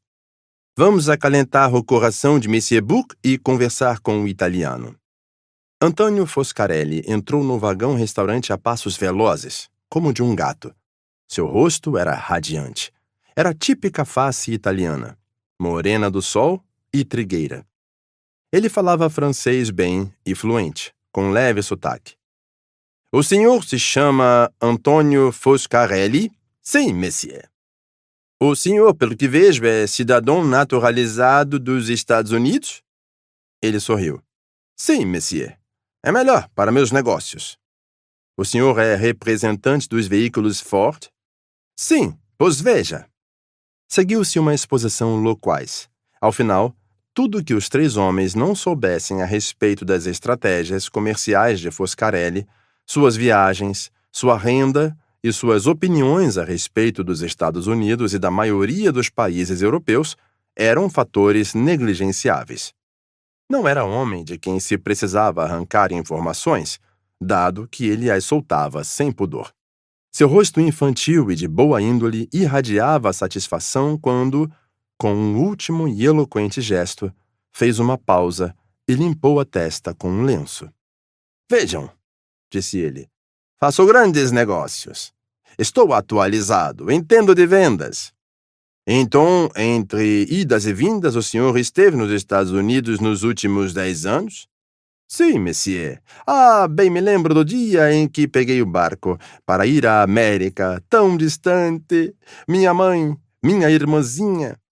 Poirot interrompeu a enxurrada de reminiscências. Durante sua estadia naquele país, alguma vez o senhor reencontrou o falecido? Nunca. Mas conheço o tipo. Conheço. Ele estalou os dedos expressivamente. Muito respeitável e bem vestido, mas por baixo, tudo errado. De minha experiência, diria que era um grande vigarista. Esta é minha opinião. Doa a quem doer. Sua opinião é deveras acertada, disse Poirot seco. Ratchet era Cassete, o sequestrador. O que foi que eu disse? Aprendi a ser arguto, a interpretar o rosto. É indispensável. Só na América que ensinam o jeito certo de vender. O senhor se lembra do caso Armstrong? Não muito bem. O nome, sim, foi uma garotinha, ainda bebê, não foi? Sim, um caso trágico. O italiano pareceu a primeira pessoa a objetar a esta perspectiva. Pois bem, estas coisas acontecem, disse ele filosoficamente, em uma civilização grande como a América. Poirot o interrompeu. O senhor já encontrou algum integrante da família Armstrong? Não, creio que não. Difícil dizer. Posso lhe dar números. No ano passado vendi... Monsieur, rogo que se atenha à questão. As mãos do italiano se projetaram em um gesto de desculpas. 1000 perdões. Conte-me, por obséquio, sua movimentação exata na noite passada, do jantar em diante. Com prazer. Fico aqui o máximo possível. É mais prazeroso. Converso com um cavalheiro americano sentado à mesma mesa que eu. Ele vende fitas para a máquina de escrever. Então, volto ao meu compartimento. Está vazio. O pobre que divide compartimento comigo foi atender seu amo. Enfim, ele volta. O rosto acabado como sempre. Não conversa. Só diz sim e não. Racinha miserável. Os ingleses. Nada simpáticos. Ele se senta no canto, muito empedernido, lendo um livro. Então o condutor vem e arruma nossas camas. Números 4 e 5, murmurou Poirot. Exato. O compartimento da ponta. Meu leito é o de cima. Eu subo, fumo e leio. O inglês, creio eu, tem dor de dente. Ele puxa um pote de uma coisa com cheiro forte. Deita na cama e geme. De momento eu durmo. Sempre que acordo, ouço ele gemendo. Sabe dizer se ele deixou a cabine em algum momento da noite? Creio que não. Eu teria ouvido. A luz do corredor. Acorda-se de automático, pensando que seria a aduana da fronteira que for. Ele chegou a falar do patrão? Chegou a expressar alguma animosidade? Como eu disse, ele não falava. Não era simpático. O senhor fuma, como disse, cachimbo, cigarro, charutos? Apenas cigarros. Poirot lhe ofereceu um que ele aceitou. Já esteve em Chicago? Inquiriu Monsieur Buck. Ah, sim, uma bela cidade, mas conheço melhor Nova York, Washington, Detroit. Já estiveram nos Estados Unidos? Não? Deveriam ir. Poirot empurrou uma folha de papel em sua direção. Gostaria que o senhor assinasse aqui e deixasse seu endereço de residência, por favor. O italiano escreveu com um floreio. Depois se levantou. Seu sorriso era envolvente como sempre. Isso é tudo? Não precisam mais de mim? Pois bom dia aos messieurs. Gostaria que pudéssemos sair desta neve. Tenho um compromisso em Milão. Ele sacudiu a cabeça, triste. Posso perder o negócio? E partiu. Poirot observou o amigo. Ele está há bastante tempo na América, disse Monsieur Buck. E é italiano. E italianos usam facas. E são grandes mentirosos. Não gosto deles. Ça se voit, respondeu Poirot com um sorriso. Bom, é possível que esteja certo, meu amigo, mas devo ressaltar que não há prova alguma contra este homem. E quanto à psicologia? Os italianos não apunhalam? Seguramente, disse Poirot. Em especial no auge de uma discussão. Mas este crime é diferente. Tenho uma tenra ideia, meu amigo, de que o crime foi planejado e armado com muita meticulosidade. É um assassinato pensado a longo prazo, raciocinado a fundo. Não é, como posso expressar, um crime latino. É um crime que apresenta traços de um cérebro frio, eficiente e determinado. Hein? Creio que de um cérebro anglo-saxão. Ele pegou os últimos 2 passaportes. E agora? Prosseguiu. Conversemos com Miss Mary Debenham.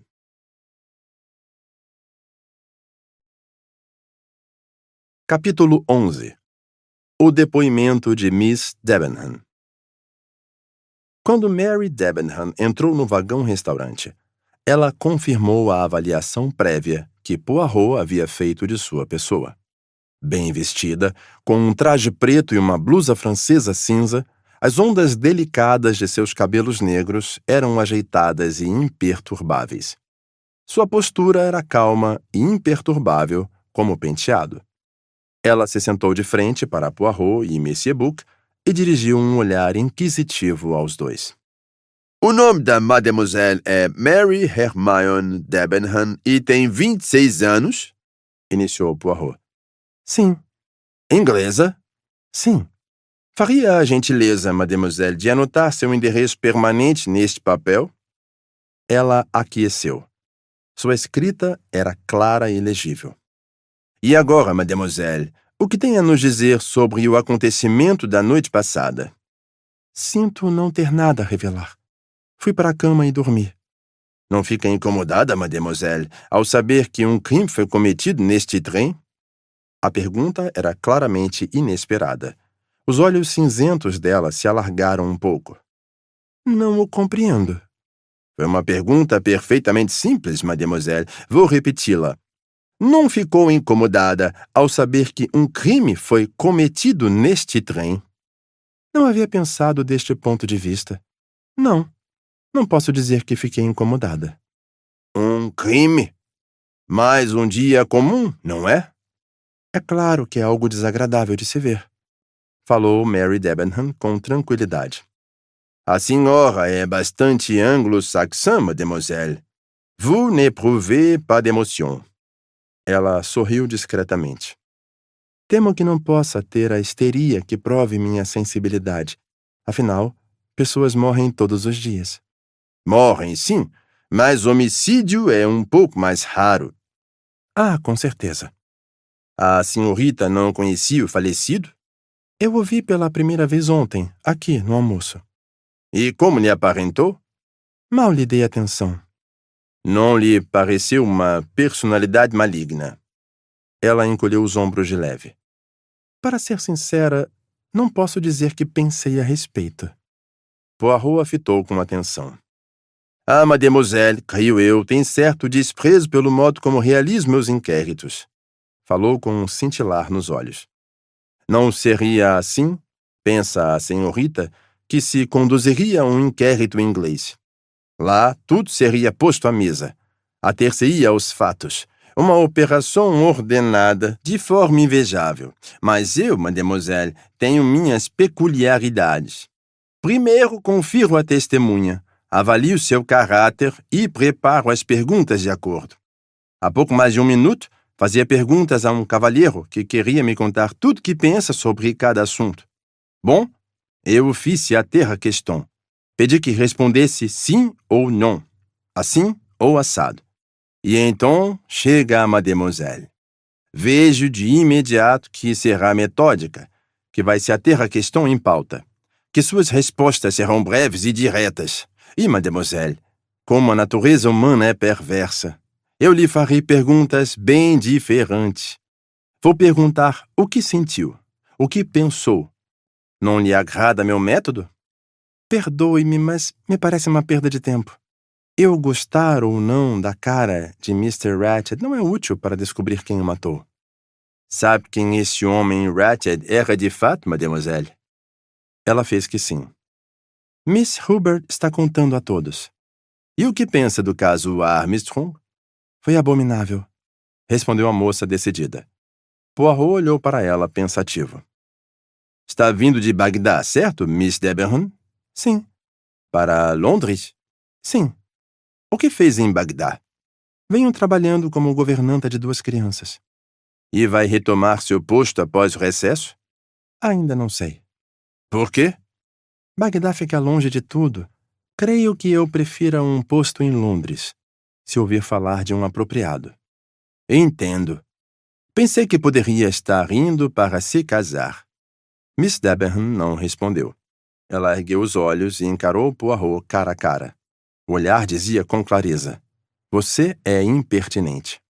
Qual é a sua opinião sobre a moça com quem divide o compartimento, Miss Olson? Parece uma criatura simples e agradável. Qual é a cor da camisola dela? Mary Debenham o encarou. É amarronzada, de lã crua. Ah, devo mencionar, sem cometer indiscrição, espero, que notei a cor de sua camisola no caminho de Alepo a Istambul. Malva clara, creio eu. Sim, é isso mesmo. A mademoiselle tem outra camisola? Uma camisola escarlate, por exemplo? Não, não é minha. Poirot se inclinou para a frente. Parecia um gato agarrando um rato. Então, de quem é? A moça recuou um pouco assustada. Não sei. O que quer dizer? A senhorita não falou não. Não tenho nada do tipo. A senhorita falou não é minha.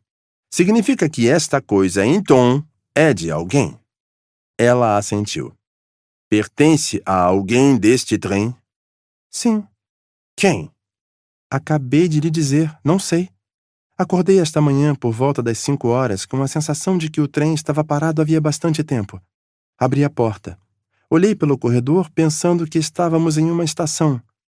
Vi alguém com um kimono escarlate mais à frente no corredor. E a senhorita não sabe quem era? Era loira, morena, grisalha? Não sei dizer. Ela usava uma touca e vi apenas a nuca. E a estatura? Um pouco alta e magra, eu diria, mas é difícil precisar. O kimono era bordado com dragões. Sim, isso mesmo, dragões. Ele ficou 1 minuto em silêncio. Depois murmurou para si. Não entendo. Não entendo. Nada faz sentido. Então, erguendo o olhar, falou. Não preciso mais importuná-la, mademoiselle. Ah! Ela pareceu bastante surpresa, mas levantou-se de pronto. Na porta, contudo, hesitou por 1 minuto e voltou. A sueca. Miss Olson, não é? Ela parece bastante preocupada. Disse que o senhor falou que ela foi a última pessoa a ver aquele homem com vida. Acho que ela imagina que o senhor suspeite dela. Posso dizer a ela que está enganada? Como sabe, é o tipo de criatura que não faria mal a uma mosca.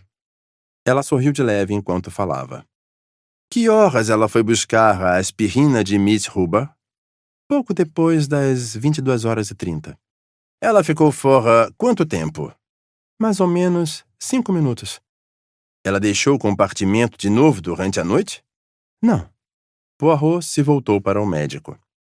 Ratchet poderia ter sido morto tão cedo? Ele fez que não. Então, creio que possa tranquilizar sua amiga, mademoiselle. Obrigada. Ela sorriu para ele de repente. Um sorriso que convidava à simpatia. Ela é como uma ovelha, sabe? Fica nervosa e bale. Miss Debenham se virou e saiu.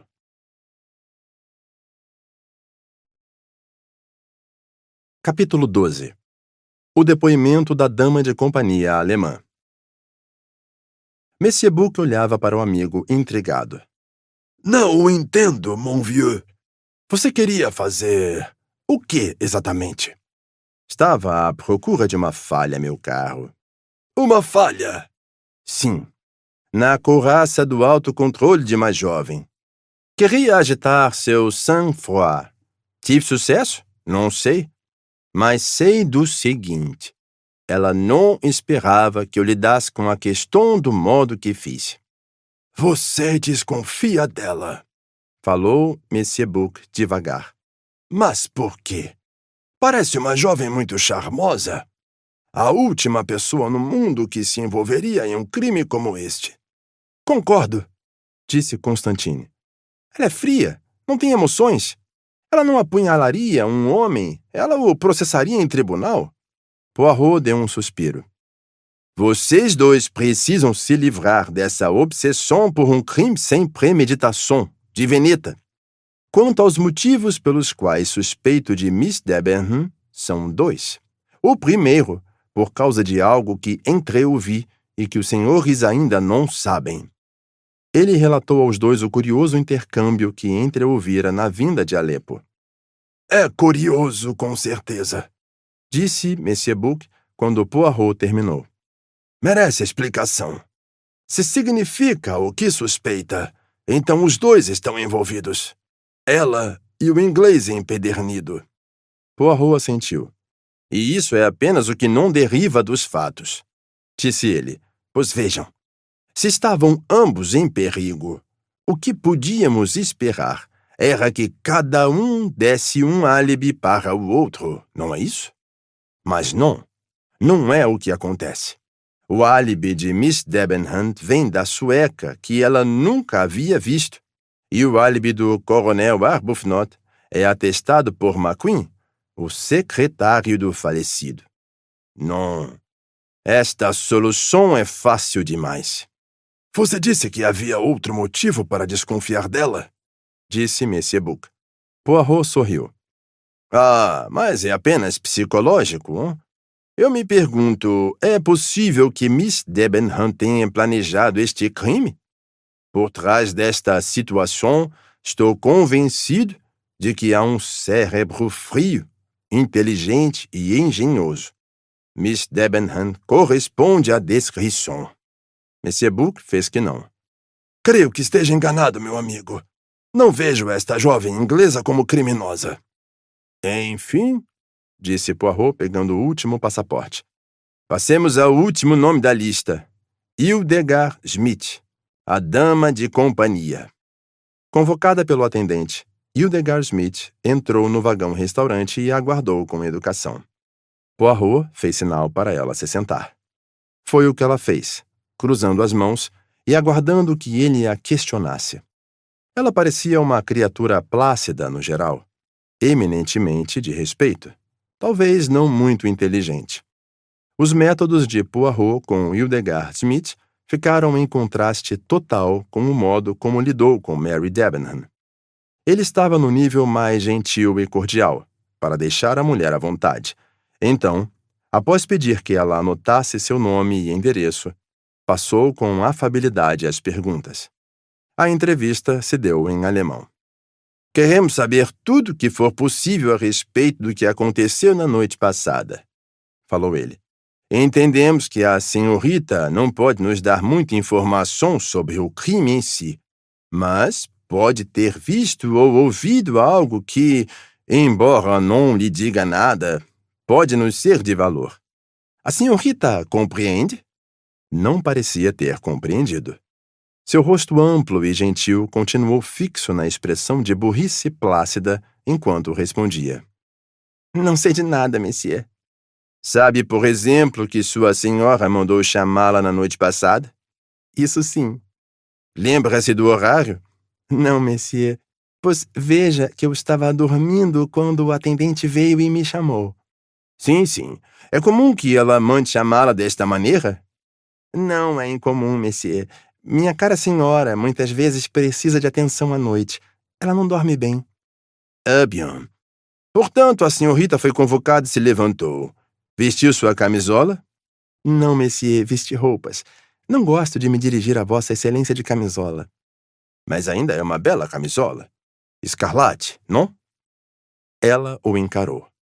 É uma camisola de flanela azul escura, monsieur. Ah, prossiga. Foi um pequeno gracejo de minha parte, nada mais. Então a senhorita se dirigiu a Madame la Princesse. E o que fez quando chegou lá? Eu lhe fiz massagens, monsieur, e depois li para ela. Não leio muito bem em voz alta, mas Vossa Excelência diz que é melhor assim. Dessa forma, ela cai no sono melhor. Quando ficou sonolenta, monsieur, ela me disse para partir. Então, fechei o livro e voltei para meu compartimento. Sabe que horas eram? Não, monsieur. Bom, há quanto tempo a senhorita estava com Madame la Princesse? Por volta de meia hora, monsieur. Ótimo. Prossiga. Primeiro, busquei para a excelência um cobertor a mais em meu compartimento. Estava muito frio, apesar da calefação. Dispus o cobertor sobre ela, que me desejou boa noite. Coloquei um pouco de água mineral. Então, desliguei a luz e a deixei. E depois? Não há nada mais, monsieur. Voltei para minha cabine e fui dormir. E não encontrou ninguém no corredor? Não, monsieur.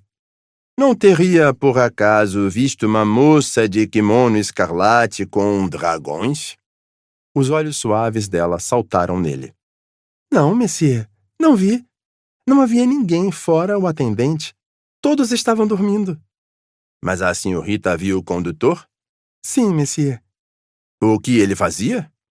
Ele saiu de um dos compartimentos, monsieur. Quê? Monsieur Buck se curvou para a frente. Qual? Hildegard Smith pareceu assustada de novo, e Poirot lançou um olhar de reprovação ao amigo. Naturalmente, disse ele. O condutor precisa atender campainhas à noite. Lembra-se de que compartimento era? Era mais ou menos no meio do vagão, monsieur.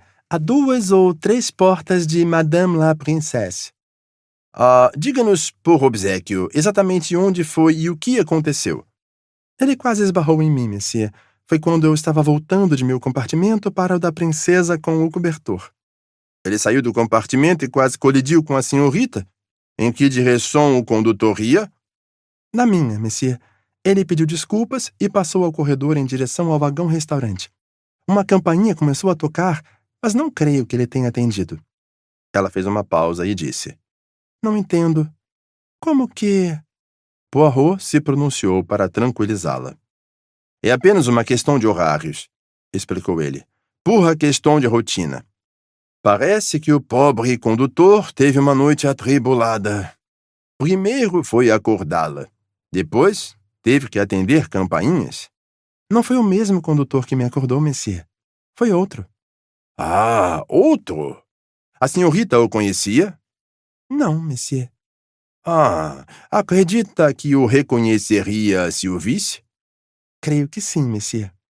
Poirot murmurou algo no ouvido de Monsieur Buck. O último se levantou e saiu pela porta para dar uma ordem. Poirot prosseguiu nas perguntas a seu modo tranquilo e simpático. Já esteve nos Estados Unidos, Fraulein Schmidt? Nunca, monsieur. Deve ser um belo país. Deve ter ouvido, talvez, a respeito de quem era, de fato, assassinado. Que ele foi o responsável pela morte de uma criança. Sim, monsieur, já ouvi. Uma coisa abominável, perversa. O bom Deus não devia permitir tais coisas. Não somos assim na Alemanha. Lágrimas haviam surgido nos olhos da mulher. Sua alma forte e maternal se comoveu. Foi um crime abominável, disse Poirot, seríssimo. Ele tirou um pano de cambraia do bolso e alcançou a ela. Esse lenço é seu, Fraulein Schmidt? Houve um instante de silêncio enquanto a mulher examinava o objeto. Ela ergueu o olhar após 1 minuto. A cor havia voltado um pouco a seu rosto. Ah, não. Não é meu, monsieur. Por causa da inicial H, compreende? Achei que fosse seu por isso.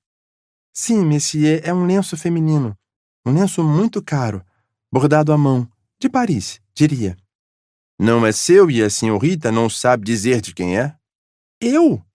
Ah, não, monsieur. Dos 3 que escutavam, apenas Poirot captou a nuance de hesitação na resposta. Monsieur Buck sussurrou em seu ouvido. Poirot assentiu e disse à mulher. Os 3 atendentes do vagão dormitório vão entrar. Faria a gentileza de me dizer qual deles encontrou na noite passada, quando estava indo levar o cobertor à princesa? Os homens entraram. Pierre Michel, o condutor loiro e grande do vagão Atenas-Paris e o condutor corpulento do carro de Bucareste. Hildegard Schmidt olhou para eles e na mesma hora fez não com a cabeça. Não, monsieur, respondeu ela. Nenhum destes é o homem que vi na noite passada. Mas são os únicos condutores no trem. A senhorita deve estar enganada. Tenho certeza, monsieur. São todos fortes e altos. O que eu vi era baixo e moreno. Tinha um bigode pequeno. Sua voz, quando disse pardon, saiu fina como a de uma mulher. Lembro-me dele muito bem, monsieur.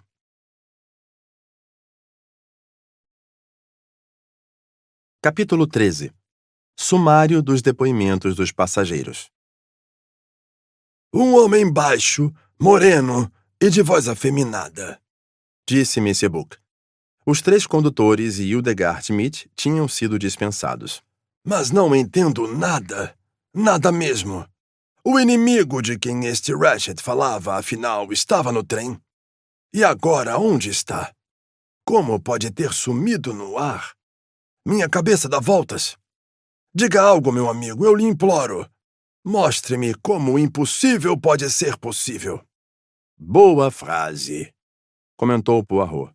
O impossível não pode ter acontecido, de modo que o impossível pode ser possível, apesar das aparências.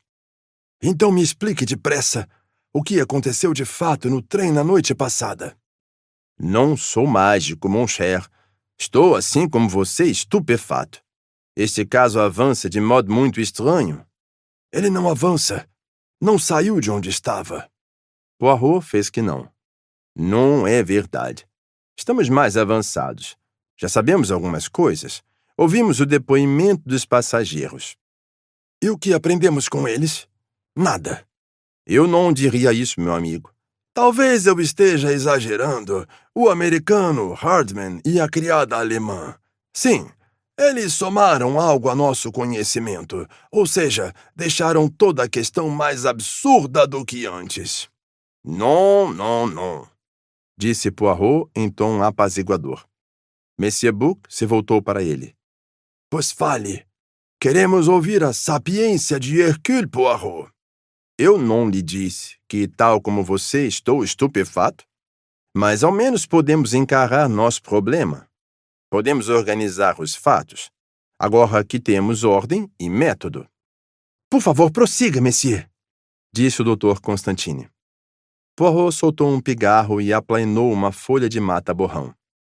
Vamos revisar o caso com o que temos. Primeiro, há certos fatos indisputáveis. Este homem, Ratchet ou Cassette, foi apunhalado em 12 pontos e faleceu na noite passada. Fato número 1. Reconheço, mon vieux, disse Monsieur Buck com um gesto irônico. Hercule Poirot não se deixou levar. Prosseguiu com tranquilidade. Vou revelar de momento certas aparências peculiares que o Dr. Constantine e eu já discutimos. Em questão de momentos, chegarei a elas. O próximo fato de relevância, a meu ver, é o horário do crime. Isso, mais uma vez, é uma das poucas coisas que sabemos, disse Monsieur Buck. O crime foi cometido a 1h15 desta manhã. Tudo demonstra que foi. Não tudo. Você está exagerando. Há com certeza uma boa dose de evidências que apoiam esta perspectiva. Fico contente que ao menos admite isso. Poirot prosseguiu com calma, impassível com a interrupção. Temos 3 possibilidades diante de nós. Primeira, que o crime foi cometido, como disse, a 1h15. Isso tem o suporte do depoimento da alemã, Hildegard Schmidt, e vai ao encontro da investigação do Dr. Constantine. Segunda, o crime foi cometido mais tarde e a evidência do relógio foi forjada. Terceira, o crime foi cometido antes e a evidência foi forjada pelo mesmo motivo. Se aceitamos a primeira teoria como a de maior probabilidade de ter ocorrido e a que tem apoio de maior evidência, também devemos aceitar certos fatos que advêm dela. Para começar, se o crime foi cometido a 1h15, o assassino não pode ter deixado o trem e surge a pergunta: onde está? E quem é? Para começar, exploremos com cuidado as evidências. Primeiro ouvimos falar da existência deste sujeito, o morrendo baixo, de voz afeminada, do homem chamado Hardman. Ele disse que Ratchet lhe contou sobre este indivíduo e o empregou para ficar de olho nele. Não há evidência que apoie isso. Temos apenas a palavra de Hardman. Agora, passemos à pergunta. Hardman é a pessoa que diz ser um detetive de uma agência de Nova York? A meu ver, o mais interessante neste caso é que não temos nenhuma das comodidades que se dispõe a polícia. Não temos como investigar os bona fide de nenhuma destas pessoas. Temos que nos apoiar apenas na dedução. Isso, a meu ver, torna a questão muito mais interessante, hein? Não é nada rotineiro. É uma questão de intelecto. Eu me pergunto, temos que aceitar o que Hartmann diz de si próprio? Tomo a decisão de responder sim. Sou da opinião que podemos aceitar o que Hartmann diz. Você se apoia na intuição, o que os americanos chamam de hunch? Perguntou o Dr. Constantine. De modo algum. Eu observo as probabilidades. Hartmann está viajando com um passaporte falso, o que já o torna objeto de desconfiança. A primeira coisa que a polícia fará quando chegar na cena será deter Hartmann e telegrafar para saber se o que fala de si é verdade. No caso de muitos dos passageiros, determinar os bona fide será difícil. Na maioria dos casos, provavelmente nem se tentará, sobretudo porque não parece haver desconfiança vinculada a eles. Mas, no caso de Hartmann, é simples. Ou ele é a pessoa que representa ser, ou não é. Portanto, digo que tudo se provará ordenado. Você o absolve de suspeita? De modo algum.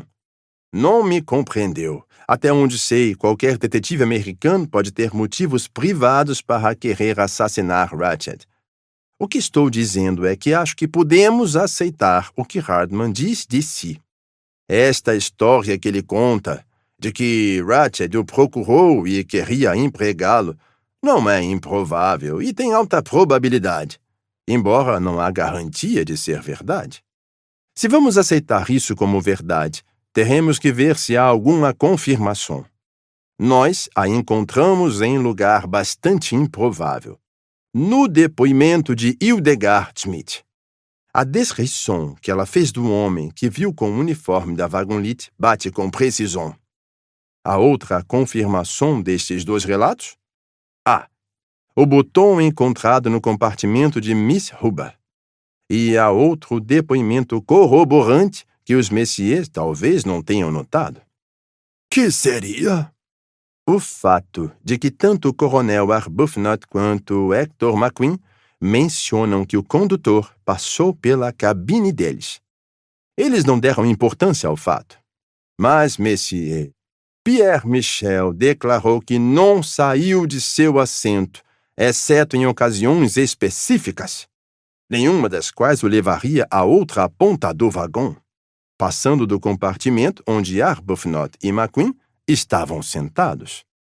Assim, esta história, a história do morrendo baixo, com voz afeminada, vestindo o uniforme da Wagenlit, sustenta-se nos depoimentos, sejam diretos ou indiretos, de 4 pessoas. Uma pequena questão, disse o Dr. Constantine. Se o depoimento de Hildegard Schmidt é fato, como o condutor real não disse que a viu quando veio atender a campainha de Miss Huber? Está explicado, creio eu. Quando ele chegou para atender Miss Huber, a criada estava dentro com sua senhora. Quando ela, enfim, voltou a seu compartimento, o condutor estava com Miss Huber. Monsieur Buck estava nervoso demais para aguardar eles encerrarem. Sim, meu amigo, disse ele a Poirot impaciente. Mas embora eu admire sua cautela, seu modo de avançar um passo por vez, diria que ainda não tocou na questão em pauta. Todos concordamos que este indivíduo existe. A questão é, para onde ele foi? Poirot fez não com a cabeça em sinal de reprovação. Você incorre em erro. Quer colocar a carroça na frente dos bois. Antes que eu me pergunte, para onde foi esse homem, eu me pergunto, esse homem sequer existiu? Porque vejam, se o homem foi uma invenção, um embuste, é um tanto mais fácil fazê-lo sumir. Por isso tento primeiro determinar se existe mesmo esta pessoa. E tendo chegado ao fato de que existe, bien, onde está agora? A isso só há 2 respostas, mon cher. Ou ele continua escondido no trem em um lugar de engenhosidade extraordinária, no qual nem conseguimos pensar, ou ele é, como se pode dizer, 2 pessoas. Ou seja, tanto o homem temido por Monsieur Ratchet quanto o passageiro no trem está tão bem disfarçado que Monsieur Ratchet não o identificou. Sim, é uma ideia, disse Monsieur Buck, seu rosto se iluminando. Então, anuviou-se de novo. Mas há uma objeção. Poirot tirou as palavras de sua boca. A altura do homem. É isso que ia dizer? Com exceção do criado de Monsieur Ratchet, todos os passageiros são homens altos. O italiano, o coronel Arbuthnot, Hector McQueen, o conde Andreny. Bom, nos resta o criado, que não seria suposição provável.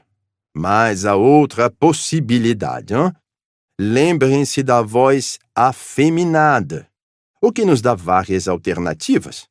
O homem pode estar disfarçado de mulher, ou, quem sabe, seja uma mulher. Uma mulher alta, vestindo roupas de homens, pareceria pequena. Mas Ratchet saberia. Talvez soubesse. Talvez esta mulher já houvesse atentado contra sua vida usando roupas masculinas para cumprir seu intento. Ratchet pode ter suposto que ela usaria o mesmo truque. Então, diz a Hartmann para ficar de olho em um homem. Mas fala, porém, que tem voz afeminada. É uma possibilidade, afirmou Monsieur Buck. Porém... Ouça, meu amigo. Creio que agora eu deva lhe contar sobre certas inconsistências que o Dr. Constantine percebeu. Ele reviu em minúcias as conclusões a que ele e o médico haviam chegado juntos, dada a natureza dos ferimentos do falecido. Monsieur Buck resmungou e pressionou a cabeça de novo. Eu sei, disse Poirot em simpatia. Sei como se sente. A cabeça fica desnorteada, não fica? Isto tudo é fantasia, bradou Monsieur Bouc.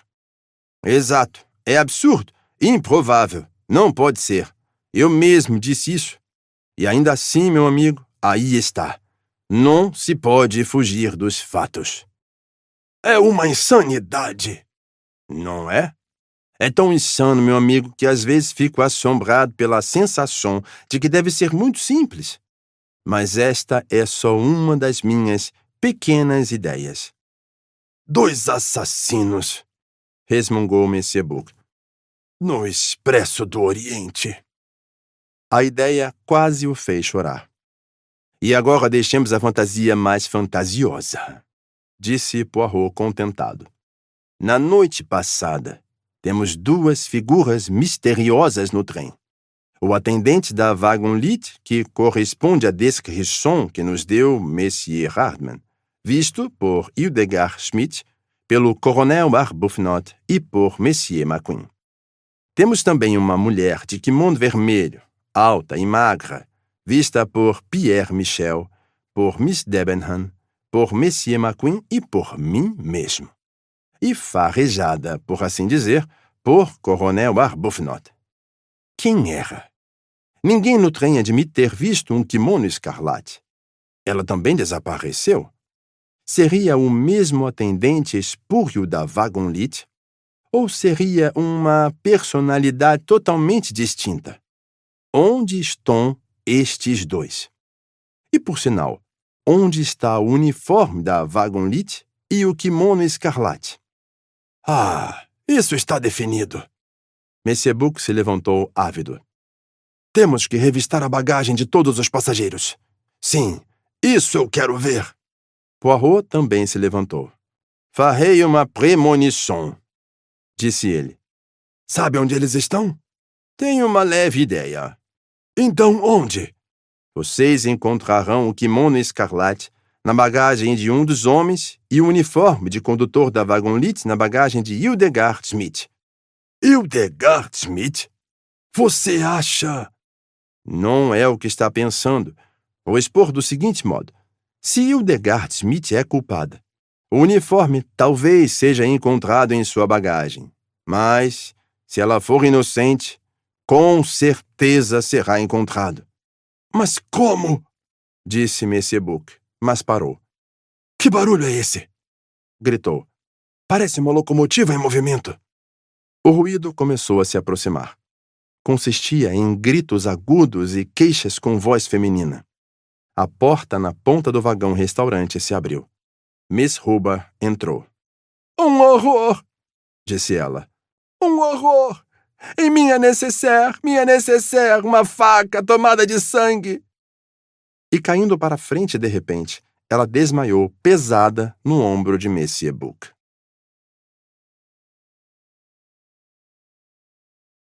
Capítulo 14. O inquérito da arma.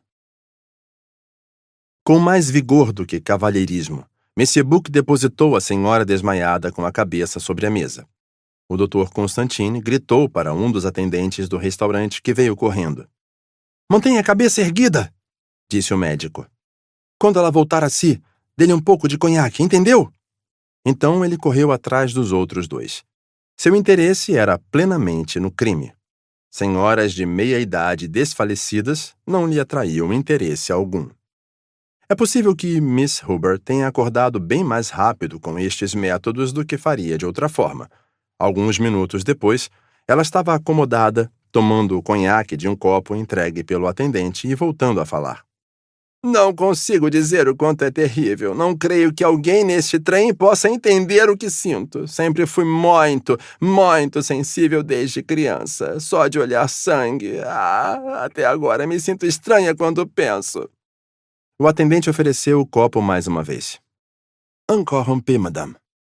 Será que eu devia? Sou abstêmia vitalícia, nunca chego perto de destilados nem vinho. Toda a minha família é abstêmia, mas talvez seja o único remédio. Ela bebericou mais um pouco.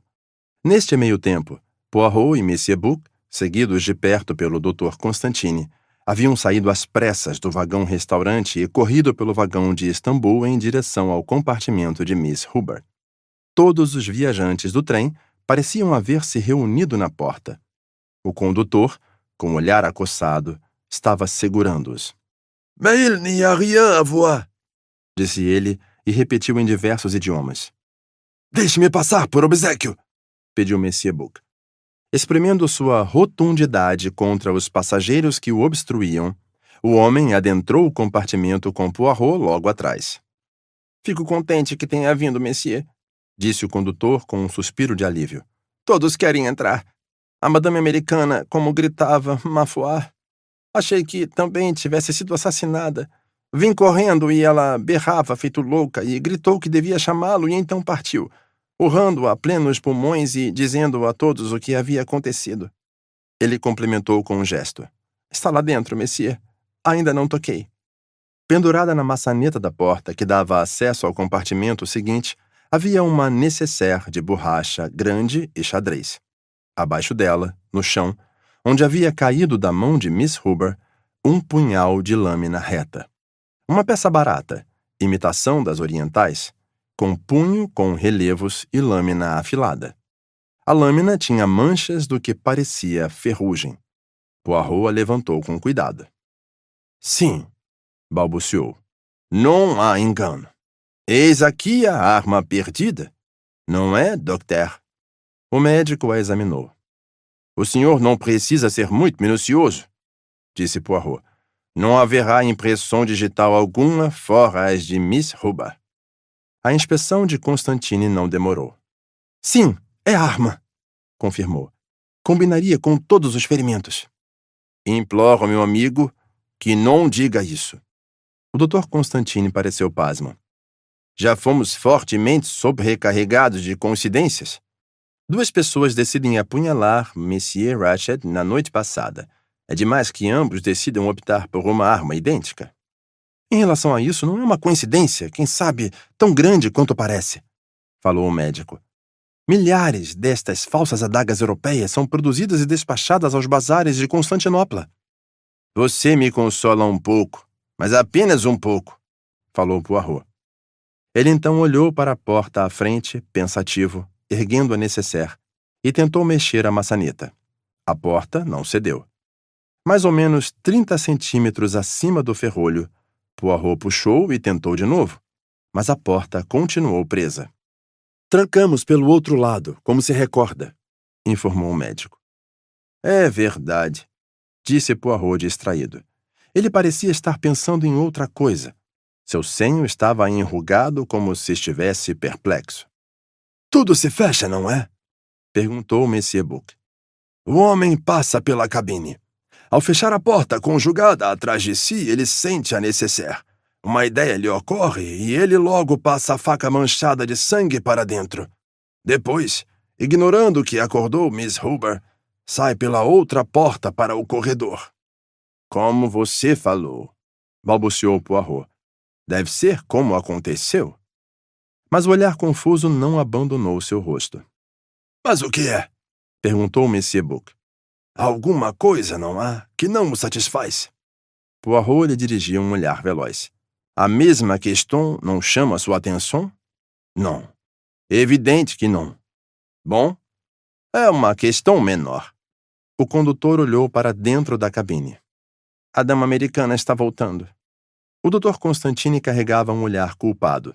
Sentia que havia tratado Miss Hubbard com muita soberba, mas ela não tinha censuras quanto a ele. Sua energia estava concentrada em outra questão. Só direi uma coisa e agora, falou ela esbaforida ao chegar na porta. Não fico mais neste compartimento. Horas, não durmo nele hoje, nem que me paguem $1 milhão. Mas, madame, já sei o que vai dizer e digo agora mesmo que não vou. Prefiro passar a noite sentada no corredor. Ela começou a chorar. Ah, se minha filha soubesse, se ela me visse agora. Poirot a interrompeu com firmeza. Não está entendendo, madame.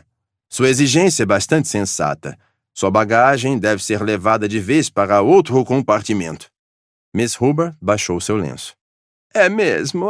Já me sinto melhor. Mas está tudo ocupado, a não ser que um dos cavalheiros. Monsieur Book se pronunciou. Toda sua bagagem será retirada deste vagão, madame. A senhora terá um compartimento no vagão seguinte, que se conectou em Belgrado. Ora, que esplêndido! Não sou uma mulher desmesuradamente nervosa, mas dormir no compartimento vizinho ao de um morto... Ela estremeceu. Me deixaria totalmente desvairada. Michel, chamou Monsieur Book. Passe as bagagens a um compartimento livre no vagão Atenas, Paris. Sim, monsieur. O correspondente ao deste, o número 3? Não, disse Poirot antes que o amigo pudesse responder. Creio que seja melhor a madame ter um número completamente diferente. O 12, por exemplo. Bien, monsieur. O condutor pegou as bagagens. Miss Huber voltou-se a Poirot com gratidão. É muito gentil e delicado de sua parte. Asseguro que estou muito grata. Não há de que, madame. Iremos juntos e cuidaremos para que fique aconchegada. Miss Huber foi conduzida pelos 3 homens até sua nova morada. Ela parecia muito contente. Está bom. É adequado, madame. Como pode ver, é exatamente como o compartimento que deixou. Sim, é. Apenas voltado para o outro lado, mas isso não importa, pois estes trens vão para um lado e depois para o outro. Eu disse para minha filha que era uma cabine voltada para a locomotiva, e ela falou, ora, mamãe, isso não lhe fará bem, pois se você for dormir em um sentido, quando acordar o trem estará em outro. E o que ela disse é verdade. Ora, na noite passada entramos em Belgrado em um sentido e saímos por outro. De qualquer modo, madame, está satisfeita no momento? Ora, não, eu não diria isso. Estamos presos por uma nevasca. Ninguém toma uma atitude a respeito e meu navio parte depois de amanhã. Madame, disse Monsieur Book, estamos todos na mesma situação. Cada um de nós. Bem, é verdade, admitiu Miss Huber. Mas ninguém mais teve um assassino andando por seu compartimento no meio da noite. O que ainda me confunde, madame, disse Poirot, é como o homem entrou em seu compartimento, se a porta conjugada estava aferrolhada, como afirmou. Tem certeza de que estava aferrolhada? Ora, a moça sueca testou a porta diante de mim. Vamos reconstituir a cena. A senhora estava deitada assim e não tinha como enxergar sozinha? Não foi o que disse? Não, por causa da nécessaire. Valha-me, preciso de uma nova nécessaire. Passo mal só de olhar para esta. Poirot levantou a nécessaire e pendurou na maçaneta da porta conjugada à cabine seguinte. Precisement. Entendi, disse ele. O ferrolho fica logo abaixo da maçaneta. A nécessaire a oculta. Do ponto onde estava, a senhora não conseguia enxergar se o ferrolho estava virado ou não. É o que eu estava lhe dizendo. E a moça sueca, Miss Olson, ficou aqui, entre a senhora e a porta.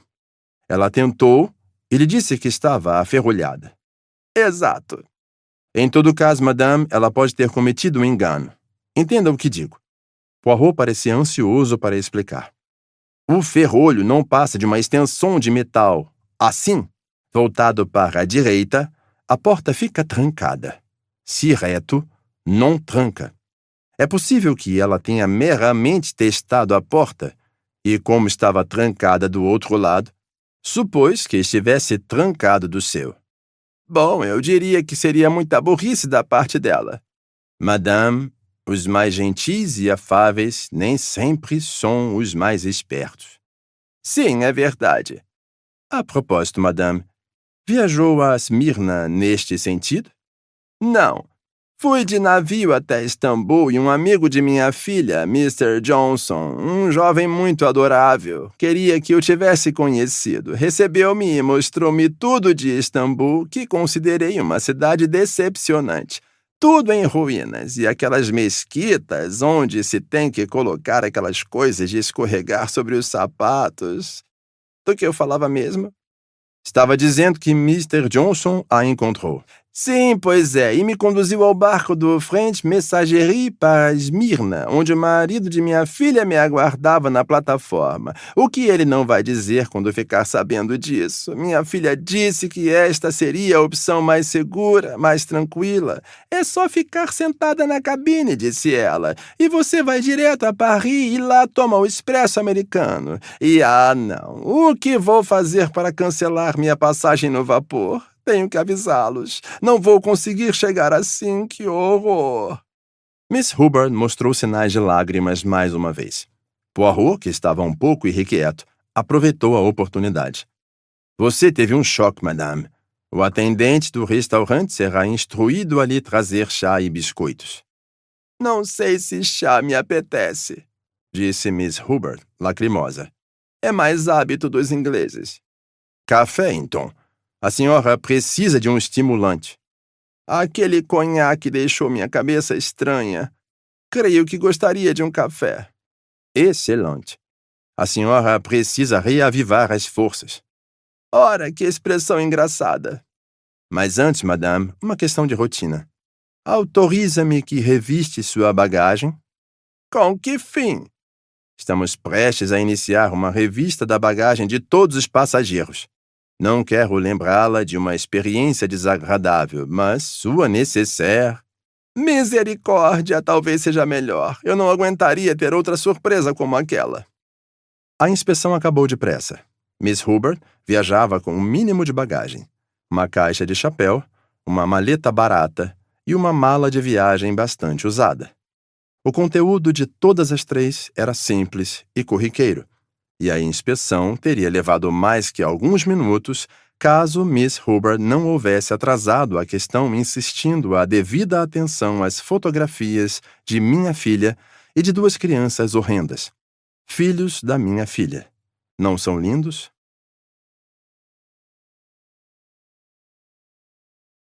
Capítulo 15. O inquérito da bagagem dos passageiros. Tendo dito diversas insinceridades com polidez, e tendo dito a Miss Hubbard que pediria café para lhe servir, Poirot conseguiu partir acompanhado dos dois amigos.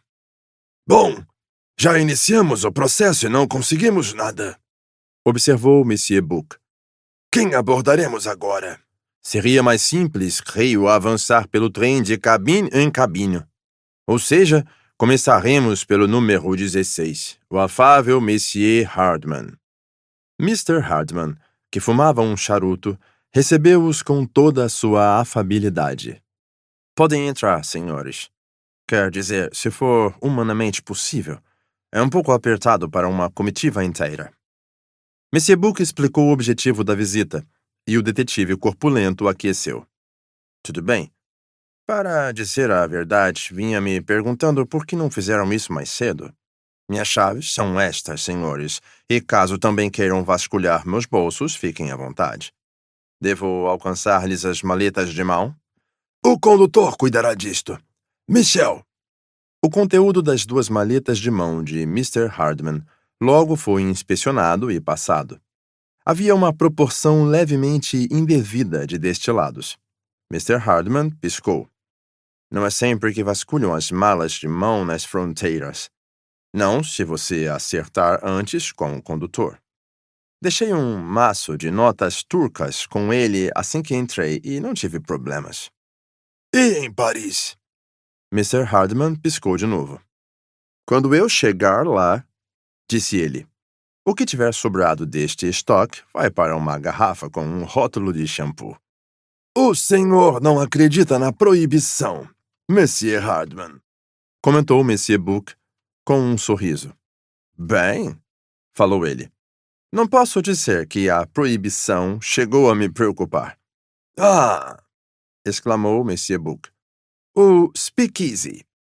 Ele pronunciou a palavra com cuidado, saboreando-a. Seus termos americanos são tão peculiares, tão expressivos, disse. Eu gostaria muito de ir à América, comentou Poirot. Lá aprenderia alguns métodos avançados, disse Hardman.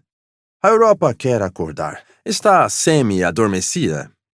Sim, é fato que a América é o país do progresso. concordou Poirot. Há muita coisa que admiro nos americanos. Apenas, e talvez eu seja antiquado, mas considero as americanas menos charmosas que as mulheres de meu país.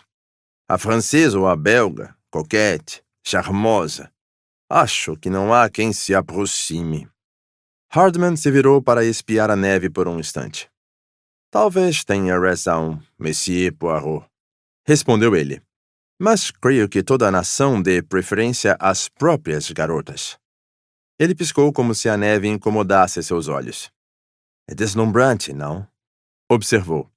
Digam, cavalheiros, esta questão está me dando nos nervos. Homicídio, neve e tudo mais, e nada avança. Só ficamos por aí, matando tempo. Gostaria de me ocupar em encontrar alguém ou algo. O verdadeiro espírito ocidental do trabalho árduo, falou Poirot com um sorriso. O condutor recolocou as malas no devido lugar e passaram ao compartimento seguinte. O coronel Arbuthnot estava sentado em um canto, fumando cachimbo e lendo uma revista. Poirot explicou o motivo da incursão. Ele não fez objeções. Tinha 2 maletas de couro pesadas. O restante de meu equipamento foi por mar, explicou. Assim como muitos homens do exército, o coronel era organizado com sua bagagem. A inspeção das malas levou poucos minutos. Poirot percebeu um pacote de limpadores de cachimbo. — O senhor usa sempre o mesmo? Perguntou. — Em geral, sim. Quando os encontro. — Ah, Poirot assentiu. Os limpadores de cachimbo eram idênticos ao que ele havia encontrado no chão do compartimento do falecido. O Dr. Constantine fez um comentário sobre aquilo quando eles voltaram ao corredor. — Tout de même, murmurou Poirot. — Mal posso acreditar. Não é d'un son caractère. E ao dizer isso, se diz tudo. A porta do compartimento seguinte estava trancada. Era o ocupado pela princesa Dragomirov. Eles bateram na porta e a voz funda da princesa exclamou: Entrez! Monsieur Bouc foi o porta-voz. Foi bastante respeitoso e educado ao explicar a incursão. A princesa o ouviu em silêncio. O pequeno rosto, batráquio, ainda impassível. — Se é necessário, monsieur, falou ela calmamente quando ele encerrou. Tudo o que temos é isso. Minha criada está com as chaves. Ela os ajudará. Sua criada sempre carrega suas chaves, madame? Questionou Poirot. Sem dúvida, monsieur. E se durante a noite, em uma das fronteiras, os agentes da aduana requisitassem que uma das bagagens fosse aberta? A senhora encolheu os ombros. Muito improvável, mas, neste caso, o condutor iria chamá-la. Então a madame deposita confiança total nela. Sim, já lhe disse. Respondeu a princesa com tranquilidade. Não emprego pessoas em quem não confio. Sim, falou Poirot pensativo. Confiança, de fato, tem seu valor nos dias de hoje, hein? Talvez seja melhor ter uma mulher humilde em quem se possa confiar do que uma criada mais chique, uma parisiense esperta, por exemplo. Ele percebeu os olhos escuros e inteligentes girarem devagar e apegarem-se a seu rosto. O que quer dizer, Monsieur Poirot? Nada, madame. Eu? Nada. Mas sim. Você pensa, não pensa, que eu deveria ter uma moça francesa e inteligente para cuidar de minha toilette? Seria, talvez, o mais usual, madame. Ela negou com a cabeça. Schmidt é dedicada. A voz se demorou nas palavras. Devoção. C'est impayable. A alemã chegou com as chaves. A princesa conversou com ela em seu idioma, dizendo para abrir as malas e ajudar os cavalheiros com a revista. Ela ficou no corredor olhando para a neve e Poirot a acompanhou, deixando a Monsieur Bouc a tarefa de vasculhar a bagagem. Ela o observou com um sorriso sinistro. — Bem, monsieur, não quer ver o que contém minhas malas? Ele fez que não. — Madame não passa de uma formalidade. — Tem tanta certeza? Em seu caso, sim. Eu conheci e amava Sonia Armstrong. O que pensa? Que eu não sujaria as mãos matando um canaille como este tal Cassete? Ora, talvez tenha razão. Ela ficou 1 ou 2 minutos em silêncio. Depois disse: Com um homem como aquele, sabe o que eu gostaria de fazer? Gostaria de chamar meus criados e dizer: açoitem este indivíduo até a morte e joguem-no na lixeira. É assim que se fazia quando eu era jovem, monsieur. Ele continuou calado, apenas escutando com atenção. Ela o fitou com impetuosidade repentina. Não disse nada, Monsieur Poirot. Me pergunto o que está pensando. Ele se voltou para ela com um olhar reto. Penso, madame, que sua força está em sua vontade, não em seus braços. Ela o encarou. Os braços envoltos em preto que terminavam em mãos amareladas em forma de garra, com anéis nos dedos. É verdade, disse ela. Não tenho forças nestes. Nenhuma. Não sei se lamento ou se me contento. Então a mulher se voltou de repente para a cabine, onde a criada arrumava as malas. A princesa interrompeu os pedidos de desculpas de Monsieur Bouc. Não há necessidade de se desculpar, Monsieur, afirmou. Um homicídio foi cometido. Há que se executar certas ações. Nada mais que isso. Vous êtes bien amiable, madame. Ela inclinou a cabeça de leve enquanto eles partiam. As portas das 2 carruagens seguintes se fecharam. Monsieur Bouc fez uma pausa e coçou a cabeça. Diable! Exclamou. Isso pode ser um incômodo. São passaportes diplomáticos. A bagagem deles está isenta. De inspeção na fronteira, sim. Mas um homicídio é outra situação. Eu sei. Do mesmo modo, não queremos complicações. Não se incomode, meu amigo. O conde e a condessa serão sensatos. Veja como a princesa Dragomirov foi afável. De fato, uma grande dame. Estes 2 também são da mesma condição. Mas o conde me passou a impressão de certa truculência. Não ficou contente quando você insistiu em interrogar a esposa, e isso vai incomodá-lo ainda mais. Supondo que os omitamos. Afinal, não há como terem relação alguma com o caso. Por que eu buscaria um incômodo desnecessário? Discordo, disse Poirot. Tenho segurança de que o conde Andreny será sensato. De qualquer modo, tentemos. E antes que Monsieur Bouc pudesse responder, ele bateu com veemência à porta do número 13. Uma voz soou forte de dentro. Entrez. O conde estava sentado em um canto, próximo à porta, lendo o jornal. A condessa estava acomodada no canto oposto, próximo à janela. Havia um travesseiro atrás da cabeça dela que parecia estar dormindo. Pardon, monsieur le comte, disse Poirot. Perdoe-nos pela intromissão. Estamos fazendo uma revista em todas as bagagens do trem. Na maioria dos casos, mera formalidade, mas precisa ser feita. Monsieur Bouc sugere que, como os senhores têm passaporte diplomático, podem requisitar isenção de tal revista. O conde pensou por um instante. Obrigado, respondeu ele. Mas não creio que queira exceção neste caso. Dou preferência que nossa bagagem seja revistada como a de outros passageiros. Ele se voltou para a esposa. Espero que não se oponha, Helena. De modo algum, respondeu a condessa sem hesitar. Seguiu-se uma inspeção veloz e, de certo modo, rápida. Poirot parecia querer esconder a vergonha e fazia pequenos comentários inúteis. Aqui vejo uma etiqueta manchada em sua mala, madame. Falou o belga ao erguer um estojo de marroquim azul com iniciais e um diadema. A condessa não respondeu.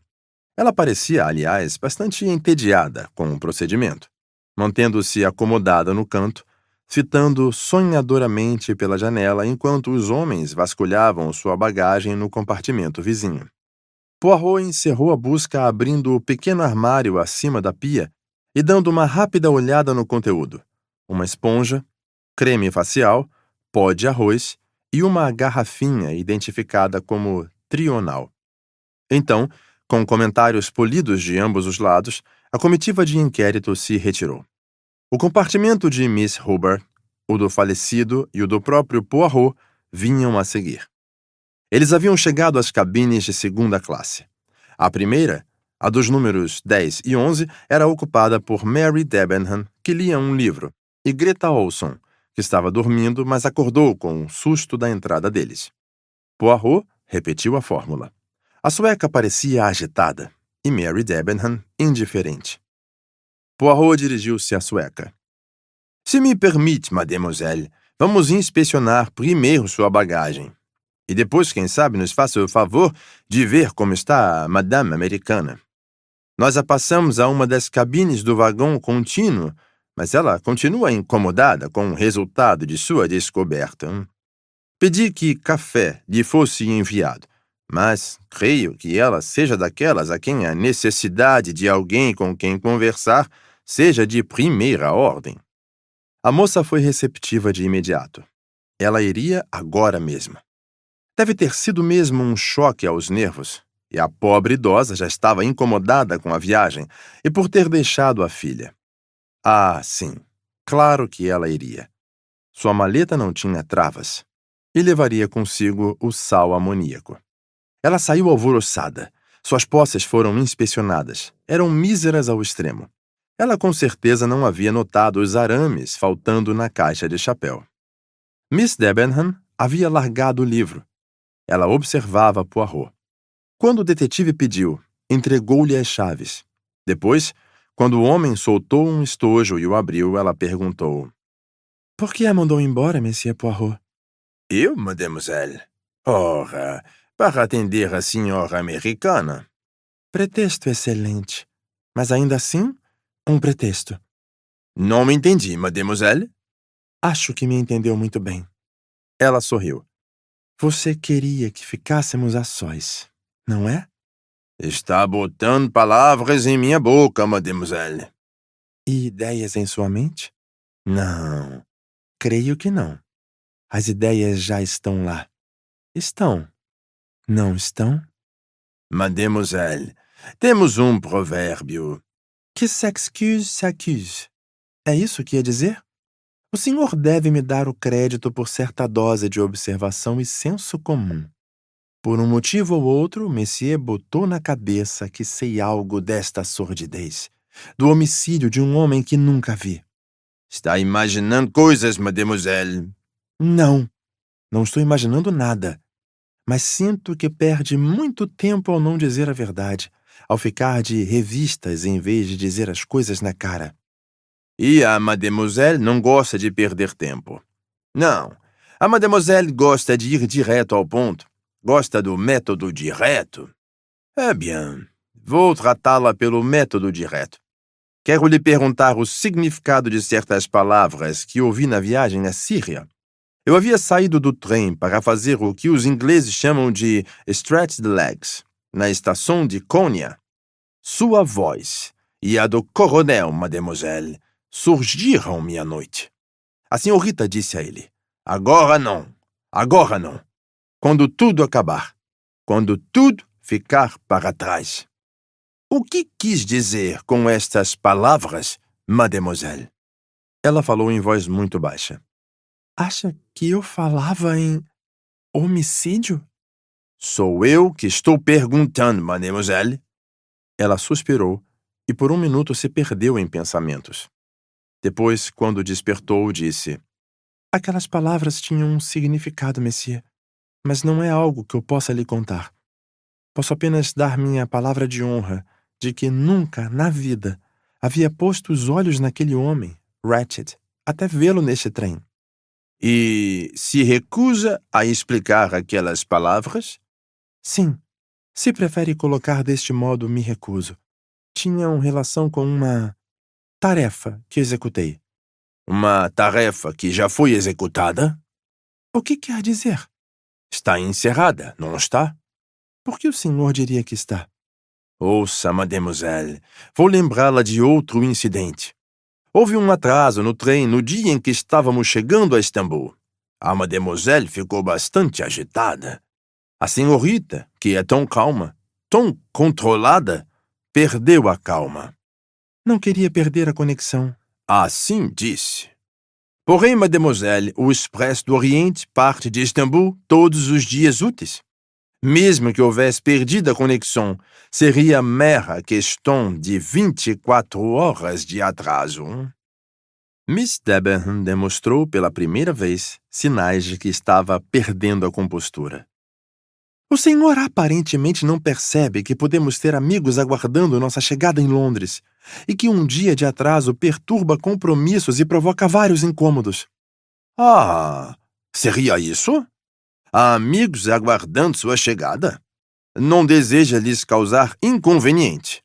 É claro. Ainda assim, é curioso. O que é curioso? Neste trem, estamos atrasados mais uma vez. E agora um atraso mais sério, já que não há possibilidade de enviar um telegrama a seus amigos ou de se comunicar a longa distância? Por telefone, quer dizer. Ah, sim. Uma portmanteau call, como dizem na Inglaterra. Hein? Mary Debenham deu um breve sorriso, apesar de tudo. Trunk call, corrigiu ela. Sim, como diz, é extremamente incômodo não conseguir mandar uma mensagem, seja por telefone ou telégrafo. E ainda assim, mademoiselle, desta vez, sua postura é bem diferente. Não demonstra mais impaciência? Está calma e reflexiva? Mary Debenham corou e mordeu o lábio. Não se sentia mais inclinada a sorrir. Não me responde, mademoiselle? Sinto muito. Não sabia que havia algo a responder. A explicação para sua mudança de postura, mademoiselle? Não crê que esteja fazendo muito alvoroço por nada, Monsieur Poirot? Poirot abriu as mãos em gesto de desculpas. Talvez seja a culpa nossa, dos detetives. Esperamos que o comportamento seja consistente. Não consideramos mudanças de humor. Mary Debenham não respondeu. Conhece bem o coronel Arbuthnot, mademoiselle? Poirot imaginou que ela ficaria aliviada com a mudança de assunto. Eu o encontrei pela primeira vez nesta viagem. Tem algum motivo para suspeitar de que ele podia conhecer aquele homem, Ratchet? Ela fez um não decidido com a cabeça. Tenho certeza grande de que não. Por que certeza grande? Pelo jeito como ele falou. E ainda assim, mademoiselle, encontramos um limpador de cachimbo no piso do compartimento do falecido. E o coronel Arbuthnot é o único homem no trem que fuma cachimbo. Ele a fitou nos olhos, mas ela não demonstrou nem surpresa, nem emoção. Disse apenas, absurdo. É um absurdo. O coronel Arbuthnot é a última pessoa no mundo que se envolveria em um crime. Ainda mais um crime teatral como este. Aquela opinião era tão próxima à do próprio Poirot que ele estava a ponto de concordar com ela. Em vez disso, falou. Devo lembrar-lhe que não o conhece muito bem, mademoiselle. Ela encolheu os ombros. Conheço bem o tipo. Ele disse com delicadeza. A senhorita ainda se recusa a me dizer o significado destas palavras, quando tudo ficar para trás? Ela falou com voz gelada. Não tenho mais nada a dizer. Não importa, retrucou Hercule Poirot. Descobrirei. Ele fez uma mesura e saiu do compartimento, fechando a porta ao passar. Isso foi sagaz de sua parte, meu amigo? Perguntou Monsieur Buck. Você a deixou resguardada, e através dela também deixou o coronel a postos.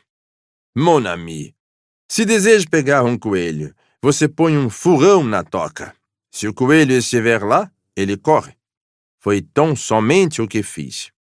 Eles entraram no compartimento de Hildegard Smith. A mulher estava de prontidão, com expressão respeitosa, mas sem trair emoções. Poirot deu uma olhada rápida no conteúdo do estojinho no assento. Então, fez sinal ao atendente para tirar a maleta grande do maleiro. As chaves? Disse ele. Não está trancada, monsieur. Poirot abriu os fechos e ergueu a tampa. Ah! Exclamou ele, depois voltando-se a Monsieur Buck. Lembra-se do que eu disse? Veja. No alto da mala, havia um uniforme marrom da Wagenlit enrolado às pressas. A impassibilidade da alemã sofreu uma mudança repentina. — Ah! Exclamou ela. — Isso não é meu. Eu não coloquei aí. Não mexo nesta maleta desde que saímos de Istambul. É verdade. Ela olhou de um a outro suplicante. Poirot a pegou gentilmente pelo braço e a tranquilizou. — Não, está tudo bem. Acreditamos na senhorita. Não se agite. Tenho tanta certeza de que a senhorita não escondeu esse uniforme quanto tenho de que é uma boa cozinheira. A senhora é uma boa cozinheira, não é? Pasma, a mulher sorriu apesar de tudo. Sim, de fato. Todas as amas que tive sempre disseram que sou. Ela parou, de boca aberta, mais uma vez com expressão assustada. Não, disse Poirot. Eu lhe asseguro de que está tudo bem. Veja, vou lhe contar como aconteceu. Este homem, o homem que a senhorita viu com o uniforme da Wagenlit, sai do compartimento do falecido. Ele colide com a senhorita. Para ele, um grande azar. Não esperava que alguém o visse. O que fazer então? Ele precisa se livrar do uniforme. Agora é uma salvaguarda, não um perigo. Os olhos de Poirot passaram a Monsieur Buck e ao Dr. Constantine, que escutavam com atenção. Temos a neve. Entendem? A neve que atrapalha todos os planos. Onde ele pode esconder as roupas? Todos os compartimentos estão lotados. Ele passa por um onde a porta está aberta e que pode ver que está desocupado. Deve ser o da mulher com quem ele acaba de esbarrar. Entra, retira o uniforme e enfia-o com pressa na maleta sobre o maleiro. Levará algum tempo até que o descubram. E depois? Perguntou Monsieur Buck. Isso temos que discutir, falou Poirot com um olhar de alerta. Ele levantou a farda. Um botão, o terceiro de cima para baixo, não estava lá. Poirot enfiou a mão no bolso da farda e tirou a chave mestra do condutor, que usou para destravar as portas dos compartimentos. Aqui está a explicação de como nosso homem conseguiu passar por portas trancadas, disse Monsieur Buck. Suas perguntas para Miss Hubbard foram desnecessárias. Trancadas ou não, o homem conseguia passar com facilidade pela porta conjugada. Afinal de contas, se há um uniforme da Wagenlit, por que não uma chave da Wagenlit? Por que não, realmente? Disse Poirot. Devíamos ter percebido antes. Lembram-se de quando Michel disse que a porta para o corredor do compartimento de Miss Hubbard estava trancada quando ele veio atender a campainha dela? É verdade, monsieur, afirmou o condutor.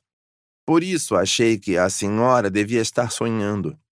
Mas agora é fácil, falou Monsieur Buck. Sem dúvida, ele queria retrancar também a porta conjugada. Mas talvez tenha ouvido algum movimento da cama e se assustou. Agora só nos resta, disse Poirot, encontrar o kimono escarlate. Verdade. E os 2 últimos compartimentos são ocupados por homens. Vamos vistoriar mesmo assim. Ah, de certo. Além disso, lembro-me do que você falou. Hector McQueen aceitou a revista com toda a disposição. Queria mesmo que fizessem logo, comentou ele com um sorriso deplorável. Sinto que sou a figura mais suspeita no trem. Basta encontrar um testamento no qual o velho tenha me deixado todo o dinheiro e a dúvida estará resolvida. Monsieur Buck dobrou um olhar de desconfiado a ele. Estou sendo jocoso, disse McQueen apressado. Ele nunca me deixaria 1 centavo, na verdade. Eu lhe era útil, com idiomas e tudo mais. A pessoa pode ser passada para trás, como sabem, se não fala nada além do bom e velho inglês americano. Não sou linguista, mas entendo do que chamo de retrucadas, no comércio e nos hotéis. Em francês, alemão e italiano. Sua voz estava um pouco mais alta que o normal. Foi como se estivesse pouco à vontade com a revista, apesar de ter se mostrado disposto. Poirot emergiu. Nada, disse. Nem mesmo uma herança comprometedora. McQueen deu um suspiro. Bom, tirou um peso de minhas costas, comentou ele com humor. Eles passaram ao último compartimento.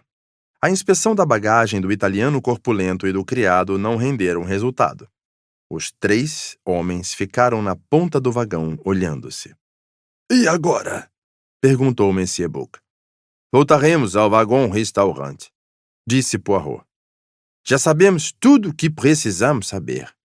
Temos os depoimentos dos passageiros, os inquéritos das bagagens, os inquéritos de nossos próprios olhos. Não temos como esperar mais auxílio. Chegou a hora de usar o cérebro. Ele tateou o bolso em busca de sua cigarreira. Estava vazia. Eu os encontro em um instante, avisou ele. Vou precisar de cigarros. Que caso difícil! Que caso curioso! Quem usava o kimono escarlate? Onde estará agora? Bem, queria saber. Tem algo neste caso, algum fator que me escapa. É difícil, porque foi feito para ser difícil. Mas vamos discutir. Peço licença por um instante. Ele atravessou o corredor com pressa até o próprio compartimento. Sabia que tinha um estoque de cigarros em uma das valizes. Ele puxou a valise e abriu a trava. Então, sentou-se sobre os calcanhares e se colocou a fitar. Cuidadosamente dobrado, no alto da maleta, um quimono de fina seda escarlate bordado com dragões. Então, murmurou ele, assim será. Uma provocação. Pois bem, aceito.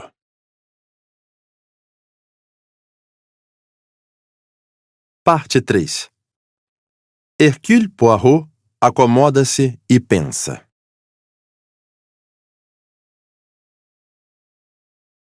Capítulo 1. Qual deles?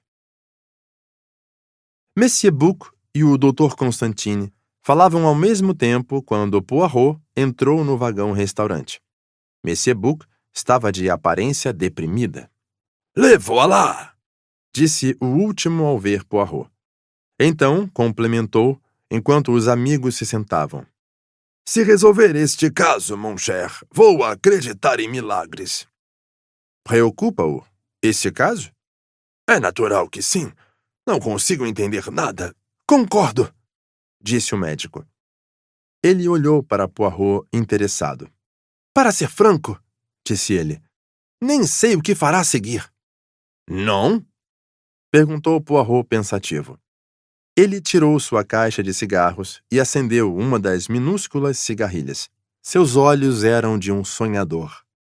Isso, para mim, é o que mais interessa neste caso, afirmou ele. Estamos aquém dos procedimentos normais. As pessoas que inquirimos, elas estão dizendo a verdade ou mentindo? Não temos meios para descobrir. Fora as maneiras que possamos conceber. É um exercício do cérebro. Está tudo muito bem, disse Monsieur Buck.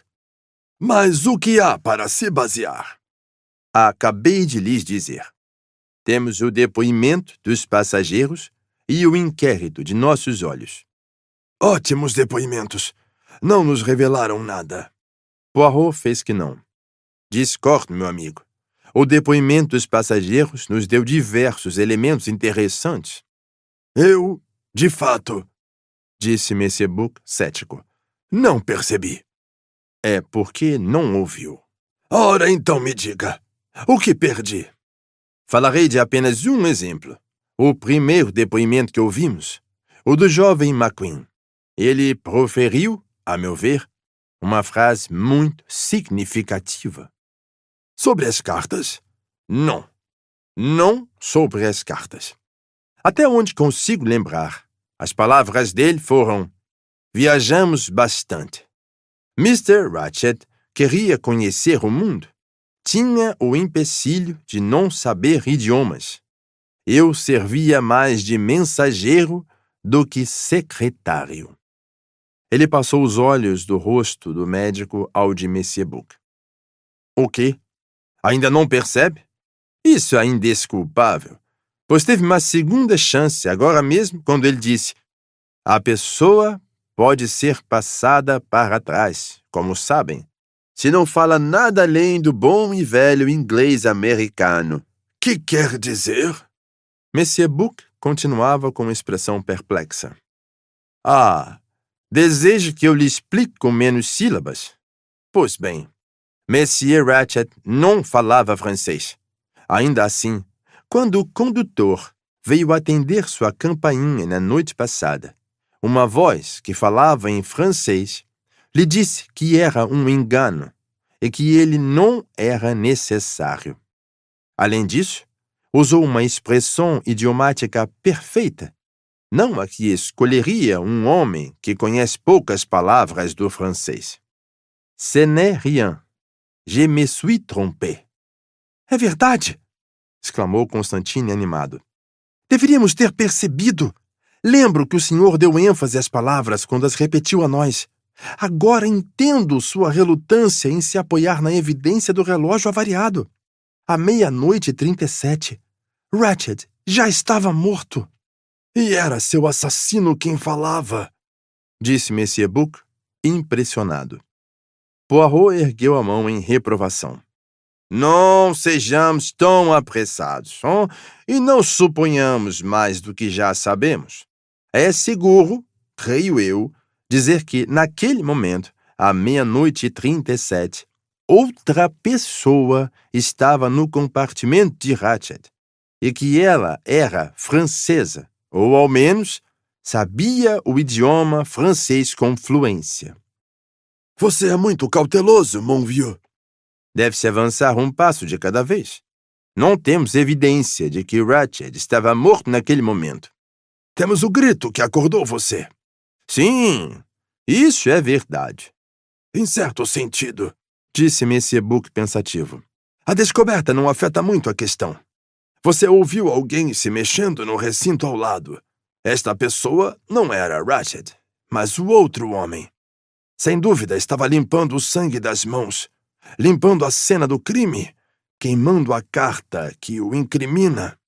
Então ele esperou até tudo parar, e quando achou que era seguro e que não havia mais perigo, trancou e aferrolhou a porta de Ratchet por dentro.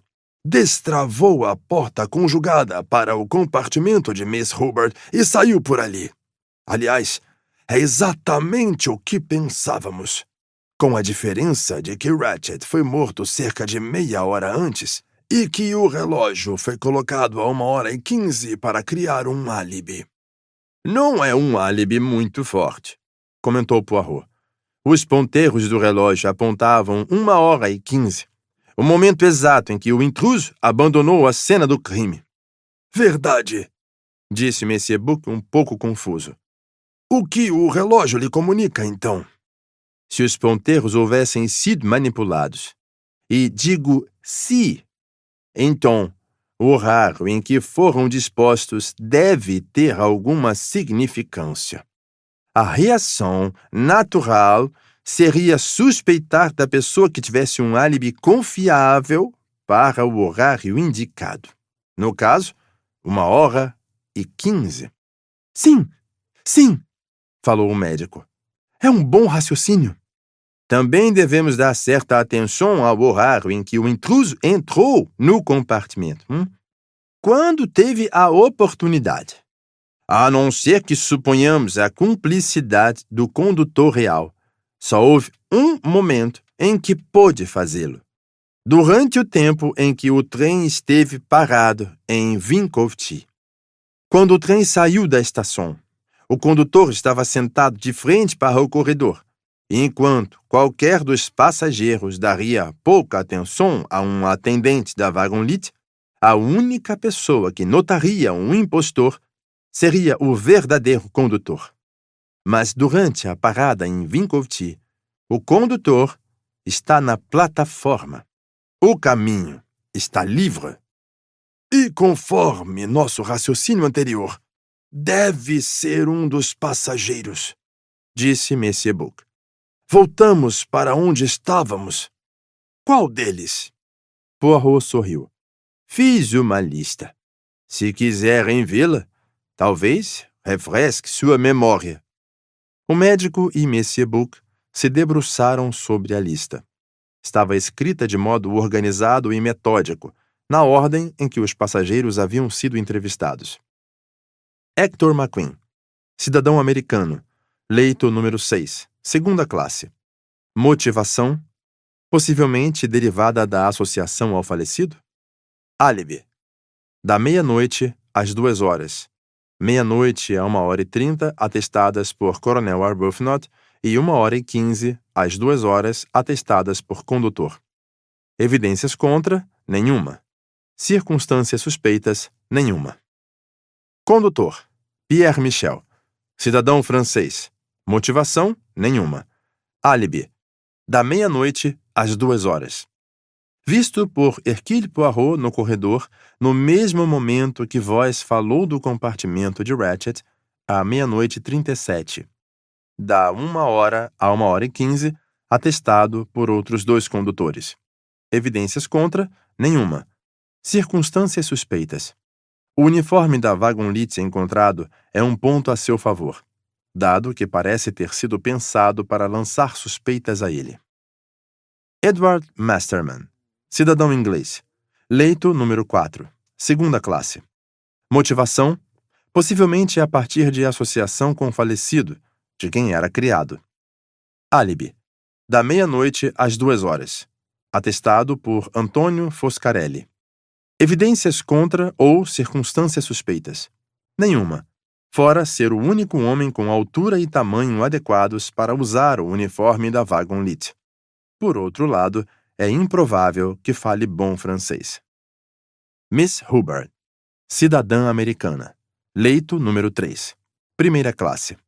Motivação, nenhuma. Álibi, da meia-noite às 2 horas, nenhum. Evidências contra ou circunstâncias suspeitas. História de homem em seu compartimento é alimentada por depoimentos de Hardman e da mulher Schmidt. Greta Olson, cidadã sueca. Leito número 10, segunda classe. Motivação, nenhuma. Álibi, da meia-noite às 2 horas. Atestado por Mary Debenham. Observação. Última a ver Ratchet com vida. Princesa Dragomirov, cidadã naturalizada francesa. Leito número 14, primeira classe. Motivação, intimidade com a família Armstrong e madrinha de Sonia Armstrong. Álibi, da meia-noite às 2 horas. Atestado por condutor e criada. Evidências contra ou circunstâncias suspeitas, nenhuma. Conde Andreni, cidadão húngaro. Passaporte diplomático. Leito número 13, primeira classe. Motivação, nenhuma. Álibi, da meia-noite às 2 horas. Atestado pelo condutor. O que não cobre o período de 1h até 1h15. Condessa Andreni, idem. Leito número 12. Motivação, nenhuma. Álibi, da meia-noite às 2 horas. Tomou Trional e dormiu, atestado pelo marido. Pote do remédio no armário. Coronel Arbuthnot, cidadão britânico. Leito número 15, primeira classe. Motivação, nenhuma. Álibi, da meia-noite às 2 horas. Conversou com McQueen até 1h30. Foi para seu compartimento e não saiu mais. Substanciado por McQueen e condutor. Evidências contra ou circunstâncias suspeitas. Limpador de cachimbo. Cyrus Hardman, cidadão americano. Leito número 16, segunda classe. Motivação, nenhuma conhecida. Álibi, da meia-noite às 2 horas. Não saiu do compartimento. Atestado por McQueen e pelo condutor. Evidências contra ou circunstâncias suspeitas. Nenhuma. Antônio Foscarelli, cidadão americano. Italiano de nascença. Leito número 5, segunda classe. Motivação nenhuma conhecida. Álibi. Da meia-noite às 2h. Atestado por Edward Masterman. Evidências contra ou circunstâncias suspeitas nenhuma, exceto arma utilizada ser própria a seu temperamento. Vide Messier Book. Mary Debenham, cidadã britânica. Leito número 11, segunda classe. Motivação nenhuma. Álibi. Da meia-noite às 2h. Atestado por Greta Olson. Evidências contra ou circunstâncias suspeitas.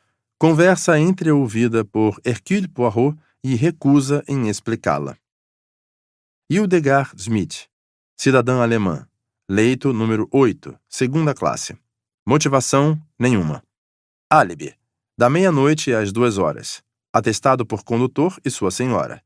Foi para a cama, despertada pelo funcionário a aproximadamente 00:38 e dirigiu-se até sua ama. Observação.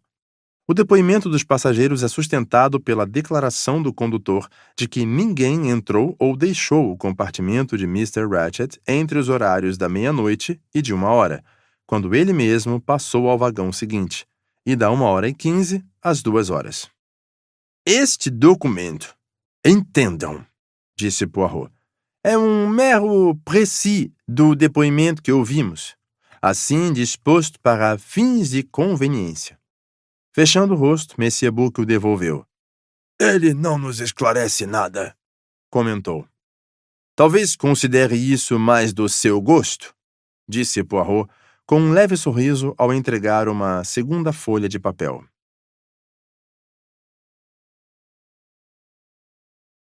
Capítulo 2.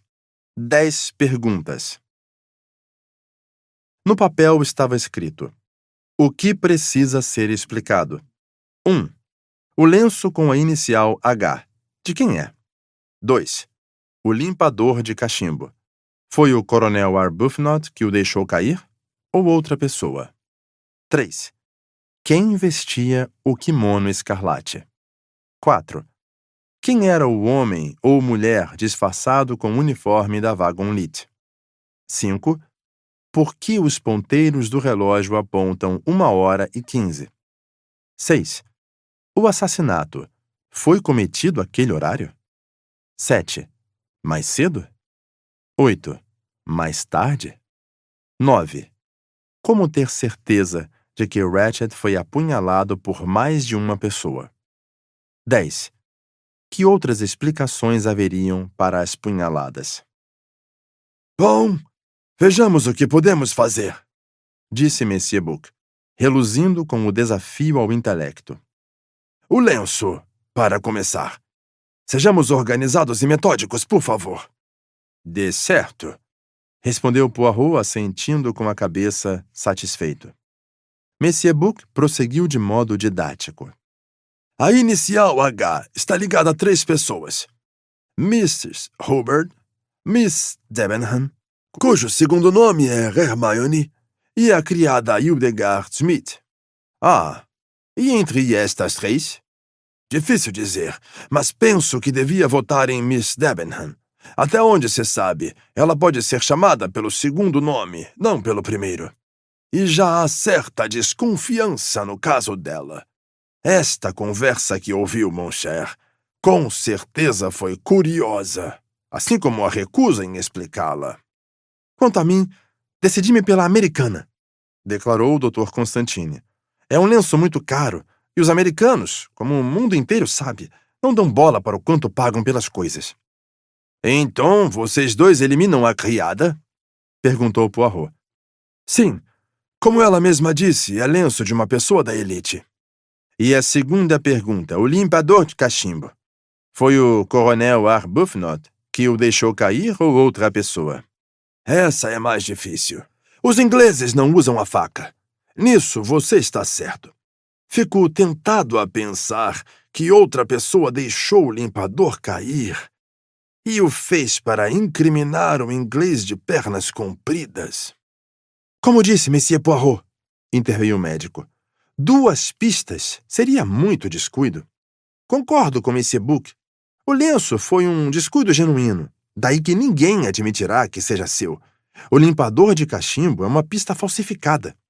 Em apoio a esta teoria, percebam que Coronel Arbuthnot não demonstra vergonha e admite abertamente que fuma cachimbo e usa este tipo de limpador. Bom raciocínio, disse Poirot. Pergunta número 3. Quem vestia o kimono escarlate? Indagou Monsieur Book. Quanto a este ponto, confesso que não tenho a mínima ideia. Tem alguma perspectiva sobre o assunto, Dr. Constantin? Nenhuma. Então nisso nos confessamos vencidos. A pergunta seguinte apresenta, todavia, possibilidades. Quem era o homem ou a mulher disfarçado com o uniforme da Wagon-Lit? Bom, pode-se citar com segurança as pessoas que não seriam. Hardman, o Coronel Arbuthnot, Foscarelli, o Conde Andreny e Hector McQueen são altos demais. Miss Hubbard, Hildegard Smith e Greta Olson são muito largas. Sobram o criado, Miss Debenham, a princesa Dragomirov e a condessa Andreny. E nenhuma dessas opções nos parece provável. Greta Olson, em uma situação, e Antônio Foscarelli, em outra, juram que Miss Debenham e o criado nunca saíram de seus compartimentos. Hildegard Smith garante que a princesa estava no dela. E o conde Andreny nos disse que a esposa tomou remédio para dormir. Portanto, me parece impossível que seja qualquer um, o que é absurdo. Como disse nosso velho amigo Euclides, murmurou Poirot. Tem que ser um destes 4, falou o Dr. Constantine. A não ser que seja alguém de fora que encontrou um esconderijo. E isso, como já concordamos, é um absurdo. Monsieur Book passou a pergunta seguinte na lista. Número 5.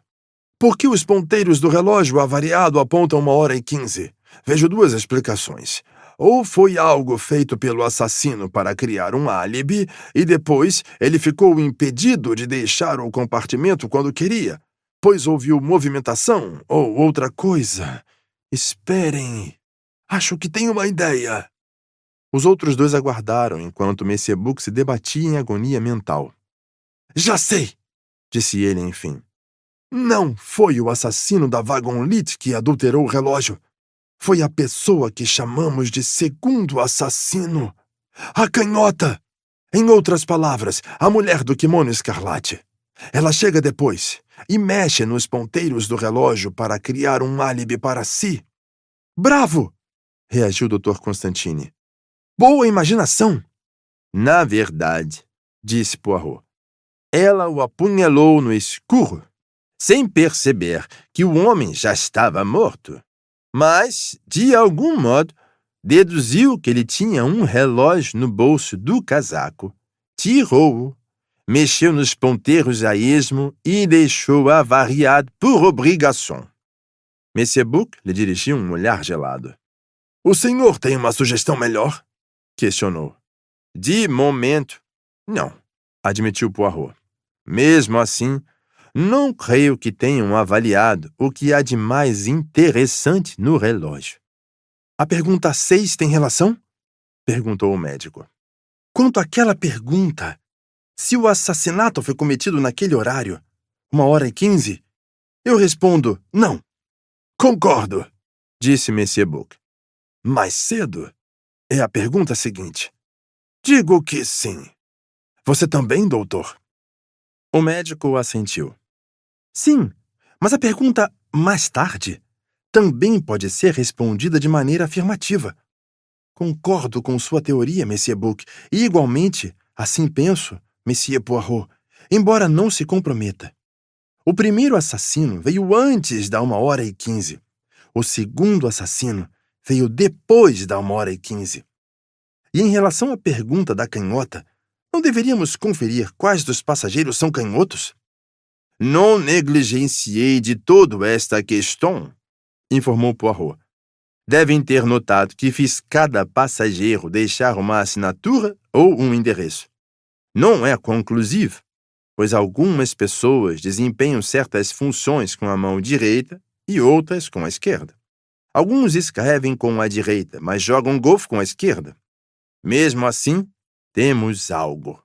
Cada interrogado pegou a pena com a mão direita, com exceção da princesa Dragomirov, que se recusou a escrever. Princesa Dragomirov! Impossível! Declarou Monsieur Book.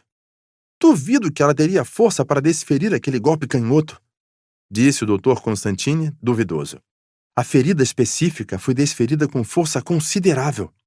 Mais força que uma mulher teria? Não diria isto.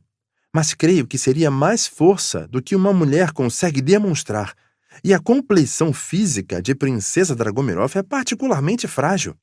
Pode ser uma questão de influência da mente sobre o corpo, disse Poirot.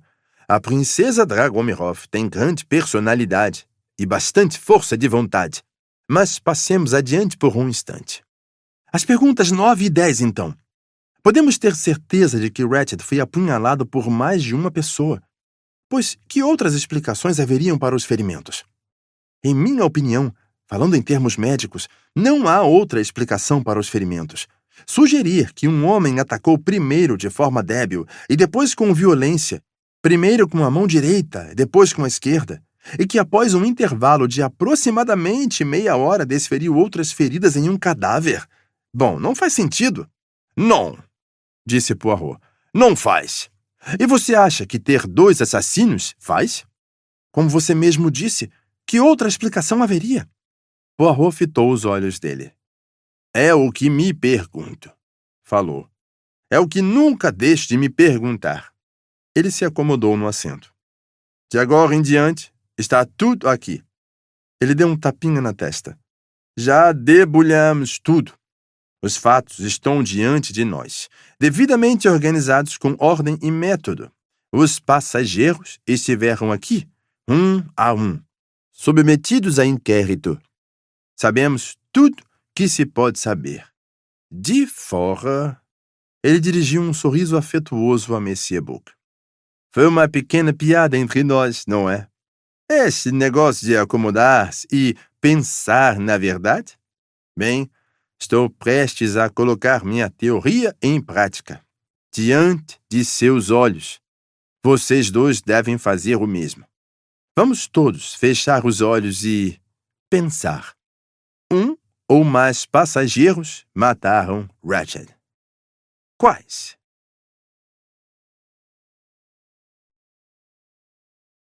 Capítulo 3. Alguns aspectos sugestivos. Levou mais de 1/4 de hora até alguém falar. Monsieur Book e o Dr. Constantine começaram tentando obedecer às instruções de Poirot. Em meio ao labirinto de particularidades, tentaram enxergar uma solução clara e destacada. Os pensamentos de Monsieur Book se davam da seguinte forma. É certo que tenho que pensar, mas neste tocante já pensei. Poirot, obviamente, crê que a garota inglesa está envolvida. Não posso deixar de considerar que é bastante improvável. Os ingleses são muito frios. Talvez porque seja difícil lê-los, mas a questão não é essa. Parece-me que o italiano não poderia ter sido. Uma pena. Posso crer que o criado inglês não mente quando diz que o outro nunca deixou o compartimento? Mas por que mentiria? Não é fácil subornar os ingleses. Eles são tão inacessíveis. É tudo muito infeliz. Me pergunto quando sairemos. Algum resgate deve estar a caminho. São lentos nesses países. Leva horas até alguém pensar em tomar uma atitude. E os policiais nessas bandas, eles devem estar envaidecidos com a própria importância, melindrosos com sua dignidade. Vão transformar isso em fato descomunal. Não é sempre que lhes surge uma oportunidade como essa. Estará em todos os jornais. E dali em diante as considerações de Monsieur Book cruzaram uma rota bem gasta, que já haviam cruzado 100 outras vezes. Os pensamentos do Dr. Constantine corriam desta forma. Como este homenzinho é esquisito? Um gênio? Ou um excêntrico? Ele vai resolver o mistério? Impossível. Não vejo saída. É tudo muito confuso. Todos mentindo. Quem sabe? Mas nem isso ajuda a pessoa. Se estão todos mentindo, é tão confuso quanto se estivessem falando a verdade. Os ferimentos são estranhos. Não consigo entender. Seria mais fácil entender se ele tivesse sido alvejado. Afinal de contas, se o termo é gunman, significa que a pessoa usa uma pistola. País curioso, os Estados Unidos. Gostaria de visitar. Tão progressistas. Quando chegar em casa, tenho que entrar em contato com Demetrius Zagoni. Ele esteve lá. É cheio de ideias modernas. O que será que Zia está fazendo? Se minha esposa descobrir... Suas considerações adentraram, então, em questões plenamente privadas. Hercule Poirot estava imóvel. Podia-se pensar que estivesse dormindo. E então, de repente, depois de imobilidade completa por um quarto de hora, suas sobrancelhas começaram a subir devagar na testa. Um pequeno suspiro escapou. Ele balbuciou com a voz muito baixa. Mas, afinal, por que não? E se for? Ora, se for, explicaria tudo. Os olhos se abriram. Eram verdes como de um gato. Ele falou com delicadeza.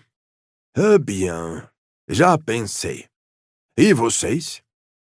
Perdidos em reflexões, os dois homens começaram a tagarelar. Também pensei, disse Monsieur Buck, apenas com uma leve culpa. Mas não cheguei a conclusão alguma. A elucidação do crime é seu métier, não o meu, amigo. Também refleti com grande seriedade, informou o médico, sem enrubescer, demovendo seus pensamentos de certos detalhes pornográficos. Pensei em muitas teorias possíveis, mas nenhuma que me satisfaça de fato. Poirot assentiu a seu modo afável. Era como se seu menear comunicasse: está certo, muito apropriado. Você me deu a deixa que eu esperava. Ele estava sentado bastante reto, estufou o peito, acariciou o bigode e falou como um orador experiente dirigindo-se a uma assembleia. Amigos, já repassei os fatos na mente e repassei os depoimentos dos passageiros até chegar a este resultado. Por enquanto, ainda é nebuloso, mas vejo uma explicação que daria conta de tudo o que temos, hein? É uma explicação bastante curiosa, e ainda não tenho como ter certeza de que seja verdadeira. Para descobrir em definitivo, terei que fazer certos experimentos. Primeiro, gostaria de mencionar certos pontos que me parecem sugestivos. Comecemos pelo comentário que me fez Monsieur Buck neste exato local por ocasião de nosso primeiro almoço no trem. Ele comentou que estamos cercados por pessoas de todas as classes, de todas as idades, de todas as nacionalidades. É um fato um tanto raro nesta época do ano. Os vagões Atenas-Paris e Bucareste-Paris, por exemplo, estão quase vazios. Lembrem também que um passageiro não compareceu. Creio que isso seja significativo. Depois, há questiúnculas que me parecem sugestivas. Por exemplo, a posição da nécessaire de Miss Huber, o nome da mãe de Miss Armstrong, os métodos detetivescos de Monsieur Hardman, a sugestão de Monsieur McQueen de que o próprio Ratchet destruiu a nota queimada que encontramos, o nome de batismo da princesa Dragomirov e a mancha de gordura no passaporte húngaro. Os dois homens o fitaram. Estes pontos lhe sugerem algo? Perguntou Poirot. Em absoluto, disse Monsieur Buck com sinceridade. E a Monsieur le Docteur? Não tenho a menor ideia do que está falando. Monsieur Buck, neste meio tempo, agarrando-se à única coisa tangível que o amigo mencionara, estava repassando os passaportes. Resmungando, pegou-os do conde e da condessa Andrenie e abriu-os. É disso que está falando? Desta mancha de sujeira? Sim, é uma mancha de gordura bastante recente. Notou onde ocorre? No início da descrição da esposa do conde, do nome de batismo, para ser preciso. Mas confesso que ainda não entendi o ponto. Vou abordar de outro ângulo. Voltemos ao lenço encontrado na cena do crime. Como afirmamos há pouco tempo, há 3 pessoas associadas à letra H: Miss Hubbard, Miss Debenham e a criada Hildegard Smith. Agora, vejamos este lenço de outro ponto de vista. Meus amigos, um lenço deveras caro. Um objet de luxe, feito à mão, bordado em Paris. Qual dos passageiros, fora a inicial, teria um lenço como este? Não Miss Hubbard, mulher digna sem pretensões de extravagância incauta no vestir. Nem Miss Debenham. Esta classe de inglesa tem um lenço de linho chique, mas não um pequeno fio de cambraia caro que custou, quem sabe, 200 francos. E a criada também não, de certo. Mas temos outras 2 mulheres no trem que provavelmente teriam um lenço como este. Vejamos se conseguimos vinculá-las de alguma maneira à letra H. As 2 mulheres a que me refiro são a princesa Dragomirov, Cujo nome de batismo é Natália, falou Monsieur Book irônico. Exatamente. E o nome de batismo dela, como acabei de dizer, é decididamente sugestivo. A outra mulher é a condessa Andreny, e já tem algo que nos chama a atenção. Sua atenção. Minha, portanto. O nome de batismo que está no passaporte dela foi desfigurado por uma gota de gordura.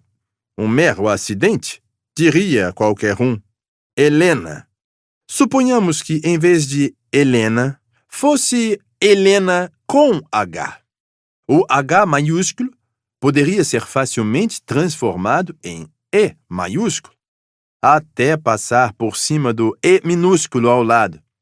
E pinga-se uma mancha de gordura para cobrir a alteração.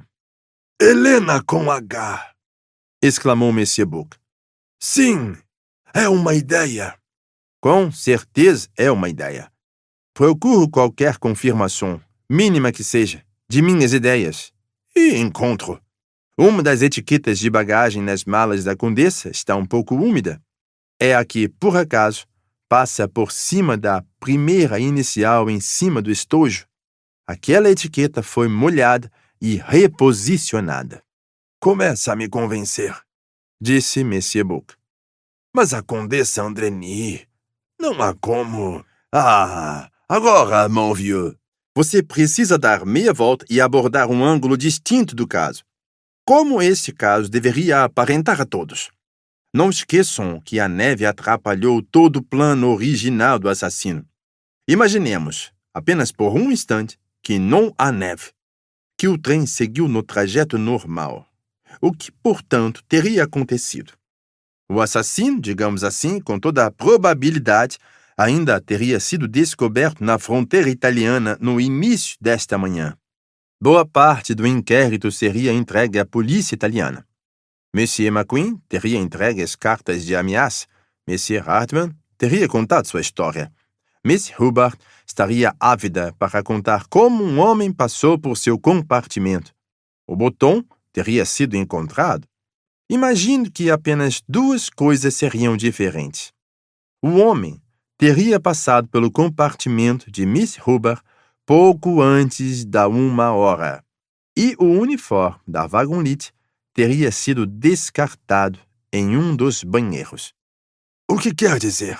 Quero dizer que o homicídio foi planejado para parecer um serviço feito por um agente externo. Presumiria-se que o assassino teria saído do trem em Brod, onde tinha horário para chegar à 00h58. Alguém provavelmente passaria por um estranho condutor da Wagonlit no corredor. O uniforme seria deixado em um local patente para deixar claro como se fez o truque. Não se levantaria suspeita quanto aos passageiros. Era assim, meus amigos, que se pensava em apresentar o caso ao mundo exterior. Mas o acidente com o trem muda tudo. Indubitavelmente, Temos aqui o motivo pelo qual o homem ficou tanto tempo com a vítima no compartimento. Ele estava esperando o trem partir, mas, por fim, percebeu que o trem não ia andar. Teria que fazer outros planos. Agora se saberia que o assassino continuava no trem. Sim, sim, Disse Monsieur Buck, impaciente. consigo ver tudo, mas onde o lenço entra nisso? Volto a ele por uma rota um pouco tortuosa. Para começar, vocês devem perceber que as cartas de ameaça tratavam-se de um engodo. Podiam ter saído intactas do romance de suspense americano de um escritor negligente. Elas não são reais. Elas são, na verdade, apenas voltadas para a polícia. O que temos que nos perguntar é: elas enganaram Ratchet? À primeira vista, a resposta parece ser não. Suas instruções a Hartman aparentemente ressaltam um inimigo privado definitivo, de cuja identidade ele estava ciente. Isto se aceitarmos o relato de Hartman como verdade.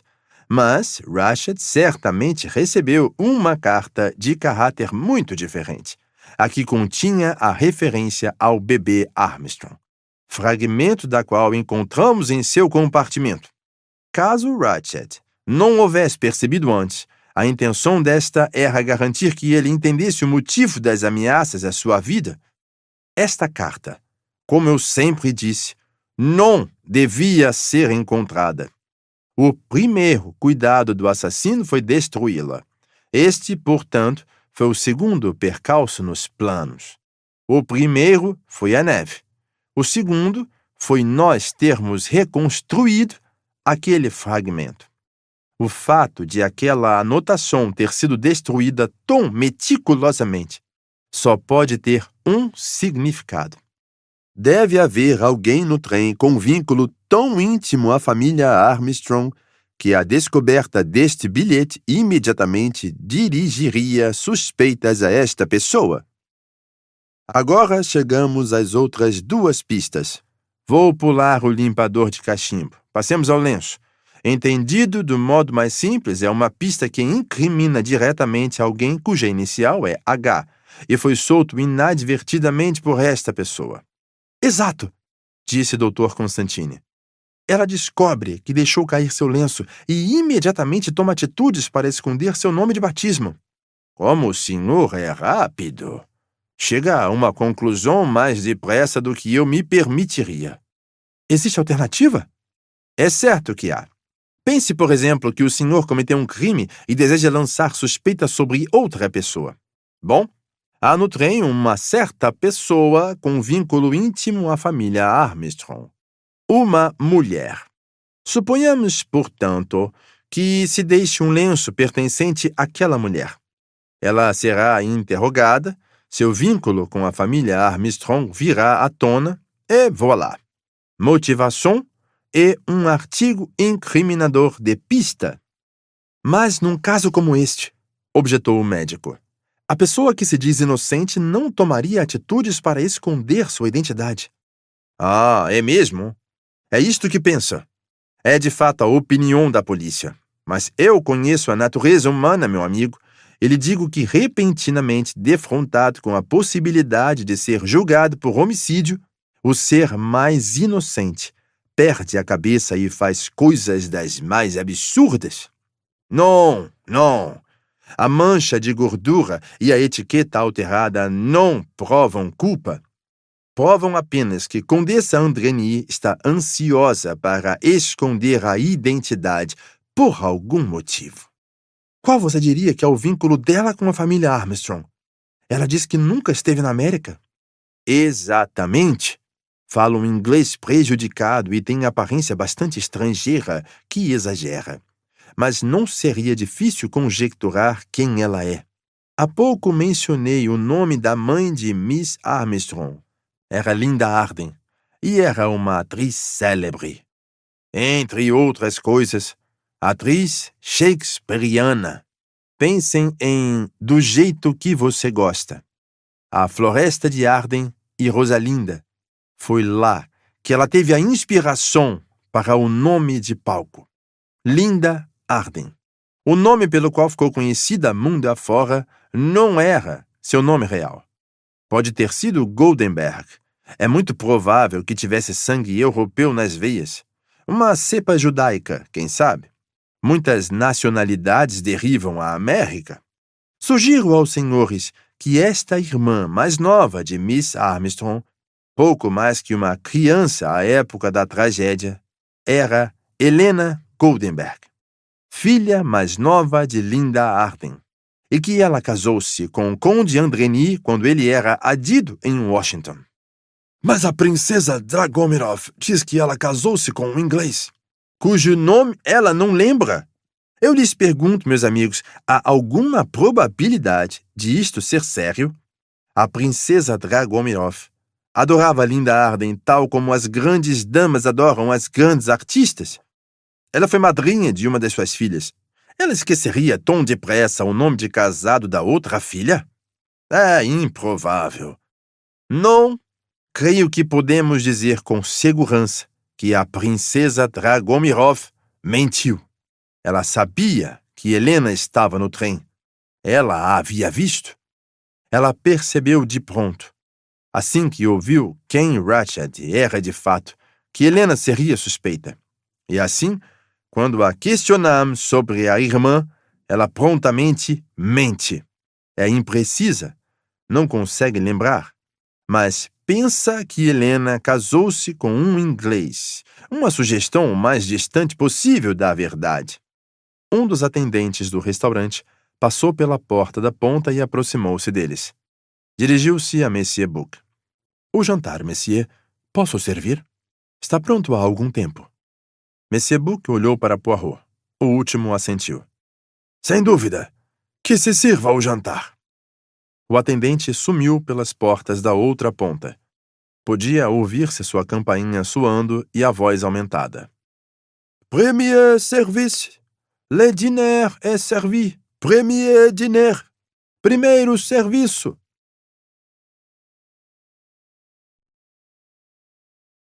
Capítulo 4.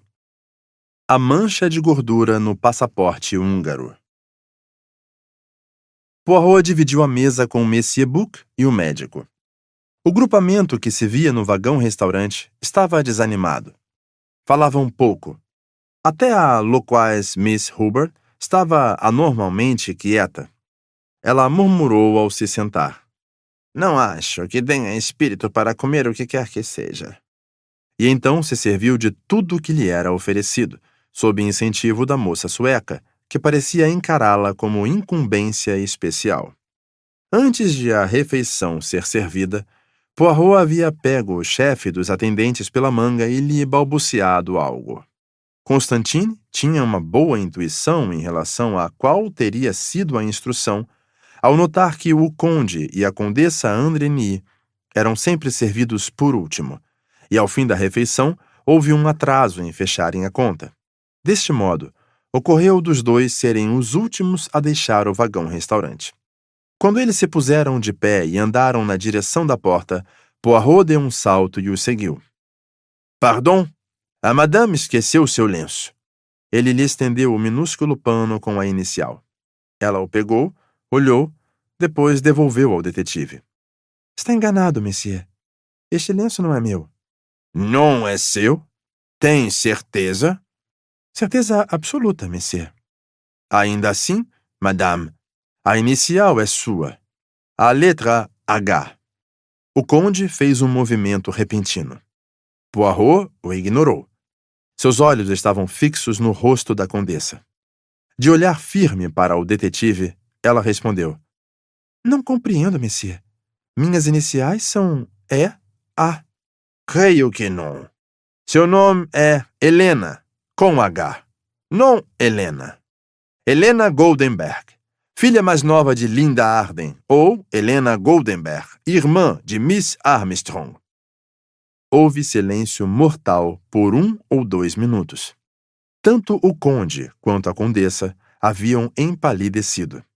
Poirot disse em tom mais delicado. Não há por que negar. É a verdade, não é? O conde teve um acesso de fúria. Exijo saber, monsieur. Com que direito? Ela o interrompeu, erguendo a diminuta mão à boca do marido. Não, Rudolph. Deixe-me falar. É inútil negar o que este senhor diz. É melhor sentarmos e discutirmos o assunto. A voz dela havia mudado. Ainda tinha o timbre sulista, mas, de repente, ficara mais afiada, incisiva. Era, pela primeira vez, uma voz americana. O conde foi silenciado. Ele obedeceu ao gesto da mão dela e ambos se sentaram de frente para Poirot. Sua afirmação, Monsieur, está correta, confirmou a condessa. Sou Helena Goldenberg, irmã mais nova de Miss Armstrong. Mas não compartilhou este fato pela manhã, Madame la Comtesse? Não. Na verdade, tudo que seu marido e a mademoiselle me disseram foi uma trama de mentiras. Monsieur! Exclamou o conde furioso. Não se exalte, Rudolph. Monsieur Poirot fala com certa brutalidade, mas o que ele diz é fato. Fico contente que admita de maneira espontânea, madame. Agora, poderia me expor os motivos para tanto e por que alterou seu nome de batismo no passaporte? Todas estas medidas foram minhas. Interveio o conde. Helena disse com calma. De fato, Monsieur Poirot pode supor meu motivo. Nosso motivo. O homem que foi morto é o homem que assassinou minha sobrinha, que matou minha irmã, que partiu o coração de meu cunhado. 3 das pessoas que eu mais amava e que constituíam meu lar, meu mundo. A voz dela ressoou de paixão. Era a verdadeira filha de sua mãe, cuja potência emocional nas atuações havia levado plateias imensas às lágrimas. Ela prosseguiu com mais calma. De todas as pessoas no trem, eu era quem tinha a melhor motivação para matá-lo. E não o matou, madame? Eu lhe juro, Monsieur Poirot, e meu marido sabe e também há de jurar, que, embora tentada, nunca ergui a mão contra aquele homem. E juro, cavalheiros, disse o conde, dou-lhes minha palavra de honra, de que, naquela noite, Helena não saiu do compartimento em momento algum. Ela tomou um remédio para dormir, como falei.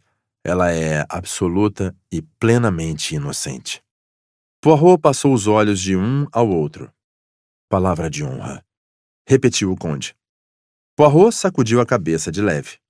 E ainda assim, a mademoiselle se deu ao trabalho de alterar o nome no passaporte? Monsieur Poirot, falou o conde com sinceridade e paixão. Considere minha situação. Acha que eu suportaria a ideia de minha esposa ser tragada por uma sórdida investigação policial? Ela é inocente, como bem sei, mas o que ela disse é verdade. Por conta de seus vínculos com a família Armstrong, na mesma hora seria suspeita. Teria sido interrogada, talvez presa, já que um acaso maligno nos trouxe ao mesmo trem que este tal Ratched. Eu tinha certeza de que só havia uma coisa a fazer. Admito, monsieur, que menti. Em tudo, menos em uma coisa. Minha esposa não deixou o compartimento em momento algum daquela noite. Ele falou com sinceridade difícil de impugnar. Não falei que o desacreditava, monsieur, disse Poirot devagar. Sua família, eu sei, é antiga e orgulhosa. Seria de fato amargo ver sua esposa arrastada a um desagradável caso policial. Simpatizo. Mas como, portanto, explica a presença do lenço de sua esposa no compartimento do falecido? Este lenço não é meu, monsieur, falou a condessa. Apesar da inicial H? Apesar da inicial. Tenho lenços similares, mas nenhum com este padrão. Sei que não tenho como esperar que acredite, mas garanto que é o caso. Este lenço não é meu. Ele pode ter sido depositado ali por alguém que queria incriminá-la? Ela deu um leve sorriso. Está me tentando admitir, depois de tudo o que eu disse, que o lenço seria meu? Mas é fato, Monsieur Poirot, que não é. A mulher falou com grande sinceridade. Então, por que, se o lenço não é seu, a mademoiselle alterou o nome no passaporte? O conde respondeu. porque ouvimos dizer que haviam descoberto um lenço com a inicial H. Discutimos a questão juntos antes de irmos ao inquérito. Ressaltei a Helena que, caso se visse que seu nome de batismo começava com um H, ela estaria sujeita a um interrogatório mais rigoroso de pronto. E era simples. Bastava alterar de Helena com H para Helena sem H. O senhor, Monsieur Lecomte, tem as qualidades de um criminoso, comentou Poirot seco. Grande despacho natural e determinação impenitente de desencaminhar a justiça. Oh, não! A moça se inclinou para a frente. Monsieur Poirot, ele já lhe explicou o que aconteceu. Ela passou do francês ao inglês. Eu estava com medo mortal, absoluto, se me entende. Já havia sido terrível daquela vez. Agora ver tudo remexido de novo e me tornar suspeita, quem sabe levada à prisão. Eu estava morta de medo, Monsieur Poirot. Consegue entender? Sua voz era adorável, profunda, opulenta, suplicante. A voz da filha da atriz Linda Arden. Poirot olhou para ela com seriedade. Se devo acreditar na madame... E não digo que não acredito. Então a mademoiselle precisa me ajudar. Ajudar? Sim. O motivo para o homicídio jaz no passado, na tragédia que desfez seu lar e amargou sua vida precoce. Leve-me de volta ao passado, mademoiselle, para que eu encontre a conexão que explicará tudo. O que pode haver que eu deva lhe contar? Estão todos mortos, disse ela pesarosa. Todos mortos. Todos mortos. Robert, Sônia, minha linda Daisy. Ela era tão doce, tão feliz. Tinha cachinhos tão lindos. Éramos loucos por ela. Houve outra vítima, madame. Uma vítima indireta, podemos dizer. A pobre Suzanne? Sim, havia esquecido. A polícia a interrogou. Estavam convencidos de que ela tinha alguma relação. Talvez tivesse, mas se fosse o caso, de uma maneira inocente. Ela tinha, creio eu, conversado sem tomar os devidos cuidados com uma pessoa, dando informações dos horários de saída de Daisy. A pobrezinha ficou agoniadíssima. Acho que estava sendo vista como culpada. Ela estremeceu. E se jogou de uma janela. Ah, foi terrível! Ela enterrou o rosto nas mãos. De que nacionalidade ela era, madame? Era francesa. Qual era o sobrenome? É absurdo, mas não lembro. Nós a chamávamos apenas de Suzanne. Uma moça bonita e risonha. Era dedicadíssima a Daisy. Ela era a babá, não? Sim. Quem era a cuidadora? Uma enfermeira com formação hospitalar. Stengelberg era o nome. Também era muito dedicada a Daisy e minha irmã. Agora, madame, quero que pense muito bem antes de responder a esta pergunta. Desde que está no trem, a senhora viu alguém que reconheceu? Ela o observou. Eu? Não. Ninguém. E a princesa Dragomirov? Ah, ela? Claro que a conheço. Entendi que se referia a alguém daquela época. Sim, madame. Pense com cuidado. Lembre-se de que alguns anos se passaram. A pessoa pode ter alterado a fisionomia. Helena considerou intensamente. Então disse, não, tenho certeza, não há ninguém. A própria mademoiselle, que era menina na época, não tinha alguém que supervisionava seus estudos ou cuidava da senhora? Ah, sim. Eu tinha uma preceptora. Uma espécie de governanta e secretária de Sônia. Combinada.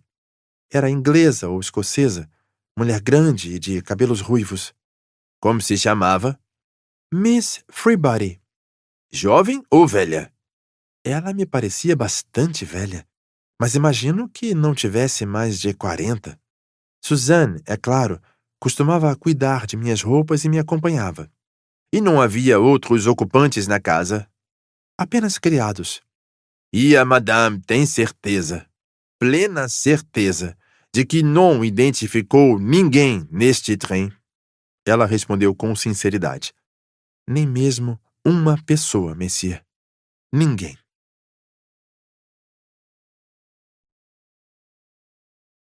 Capítulo 5. O nome de batismo da princesa Dragomirov.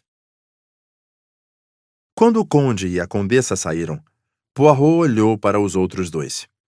Vejam, disse ele, tivemos um avanço. Excelente trabalho, elogiou Monsieur Bouc cordial.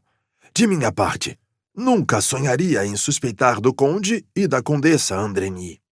Admito que os considerei deveras hors de combat. Imagino que não haja dúvida quanto a ela ser a autora do crime. É uma tristeza. Ainda assim, não será guilhotinada. Há circunstâncias atenuantes. Alguns anos de cadeia e ficará por isso mesmo. Está muito certo da culpa dela. Meu caro amigo, é evidente que não há dúvida, não é? Pensei que sua conduta tranquilizadora tivesse sido pensada apenas para atenuar a questão até sermos retirados da neve e a polícia assumir o caso. Você não acredita na afirmação veemente do conde, com sua palavra de honra, de que a esposa é inocente? Mon cher, o que mais ele diria? O homem adora a esposa. Ele quer salvá-la. Então conta a mentira muito bem. Segue a conduta do Seigneur. Mas o que mais seria senão uma mentira? Bom, tenho a ideia absurda de que pode ser verdade. Não. Lembre-se do lenço. O lenço encerra o assunto. Ah, mas não tenho certeza quanto ao lenço. Não se esqueça de que sempre lhes disse que há duas possibilidades quanto à proprietária do lenço. Do mesmo modo... Monsieur Bouc parou. A porta na ponta do vagão se abriu e a princesa Dragomirov entrou. Ela veio direto a eles, e os três puseram-se de pé. Ela se dirigiu a Poirot e ignorou os outros. Creio, monsieur, disse ela, que esteja com um lenço que me pertence. Poirot disparou um olhar triunfal aos dois. Seria este, madame? Ele apresentou um pequeno quadrado de cambraia fina. É este.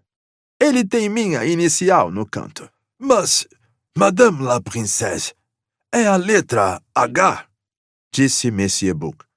Seu nome de batismo, se me perdoa, é Natália. Ela lhe dirigiu um olhar gélido. Está correto, monsieur. Meus lenços sempre levam iniciais em caracteres russos. H é N em russo. Monsieur Bouc ficou um pouco espantado.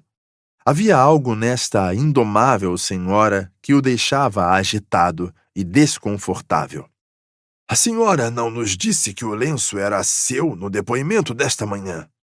O senhor não me perguntou, retrucou a princesa. Sente-se, madame, por obséquio, disse Poirot.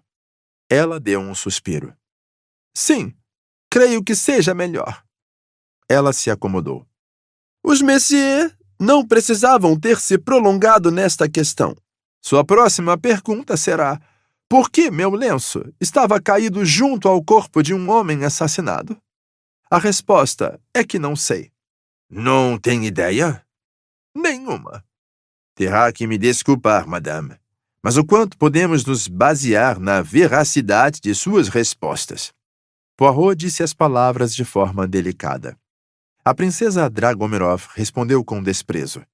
Imagino que se refira ao fato de eu não ter lhes contado que Helena Andreny era irmã de Miss Armstrong. Na verdade, a senhora mentiu deliberadamente neste assunto. De certo. E mentiria de novo. A mãe dela foi minha amiga. Eu acredito, monsieur, em lealdade. Aos amigos, à família e à casta. A senhora não acredita em fazer o máximo a seu alcance para promover os fins da justiça? Neste caso, considero que a justiça, no sentido estrito, foi cumprida. Poirot se curvou para a frente. Entenda a minha dificuldade, madame. Mesmo na questão do lenço, eu deveria acreditar na senhora ou estará protegendo a filha de uma amiga? Ah, entendo o que diz. Seu rosto se dividiu em um sorriso sinistro. Bem, monsieur, minha declaração pode ser provada com facilidade. Eu lhes darei o endereço das pessoas em Paris que produziram os lenços. Basta lhes mostrar este em questão, e eles vão lhes informar que foi produzido a meu pedido há mais de 1 ano. O lenço é meu, monsieur. Ela se levantou. Algo mais que desejam questionar? Sua criada, madame. Ela reconheceu o lenço quando lhe mostramos hoje pela manhã? Deve ter reconhecido. Ela viu e não disse nada? Ah, pois bem, só demonstra sua lealdade. Com leve inclinar da cabeça, ela saiu do vagão-restaurante. Então foi isso, balbuciou Poirot. Notei um arremedo de hesitação quando perguntei à criada se ela sabia a quem pertencia o lenço. Ela estava insegura em admitir se era ou não de sua ama. Mas como essa questão se encaixa em minha estranha ideia central? Bom, sim, pode ser. Ah! Disse Monsieur Buck, com gesto característico. Que madame terrível! Ela poderia ter assassinado Ratchet? Perguntou Poirot ao médico. Ele fez que não. Aqueles golpes, os fortes que penetraram no músculo, nunca alguém com físico tão frágil conseguiria produzir. E os mais fracos? Os mais fracos, sim. Estou pensando, disse Poirot, no incidente desta manhã, quando eu lhe disse que sua força estava mais na vontade que nos braços. Aquele comentário foi uma espécie de cilada. Queria ver se ela olharia para o braço direito ou o esquerdo. Não foi o que fez. Ela olhou para ambos, mas deu uma resposta estranha. Ela disse, não tenho forças nestes. Nenhuma. Não sei se lamento ou se me contento. Um comentário curioso. Confirma o que creio sobre o crime. Mas não resolveu a questão em relação à pessoa canhota. Não. A propósito, notou que o conde Andreny guarda o lenço no bolso direito do peito? Monsieur Buck fez que não. Sua mente se voltou às revelações espantosas da última meia hora. Ele balbuciou. Mentiras. E mais mentiras. Me surpreende a quantidade de mentiras que foram contadas esta manhã. Ainda há mais a descobrir, comentou Poirot animado. Acha que sim? Ficarei decepcionado se não for o caso. Esta fraude é um terror, mas parece agradá-lo, falou Monsieur Buck em tom de reprovação. Há esta vantagem, respondeu Poirot. Se você confronta alguém que mentiu afirmando a verdade, elas, em geral, admitem por pura surpresa. Basta fazer a conjectura certa para conseguir o efeito. É a única maneira de conduzir esse caso. Seleciono um passageiro por vez, pondero os depoimentos e digo a mim mesmo, se tal pessoa mente, em que ponto mentiu e qual foi o motivo para isso. E respondo que, se está mentindo, vejam bem, poderia ser apenas por tal motivo e em tal ponto. Foi o que fizemos com êxito com a Condessa Andreny. Agora passaremos a testar o mesmo método com outros. E supondo, meu amigo, que sua teoria esteja errada? Então, uma pessoa, em todo caso, está livre de suspeita. Ah, um processo de eliminação. Exato. E quem abordamos a seguir? Vamos abordar aquele Paca Sahib, o coronel Arbuthnot.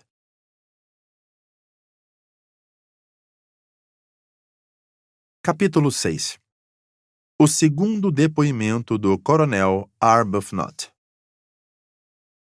O coronel Arbuthnot estava claramente incomodado de ser convocado ao vagão-restaurante para um segundo interrogatório. Seu rosto tinha uma expressão inamistosa quando ele se sentou e disse: Então, peço desculpas por importunar o senhor uma outra vez, disse Poirot, mas ainda há informações que creio que poderia nos fornecer. É mesmo? Acredito que não. Para começar, o senhor está vendo esse limpador de cachimbo? Sim. É um dos seus? Não sei. Não tenho identificação neles, como sabe. Está ciente, Coronel Arbuthnot, que o senhor é o único homem entre os passageiros no vagão Istambul-Calais que fuma cachimbo? Neste caso, provavelmente é um dos meus. Sabe onde foi encontrado? Não faço ideia. Foi encontrado no corpo do assassinado. O coronel Arbuthnot ergueu as sobrancelhas. Pode nos dizer como esse limpador provavelmente chegou ali? Se quer perguntar se eu mesmo deixei cair, não deixei. O senhor entrou no compartimento de Mr. Ratched em algum momento? Jamais sequer conversei com um homem. Jamais conversou com ele e não o matou? As sobrancelhas do coronel ergueram-se mais uma vez, sardônicas. Se tivesse, provavelmente não deixaria o senhor a par disso. A propósito, não assassinei o sujeito.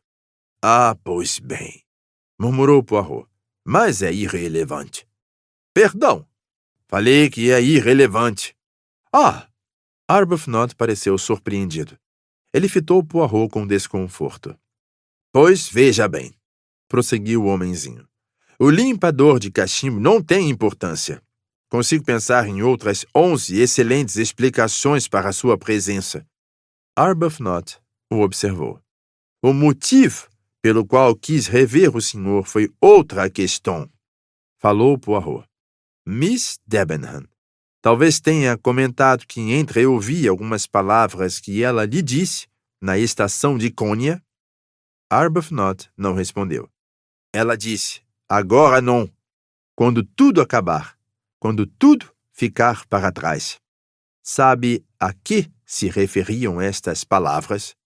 Sinto muito, Monsieur Poirot, mas me recuso a responder esta pergunta. Pourquoi?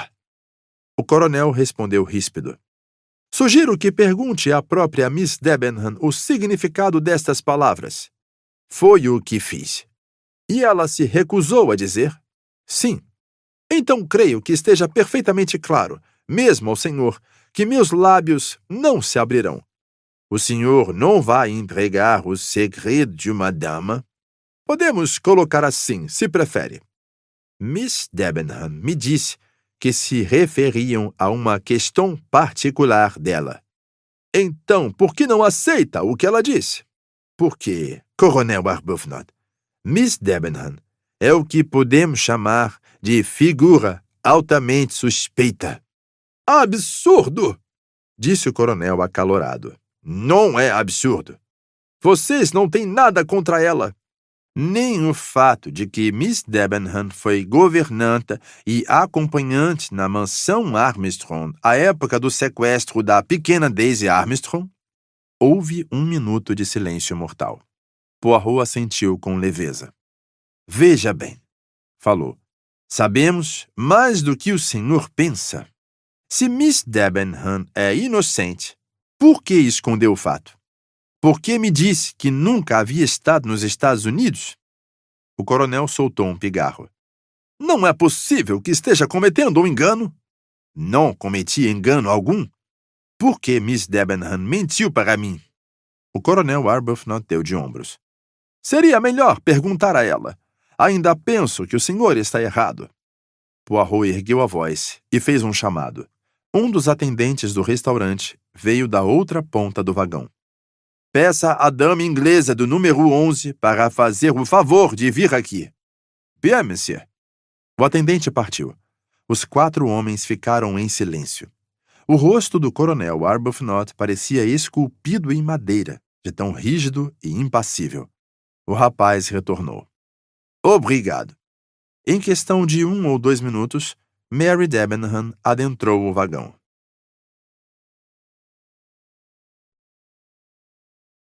Capítulo 7. A identidade de Mary Debenham. Ela não estava de chapéu. Sua cabeça estava jogada para trás, como se em desafio. A onda do cabelo de seu rosto e a curva de sua narina sugeriam a figura da proa de um navio lançando-se valente ao mar revolto. Naquele instante, ela era linda. Seus olhos foram até Arbuthnot por um segundo. Apenas um segundo. Ela disse a Poirot: "O senhor queria me ver?" Queria lhe perguntar, mademoiselle, por que mentiu para nós nesta manhã? Mentir? Não sei do que está falando. A senhorita omitiu o fato de que, à época da tragédia dos Armstrong, vivia naquela casa. A senhorita me disse que nunca tinha estado na América. Ele a viu estremecer por um instante e depois se recompor. Sim, disse ela. é verdade. Não, mademoiselle. É mentira. Não me compreendeu. Quero dizer que é verdade que menti. Ah, admite?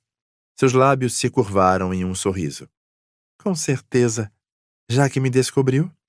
Pelo menos é franca, mademoiselle. Parece não haver outra coisa que posso ser. Bem, é claro que é verdade. E agora, mademoiselle, posso perguntar o motivo destas evasões? Devo crer que o motivo saltou a seus olhos, Monsieur Poirot? Não, mademoiselle. Ela falou com voz tranquila e equilibrada, com um traço de rispidez. Tenho que ganhar a vida. Quer dizer? Ela ergueu a cabeça e o fitou direto em seus olhos. O quanto o senhor entende, Monsieur Poirot, da luta para conseguir e manter um emprego decente? Pensa que uma moça que foi detida por ser vinculada a um homicídio, cujo nome, quem sabe, fotografias, tenham sido reproduzidas em jornais ingleses, acha que uma inglesa comum, de classe média e bom tom, iria contratar uma moça assim para ser governanta de suas filhas? Não vejo por que não, se não lhe atribuírem culpa. Ah, culpa! Não é culpa, é a propagação. Até o momento, Monsieur Poirot, tive sucesso na vida. Ocupei cargos agradáveis e de bom salário. Não ia arriscar a posição que atingi se não fosse servir a uma boa causa. Aventuro-me a sugerir que eu seria a melhor pessoa para julgar o que diz, não a mademoiselle. Ela encolheu os ombros. Por exemplo, a mademoiselle poderia ter me auxiliado na questão da identificação. O que quer dizer? É possível, mademoiselle, que não tenha reconhecido na condessa Andreny a irmã mais nova de Miss Armstrong, que a senhorita educou em Nova York? A condessa Andreny? Não. Ela fez que não com a cabeça. Pode lhe parecer extraordinário, mas não a reconheci. Ela não era crescida, se bem entende, quando convivi com ela. Faz mais de 3 anos. Sim, é verdade que a condessa me lembrou alguém. Fiquei confusa. Mas ela tem uma aparência tão estrangeira. Nunca ia relacioná-la a uma colegial americana. É fato também que apenas lhe dirigi um olhar casual quando entrou no vagão-restaurante. Notei mais as roupas do que o rosto.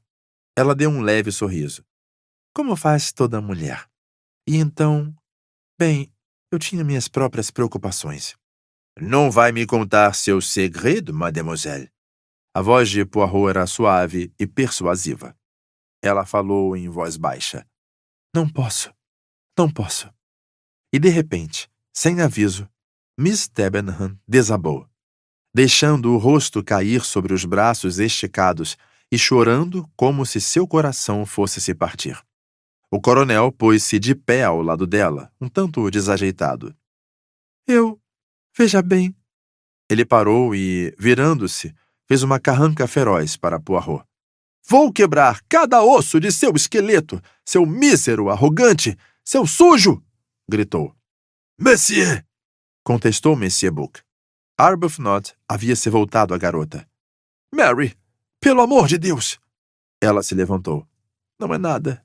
Estou bem. Não precisa mais de mim, não é, Monsieur Poirot? Se precisar, terá que vir me encontrar. Ah, que idiota! Como me fiz de idiota! Ela saiu com pressa do vagão. Arbuthnot, antes de segui-la, Virou-se de novo para Poirot. Miss Debenham não tem nada a ver com esta questão. Nada, me ouviu? E caso a incomodem ou mexam com ela, terão que lidar comigo. Então saiu a passos largos. Gosto de ver um inglês furioso, Comentou Poirot. São muito divertidos. Quanto mais se sentem emotivos, menos controle têm da língua. Mas Monsieur Buck não estava interessado nas reações emotivas do inglês. Ele foi tomado de admiração pelo amigo. Mon cher, vous êtes patin, Bradou ele. Mais uma conjectura miraculosa. C'est formidable. É incrível como pensa nestas coisas, Disse o Dr. Constantine com admiração. Ah, não peço crédito desta vez. Não foi difícil. A Condessa Andreny praticamente me contou. Comment? É certo que não. Lembram-se de quando a questionei em relação a uma governanta ou acompanhante? Eu já havia decidido que, se Mary Debenham estivesse envolvida nesta questão, ela devia ter algum cargo naquela residência. Sim, mas a Condessa Andreny descreveu uma pessoa diferente. Exato. Uma mulher alta, de meia idade e cabelos ruivos. Na verdade, o exato oposto de Miss Debenham em todos os aspectos, a ponto de ser notável. Mas então, ela precisou inventar um nome às pressas. E foi ali que a associação inconsciente de ideias a entregou. Ela disse Miss Freebody, como devem lembrar. Sim? Ah, bien. Talvez não saibam, mas há uma loja em Londres chamada Debenham & Freebody. Com o nome Debenham em mente, a condessa se agarra depressa a outro, e o primeiro que lhe vem é Freebody. É claro que compreendi de imediato. Outra mentira? Por que ela faria isso? Possivelmente por lealdade, o que complica todas as situações. Ma foi, Disse Monsieur Buck com violência. todos nesse trem estão mentindo? Isso, respondeu Poirot. É o que estamos prestes a descobrir.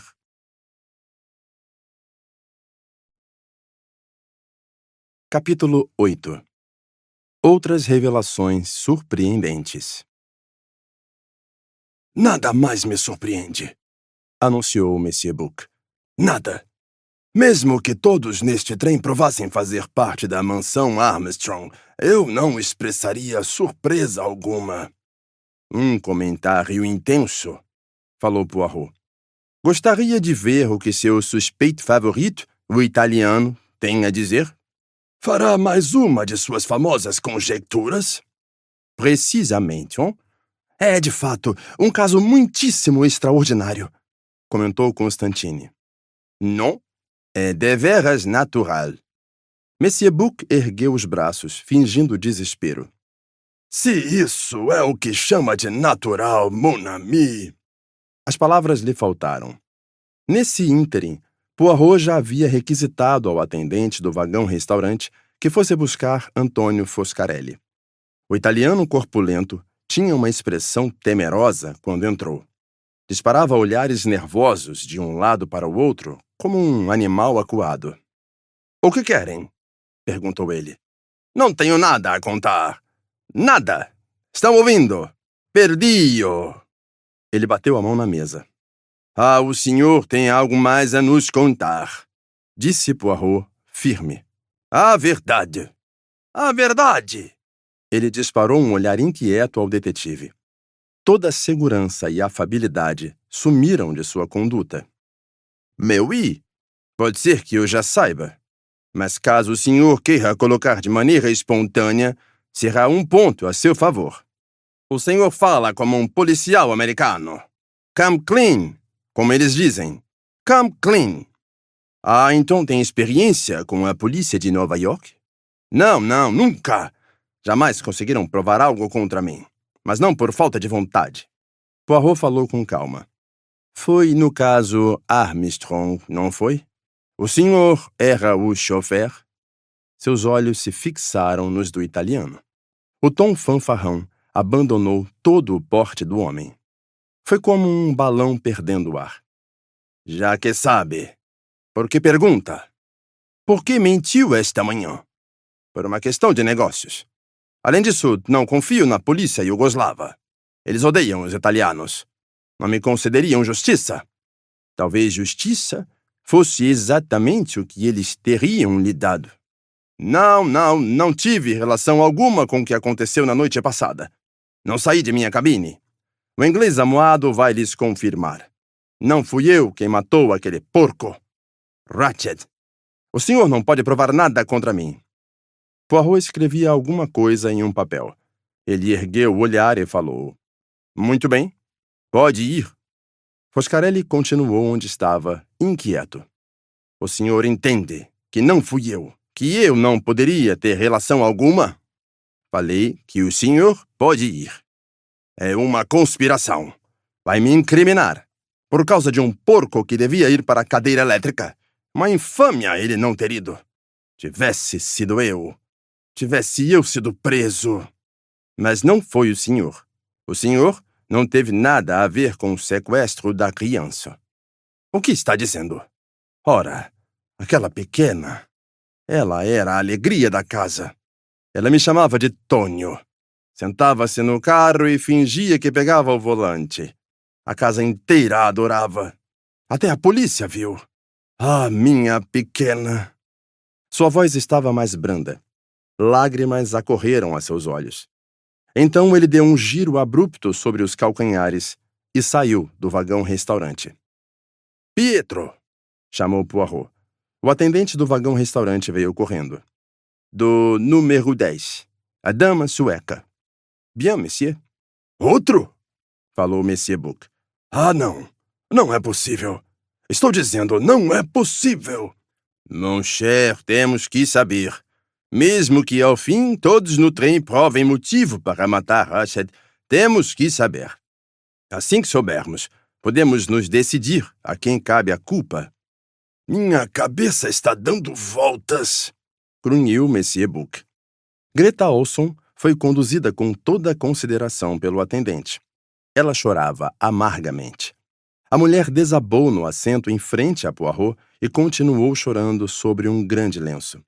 Ora, não há por que se afligir, mademoiselle. Não se preocupe. Poirot lhe deu um tapinhas no ombro. Apenas mais algumas palavras contendo a verdade, nada mais. A mademoiselle era a ama encarregada da pequena Daisy Armstrong? É verdade, disse a mulher arrasada, ainda chorando. Ah, era uma anjinha, tão meiga, tão inocente. Tudo o que ela conhecia era bondade e amor. E foi levada por aquele homem maligno, tratada com crueldade. E a pobre mãe. E o outro pequeno que nem chegou a viver. Os senhores não têm como entender. Não têm como saber. Se estivessem lá, como eu, se houvessem visto a tragédia que foi... Eu devia ter contado a verdade sobre mim pela manhã, mas tive medo. Fiquei regozijada que o homem maligno havia morrido, que ele não poderia mais matar nem torturar criancinhas. Ah, não consigo mais falar, não tenho palavras. Ela chorou com mais veemência que nunca. Poirot continuou a lhe dar tapinhas no ombro. Pronto, eu compreendo. Compreendo tudo. Tudo. Repito, não vou perguntar mais nada. Já basta a mademoiselle ter admitido o que sei ser verdade. Garanto-lhe que entendo. Agora, inexpressiva em meio ao choro, Greta Olson se ergueu e foi tateando até a porta como se estivesse cega. Ao chegar lá, colidiu com um homem que entrava. Era o criado, Masterman.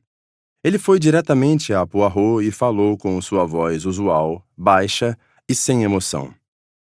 Espero que não esteja me intrometendo, senhor. Achei melhor vir de uma vez, senhor, e contar a verdade. Fui o bagageiro do coronel Armstrong na guerra, senhor. E depois fui seu criado em Nova York.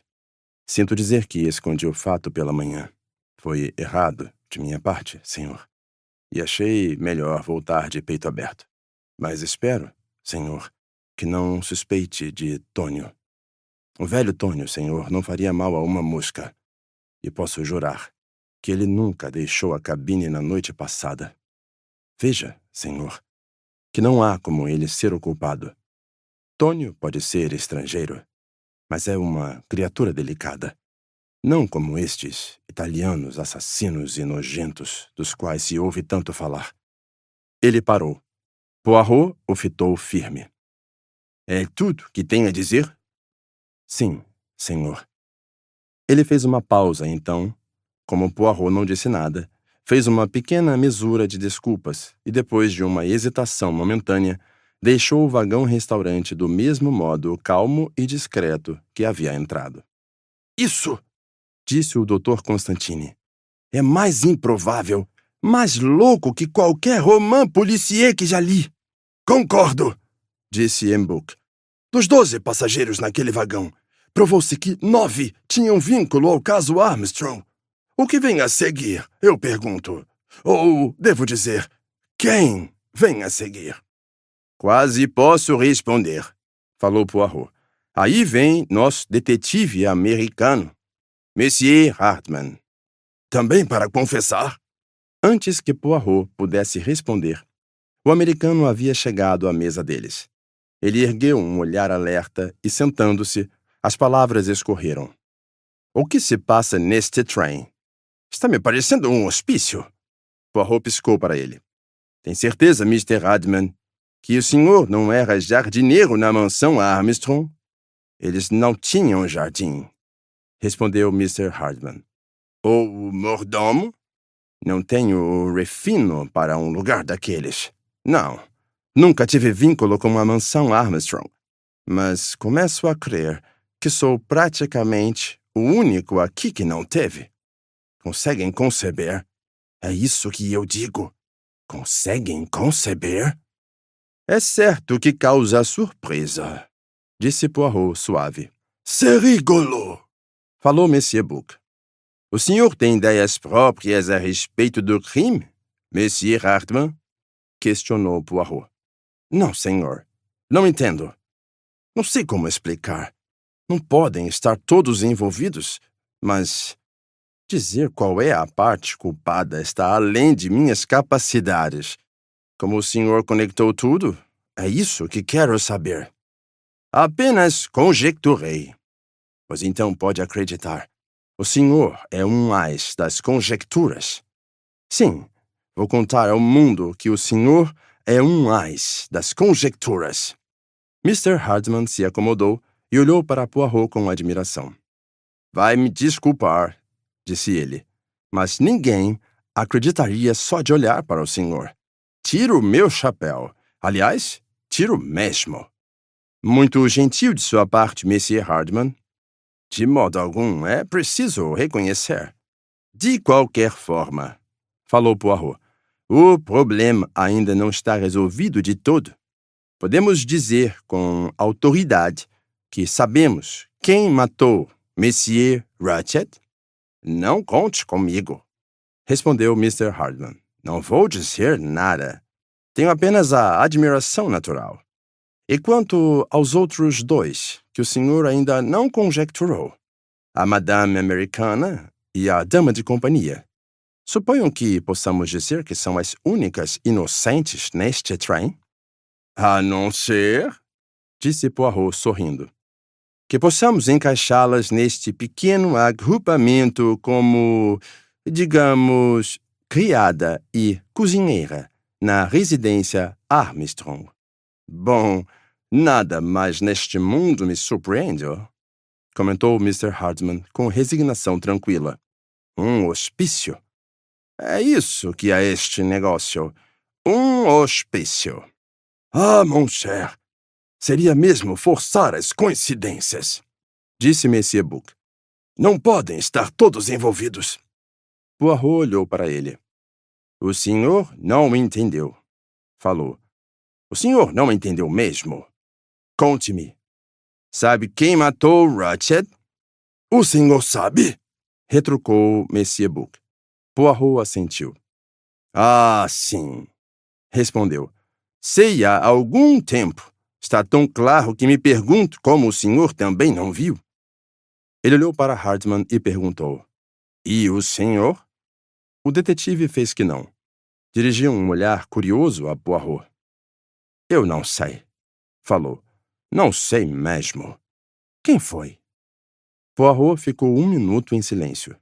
Então disse: "Se puder fazer a gentileza, Monsieur Hartman, reúna todos aqui.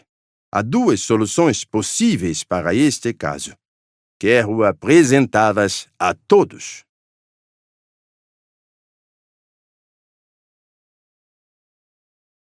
Capítulo 9.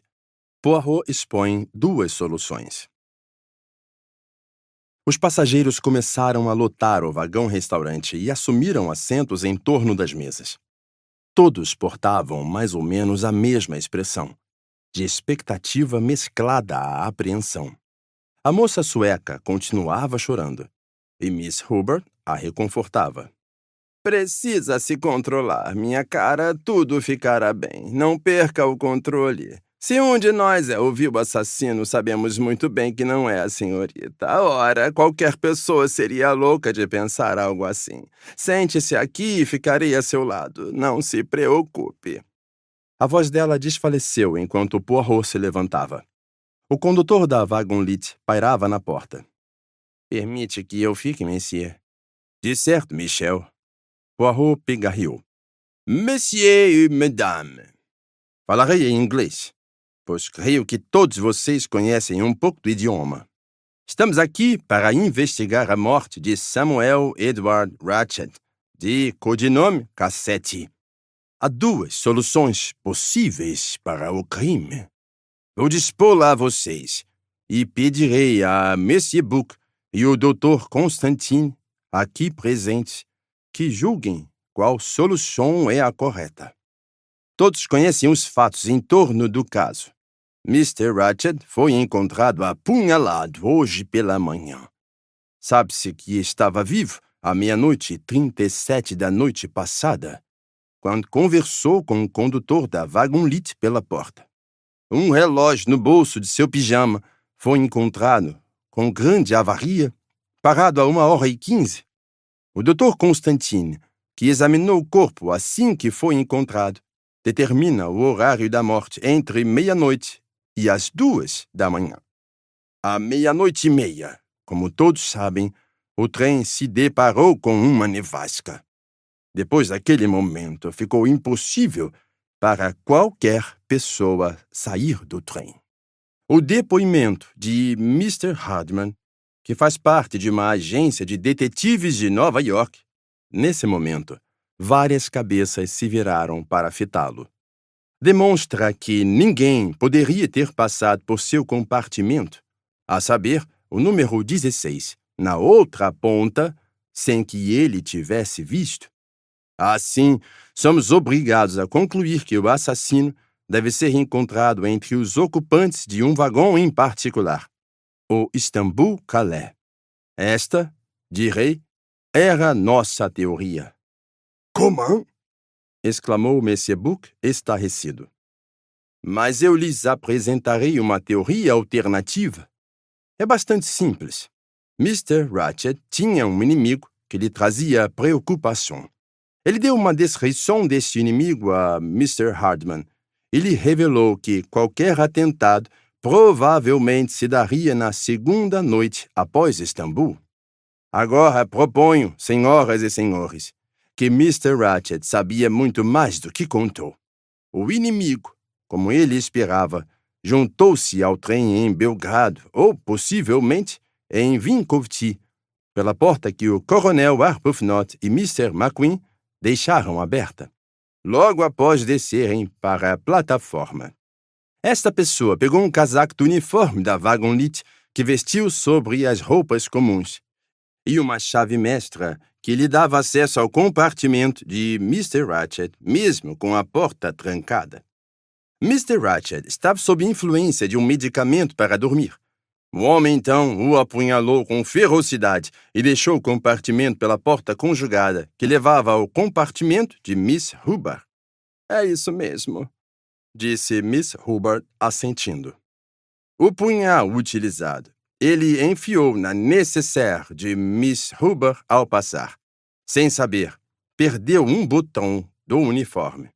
Então, saiu do compartimento e foi para o corredor. De forma apressada, jogou o uniforme na maleta que viu em um compartimento vazio. E alguns minutos depois, de roupas comuns, saiu do trem pouco antes de ele deixar a estação. Mais uma vez, usando o mesmo método de acesso, a porta próxima ao vagão-restaurante. Todos engoliram em seco. E o relógio? Perguntou Mr. Hardman. Aí se tem a explicação de tudo. Mr. Ratched havia se omitido de voltar seu relógio em 1 hora em Tsaribrod. O aparelho ainda estava no fuso do leste europeu, que é 1 hora a mais do que o da Europa Central. Eram 00:15 quando Mr. Ratched foi apunhalado. E não 1h15. Mas esta explicação é um absurdo! Exclamou Monsieur Book. E a voz que falou do compartimento à 00:37? Ou era a voz de Ratched, ou a de seu assassino? Não necessariamente. Pode ter sido, por que não, uma terceira pessoa que havia ido conversar com Ratched e o encontrou morto. Ele soou a campainha para convocar o condutor e então, como se diz, teve um acesso de consciência. Ficou com medo de ser acusado pelo crime e respondeu ao condutor fingindo ser Ratched. C'est possible, admitiu Monsieur Book a contragosto.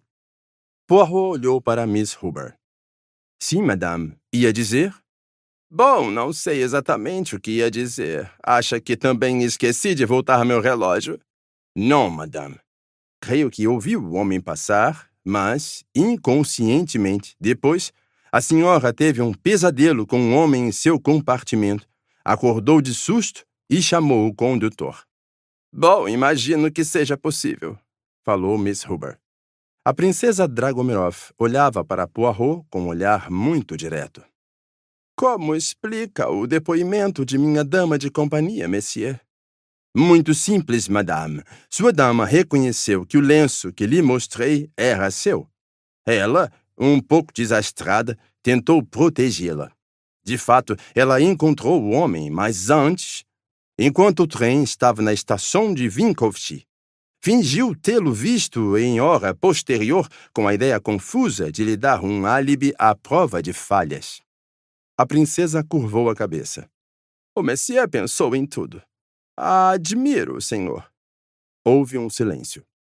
Todos deram um salto, quando, de repente, o Dr. Constantine socou a mesa com o punho. Mas não! Disse ele. Não! Não! E repito que não! É uma explicação que não se sustenta. É deficiente em, no mínimo, 12 pontos. O crime não foi cometido dessa maneira. Monsieur Poirot sabe disso com perfeição. Poirot lhe lançou um olhar curioso. Entendo, disse ele, que terei que dar minha segunda solução, mas não abandone esta de forma tão abrupta. Podem concordar comigo depois. Ele se virou de novo para encarar os outros. A outra possível solução para o crime. Foi assim que cheguei a ela. Depois que ouvi todos os depoimentos, acomodei-me. Fechei os olhos e comecei a pensar. Certos pontos se apresentam dignos de atenção. Enumerei-os aos meus 2 colegas. Alguns já consegui elucidar, tais como a mancha de gordura no passaporte, etc. Vou repassar os pontos que restaram. O primeiro, e mais importante, é um comentário que me fez Monsieur Book no vagão-restaurante, no almoço do primeiro dia após deixar Istambul, no sentido de que o agrupamento que se via aqui reunido era interessante por ser tão variado, por representar, como bem faz, todas as classes e nacionalidades. Concordei com ele, mas quando este ponto em particular me chegou à mente, tentei imaginar se tal mistura viria a se dar sob quaisquer condições, e a resposta que me dei foi apenas nos Estados Unidos. Na América, é possível que uma residência seja composta de nacionalidades tão variadas. Um chofer italiano, uma governanta inglesa, uma ama-seca sueca, uma dama de companhia francesa e assim por diante. Isso me levou às conjecturas, ou seja, atribuir determinado papel a cada pessoa no drama dos Armstrong, tal como um produtor elenca uma peça. Bom, assim cheguei a um resultado extremamente interessante e satisfatório. Também inspecionei em minha mente os depoimentos de cada um em separado, com resultados curiosos. Vejamos o depoimento de Mr. McQueen. Meu primeiro interrogatório com ele foi bastante satisfatório, hein?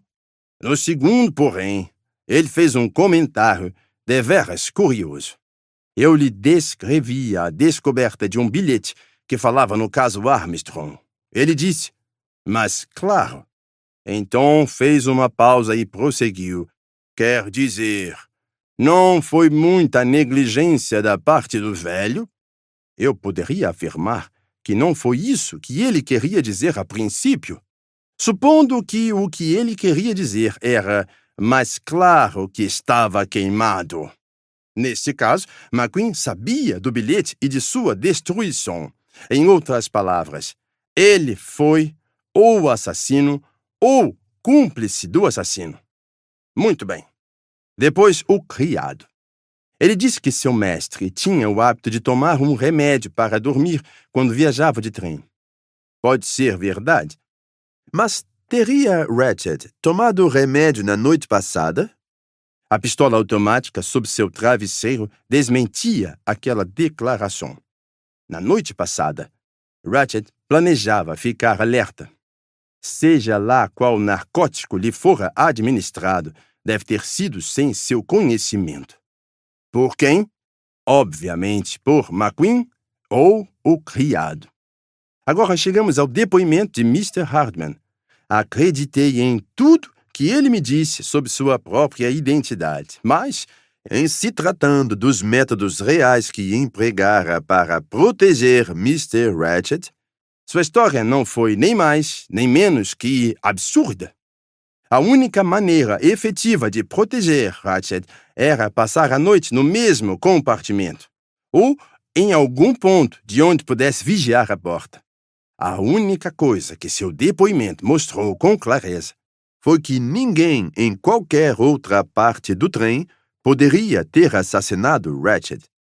Desenhou-se um círculo evidente em torno do vagão Istambul-Calais, o que me pareceu um fato curioso e inexplicável, mas deixei-o reservado para depois. É provável que todos já tenham ouvido a respeito das poucas palavras que entreouvi entre Miss Debenham e o coronel Arbuthnot. O que é interessante, a meu ver, foi o fato de que ele a chamou de Mary e que demonstrou ter intimidade com ela. Mas o coronel, em teoria, só a tinha conhecido havia poucos dias. E sei como são os ingleses da estirpe do coronel. Mesmo que houvesse apaixonado pela senhorita à primeira vista, ele teria feito um avanço comedido e com decoro, sem apressar a situação. Assim, concluí que o coronel Arbuthnot e Miss Debenham, na verdade, eram bem conhecidos, mas, por algum motivo, passaram-se por estranhos. Outra pequena questão foi a familiaridade tranquila de Miss Debenham com o termo longa distância em relação a telefonemas. Ela me disse que nunca tinha posto os pés nos Estados Unidos. Passemos a outra testemunha. Miss Huber nos disse que, deitada na cama, foi incapaz de ver se a porta conjugada estava aferrolhada ou não, e assim pediu a Miss Olson que conferisse por ela. Seu depoimento teria sido perfeitamente verídico se ela ocupasse os compartimentos número 2, 4, 12 ou qualquer outro de número par, nos quais o ferrolho fica logo abaixo da maçaneta. Nos compartimentos de número ímpar, tais como o 3, ele fica acima da maçaneta e assim não poderia ser mascarado de modo algum pela nécessaire. Fui impelido à conclusão de que Miss Huber inventou um incidente que nunca ocorrera. E aqui deixem-me dizer uma ou duas palavras a respeito dos horários. A meu ver, a questão de fato interessante sobre o relógio avariado era o local onde foi descoberto, No bolso do pijama de Ratchet. um lugar desconfortável e improvável para se guardar um relógio, em especial quando há um gancho de relógio na cabeceira da cama. Hein? Tive a segurança, portanto, de que o objeto havia sido posicionado de propósito no bolso e fraudado. O crime, portanto, não foi cometido a 1h15. Teria sido cometido antes, para ser exato, à 00h37. Meu amigo Monsieur Book propôs esse argumento a favor do grito alto que me despertou do sono. Ratchet, porém, Estava drogado e não teria como gritar. Se fosse capaz de gritar, seria capaz de alguma reação para se defender, e não havia sinais de luta. Lembrei-me de que McQueen havia chamado a atenção, não uma, mas 2 vezes, sendo a segunda de modo bem ostensivo, ao fato de que Ratchet não sabia falar francês. Cheguei à conclusão de que todo o imbróglio da 00h37 era uma comédia criada para minha diversão. Qualquer um enxerga a questão do relógio. É um recurso bastante comum em contos de detetive. Supuseram que eu poderia me dar conta e, gabando-me de minha própria esperteza, passaria a supor que, Já que Ratchet não falava francês, a voz que ouvia à 00h37 não poderia ser a dele. e que Ratchet já devia estar morto. Mas estou convencido de que Ratchet continuava vivo em seu sono artificial neste horário. Mas o recurso teve sucesso. Abri a porta e espiei. Inclusive, ouvi a frase que foi usada em francês. Se sou incrivelmente obtuso de não perceber a significância da expressão, ela deve ser trazida à atenção. Se necessário, McQueen pode expô-la. Ele pode dizer, com licença, Monsieur Poirot. Mas quem falou não pode ter sido Mr. Ratchet. Ele não sabe francês. Então, qual foi o verdadeiro horário do crime? E quem o matou? Em minha opinião, e é apenas uma opinião, Ratchet foi morto em algum momento muito próximo das 2 horas, o último horário que o médico nos deu como possível. E em relação a quem o matou, ele fez uma pausa, observando a plateia. Não poderia reclamar de falta de atenção. Cada olho estava fixo nele. Seria possível ouvir um alfinete caindo no chão naquela quietude. Ele prosseguiu sem pressa. Fiquei particularmente impressionado com a extraordinária dificuldade de provar algo contra qualquer pessoa no trem e com a coincidência bastante curiosa de que, em cada caso, o testemunho que deu álibi a uma pessoa veio de outra, que eu poderia taxar de improvável. Ou seja, Mr. McQueen e o Coronel Arbuthnot forneceram álibis um para o outro. 2 pessoas, entre as quais era altamente improvável haver alguma relação anterior. O mesmo aconteceu com o criado inglês e o italiano, com a dama sueca e a moça inglesa. Eu dizia a mim mesmo, mas é extraordinário. Não podem estar todos envolvidos? E então, monsieur, vi a luz. Estavam todos envolvidos. Tantas pessoas vinculadas ao caso Armstrong estarem viajando no mesmo trem, por coincidência, seria não apenas improvável, mas impossível. Não pode ser o acaso, mas desígnio. Lembrei-me de um comentário do Coronel Arbuthnot sobre júris populares. Um júri é composto por 12 pessoas. Eram 12 passageiros. Ratchet foi apunhalado 12 vezes. E o que me preocupou o tempo todo? Explicou-se a lotação extraordinária que viajava no vagão Istambul-Calais em período de baixa estação. Ratchet fugiu da justiça nos Estados Unidos. Não havia questão quanto a ele ser culpado. Visualizei um júri autoproclamado de 12 indivíduos que o condenaram à morte e que, pelas exigências das circunstâncias, foram obrigados a ser também os carrascos. De imediato, com esta suposição, o caso inteiro caiu em bela e resplandecente ordem. Vi um mosaico perfeito, cada pessoa desempenhando seu papel designado. Assim se dispôs que a desconfiança recairia sobre uma só pessoa. O depoimento de um ou mais dos outros inocentaria o acusado e perturbaria a questão. O inquérito de Hartmann era necessário no caso de um forasteiro ser suspeito do crime e ser incapaz de provar um álibi. Os passageiros do vagão Istambul não corriam risco. Cada mínimo detalhe de seus depoimentos foi trabalhado antecipadamente. Tudo foi um quebra-cabeça planejado com muita inteligência, disposto de modo que cada pecinha de informação que viesse à luz tornasse a solução do caso mais difícil. Como comentou meu amigo Monsieur Buck, o caso parecia impossível. Foi exatamente a impressão que se planejava transmitir. Esta solução explicava tudo? Sim, explicava. A natureza dos ferimentos, cada um infligido por uma pessoa. As cartas de ameaça artificiais. Artificiais porque eram irreais, escritas apenas para serem apresentadas como prova.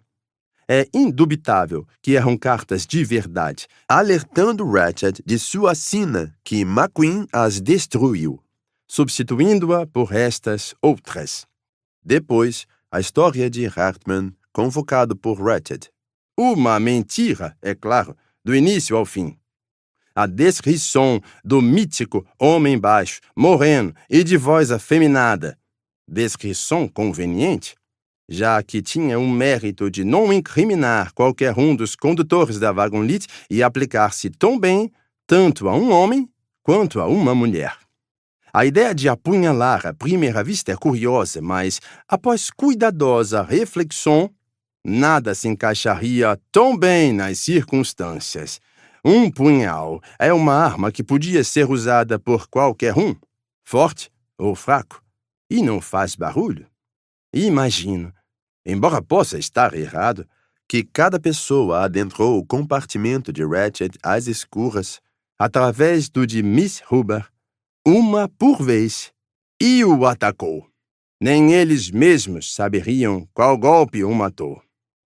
A última carta que Ratched provavelmente descobriu em seu travesseiro foi queimada. Sem pistas que apontassem para o caso Armstrong, não haveria motivo em absoluto para suspeitar de um dos passageiros no trem. Seria registrado como trabalho de alguém de fora, e o homem baixo, moreno e de voz afeminada teria sido visto por um ou mais passageiros que saíram do trem em Brod. Não sei exatamente o que aconteceu quando os conspiradores descobriram que aquela parte do plano ficaria impossibilitada devido ao acidente no trem. Houve, imagino, uma consulta apressada. Então, decidiram prosseguir. Era verdade que agora cada um dos passageiros passaria a ficar sob suspeita, mas esta possibilidade já estava prevista e coberta. O único requisito adicional seria complicar ainda mais o caso. 2 pistas foram largadas no compartimento do falecido. Uma que incriminava o coronel Arbuthnot, que tinha o álibi mais forte e cujo vínculo com a família Armstrong talvez fosse o mais difícil de provar. E a segunda pista, o lenço que incriminava a princesa Dragomirov, a qual, em virtude de sua posição, de seu físico frágil e do álibi que lhe foi dado pela dama de companhia e pelo condutor, estava praticamente em condição inexpugnável. Para prejudicar ainda mais a questão, desenhou-se uma pista falsa no trajeto. A mítica mulher de kimono vermelho. Mais uma vez, devo dar testemunho à existência desta mulher. Houve-se um estrondo em minha porta. Levanto-me para olhar. Vejo um kimono escarlate sumir ao longe. uma seleção judiciosa de pessoas, condutor, Miss Debenham e McQueen, também a terão visto. Foi, pensei, alguém com senso de humor que cautelosamente deixou o kimono escarlate sobre minha maleta enquanto eu interrogava as pessoas no vagão-restaurante. De onde veio a peça em questão? Não sei. Suspeito que seja propriedade da condessa Andreny, já que sua bagagem continha apenas um chambre de chiffon tão elaborado que seria mais um tea-gown do que uma camisola. Quando McQueen ficou sabendo que parte da carta que fora queimada tão meticulosamente havia escapado das chamas e que a palavra Armstrong era a palavra que restava, deve ter comunicado a notícia aos outros de imediato. Foi neste minuto que a situação da condessa Andreny se intensificou e seu marido tomou providências para alterar o passaporte. O segundo azar. Então, todos concordaram em negar absolutamente qualquer vínculo com a família Armstrong. Eles sabiam que eu não tinha métodos à disposição para descobrir a verdade e não acreditavam que deveria entrar no assunto, a não ser que minha desconfiança contra uma pessoa em particular se despertasse mais uma vez. E havia mais um ponto a se levar em conta, considerando que minha teoria fosse a correta, e creio que é. Então é óbvio que o próprio condutor da Wagonlit teria conhecimento do complô. Mas se for o caso, teríamos 13 pessoas, não 12.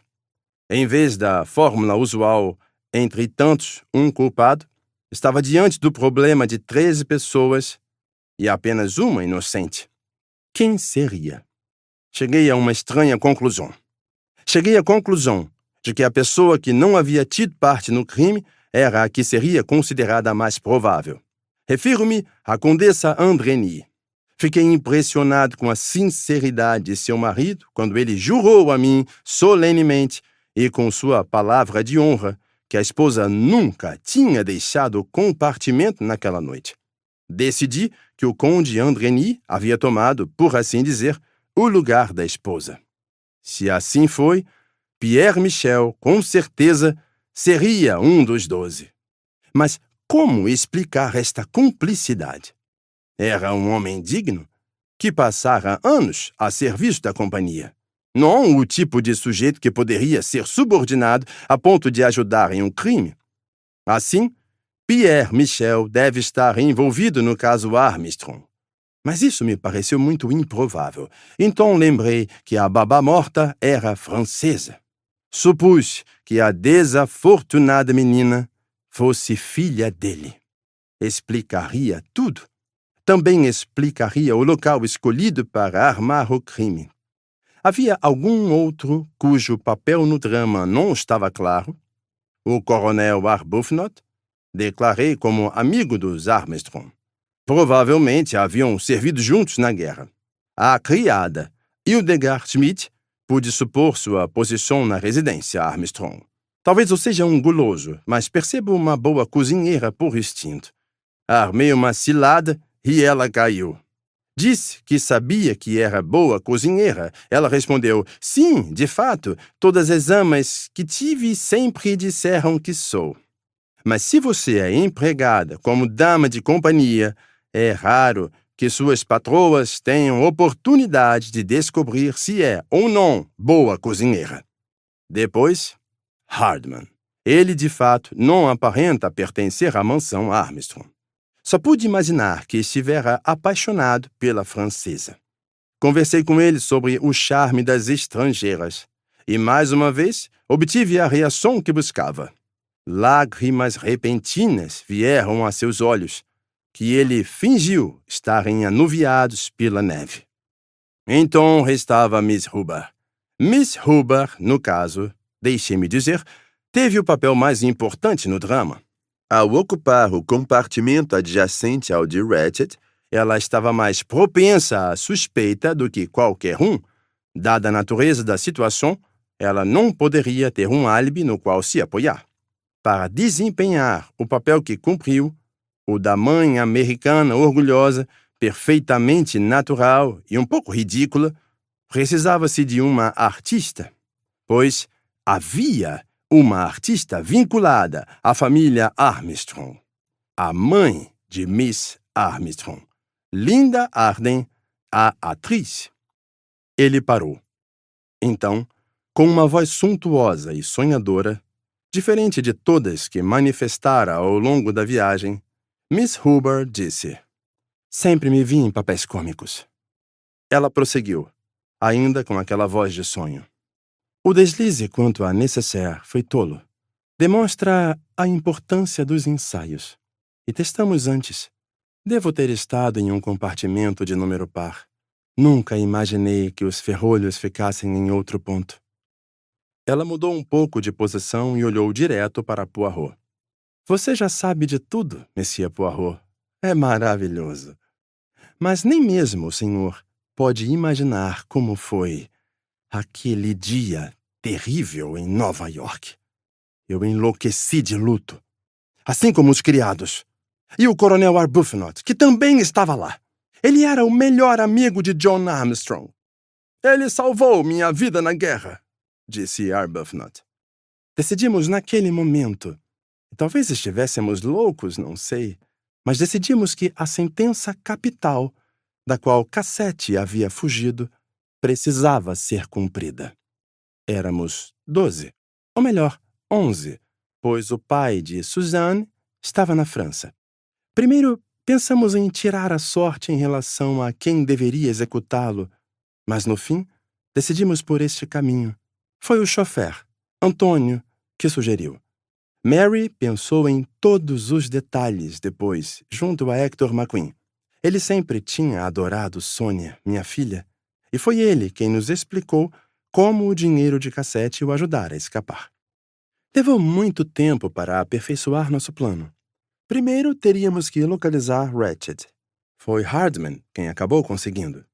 Então, teríamos que tentar botar Masterman e Hector, ou ao menos um deles, a serviço do monstro. Bem, conseguimos. Então fizemos uma consulta ao pai de Suzanne. O coronel Arbuthnot estava decidido que deveríamos ser 12. Aparentemente, ele achava que era devido. Não gostava tanto da ideia de apunhalar, mas concordou que resolvia percalços. Bom, o pai de Suzanne se dispôs. Suzanne era filha única. Soubemos através de Hector que Ratched, mais cedo ou mais tarde, voltaria do Oriente através do Expresso. Como Pierre Michel trabalhava no trem, era uma oportunidade boa demais. Além disso, seria uma ótima maneira de não incriminar pessoas não relacionadas. O marido de minha filha precisava saber, é claro, e insistiu em vir ao trem com ela. Hector preparou tudo de modo que Ratched selecionasse o dia exato para a viagem, um dia em que Michel estaria a serviço. Nossa intenção era conseguir todos os compartimentos no vagão Istambul-Calais, mas, infelizmente, havia um que não conseguimos. Ele estava reservado de antemão pelo diretor da companhia. Mr. Harris, é claro, era uma invenção. Mas teria sido um incômodo ter um estranho no compartimento de Hector. E então, no último minuto, o senhor surgiu. Ela fez uma pausa. Bem, disse ela, agora sabe de tudo, Monsieur Poirot. Que atitude vai tomar? Se tudo deve ser exposto, pode impor a culpa a mim? E somente a mim? Eu teria apunhalado aquele homem 12 vezes com toda a disposição. Não só por ele ser o responsável pela morte de minha filha e sua criança, e da outra criança que hoje estaria viva e feliz. Foi mais que isso. Houve outras crianças antes de Daisy. Poderia haver outras no futuro? A sociedade o havia condenado. Estávamos apenas executando a sentença, mas é desnecessário envolver os outros. Todas estas fidelíssimas almas, e o pobre Michel, e Mary, e o coronel Arbuthnot, que se amam. Seu timbre, que ecoava pelo espaço apinhado, era estupendo. A voz profunda, emotiva, de apertar o coração, que encantara tantas plateias nova-iorquinas. Poirot olhou para o amigo. O senhor é diretor da companhia, Monsieur Bouc, disse ele. O que propõe? Monsieur Book soltou um pigarro. Em minha opinião, Monsieur Poirot, Respondeu ele. a primeira teoria que o senhor expôs está correta. É decisiva. Sugiro que esta seja a solução a ser apresentada à polícia iugoslava assim que chegarem. Concorda, doutor? É certo que sim, disse Dr. Constantine. Em relação à evidência médica, creio que fiz uma ou duas sugestões fabulosas. Então, Concluiu Poirot. Tendo apresentado minha solução a todos, tenho a honra de me retirar do caso. Olá, obrigado por assistir até aqui. Se você curtiu o conteúdo, não esqueça de deixar o seu like, se inscrever no canal e ativar as notificações para não perder nenhum vídeo novo. Seu apoio faz toda a diferença e me ajuda a continuar trazendo conteúdos incríveis para você. Um forte abraço e até o próximo vídeo.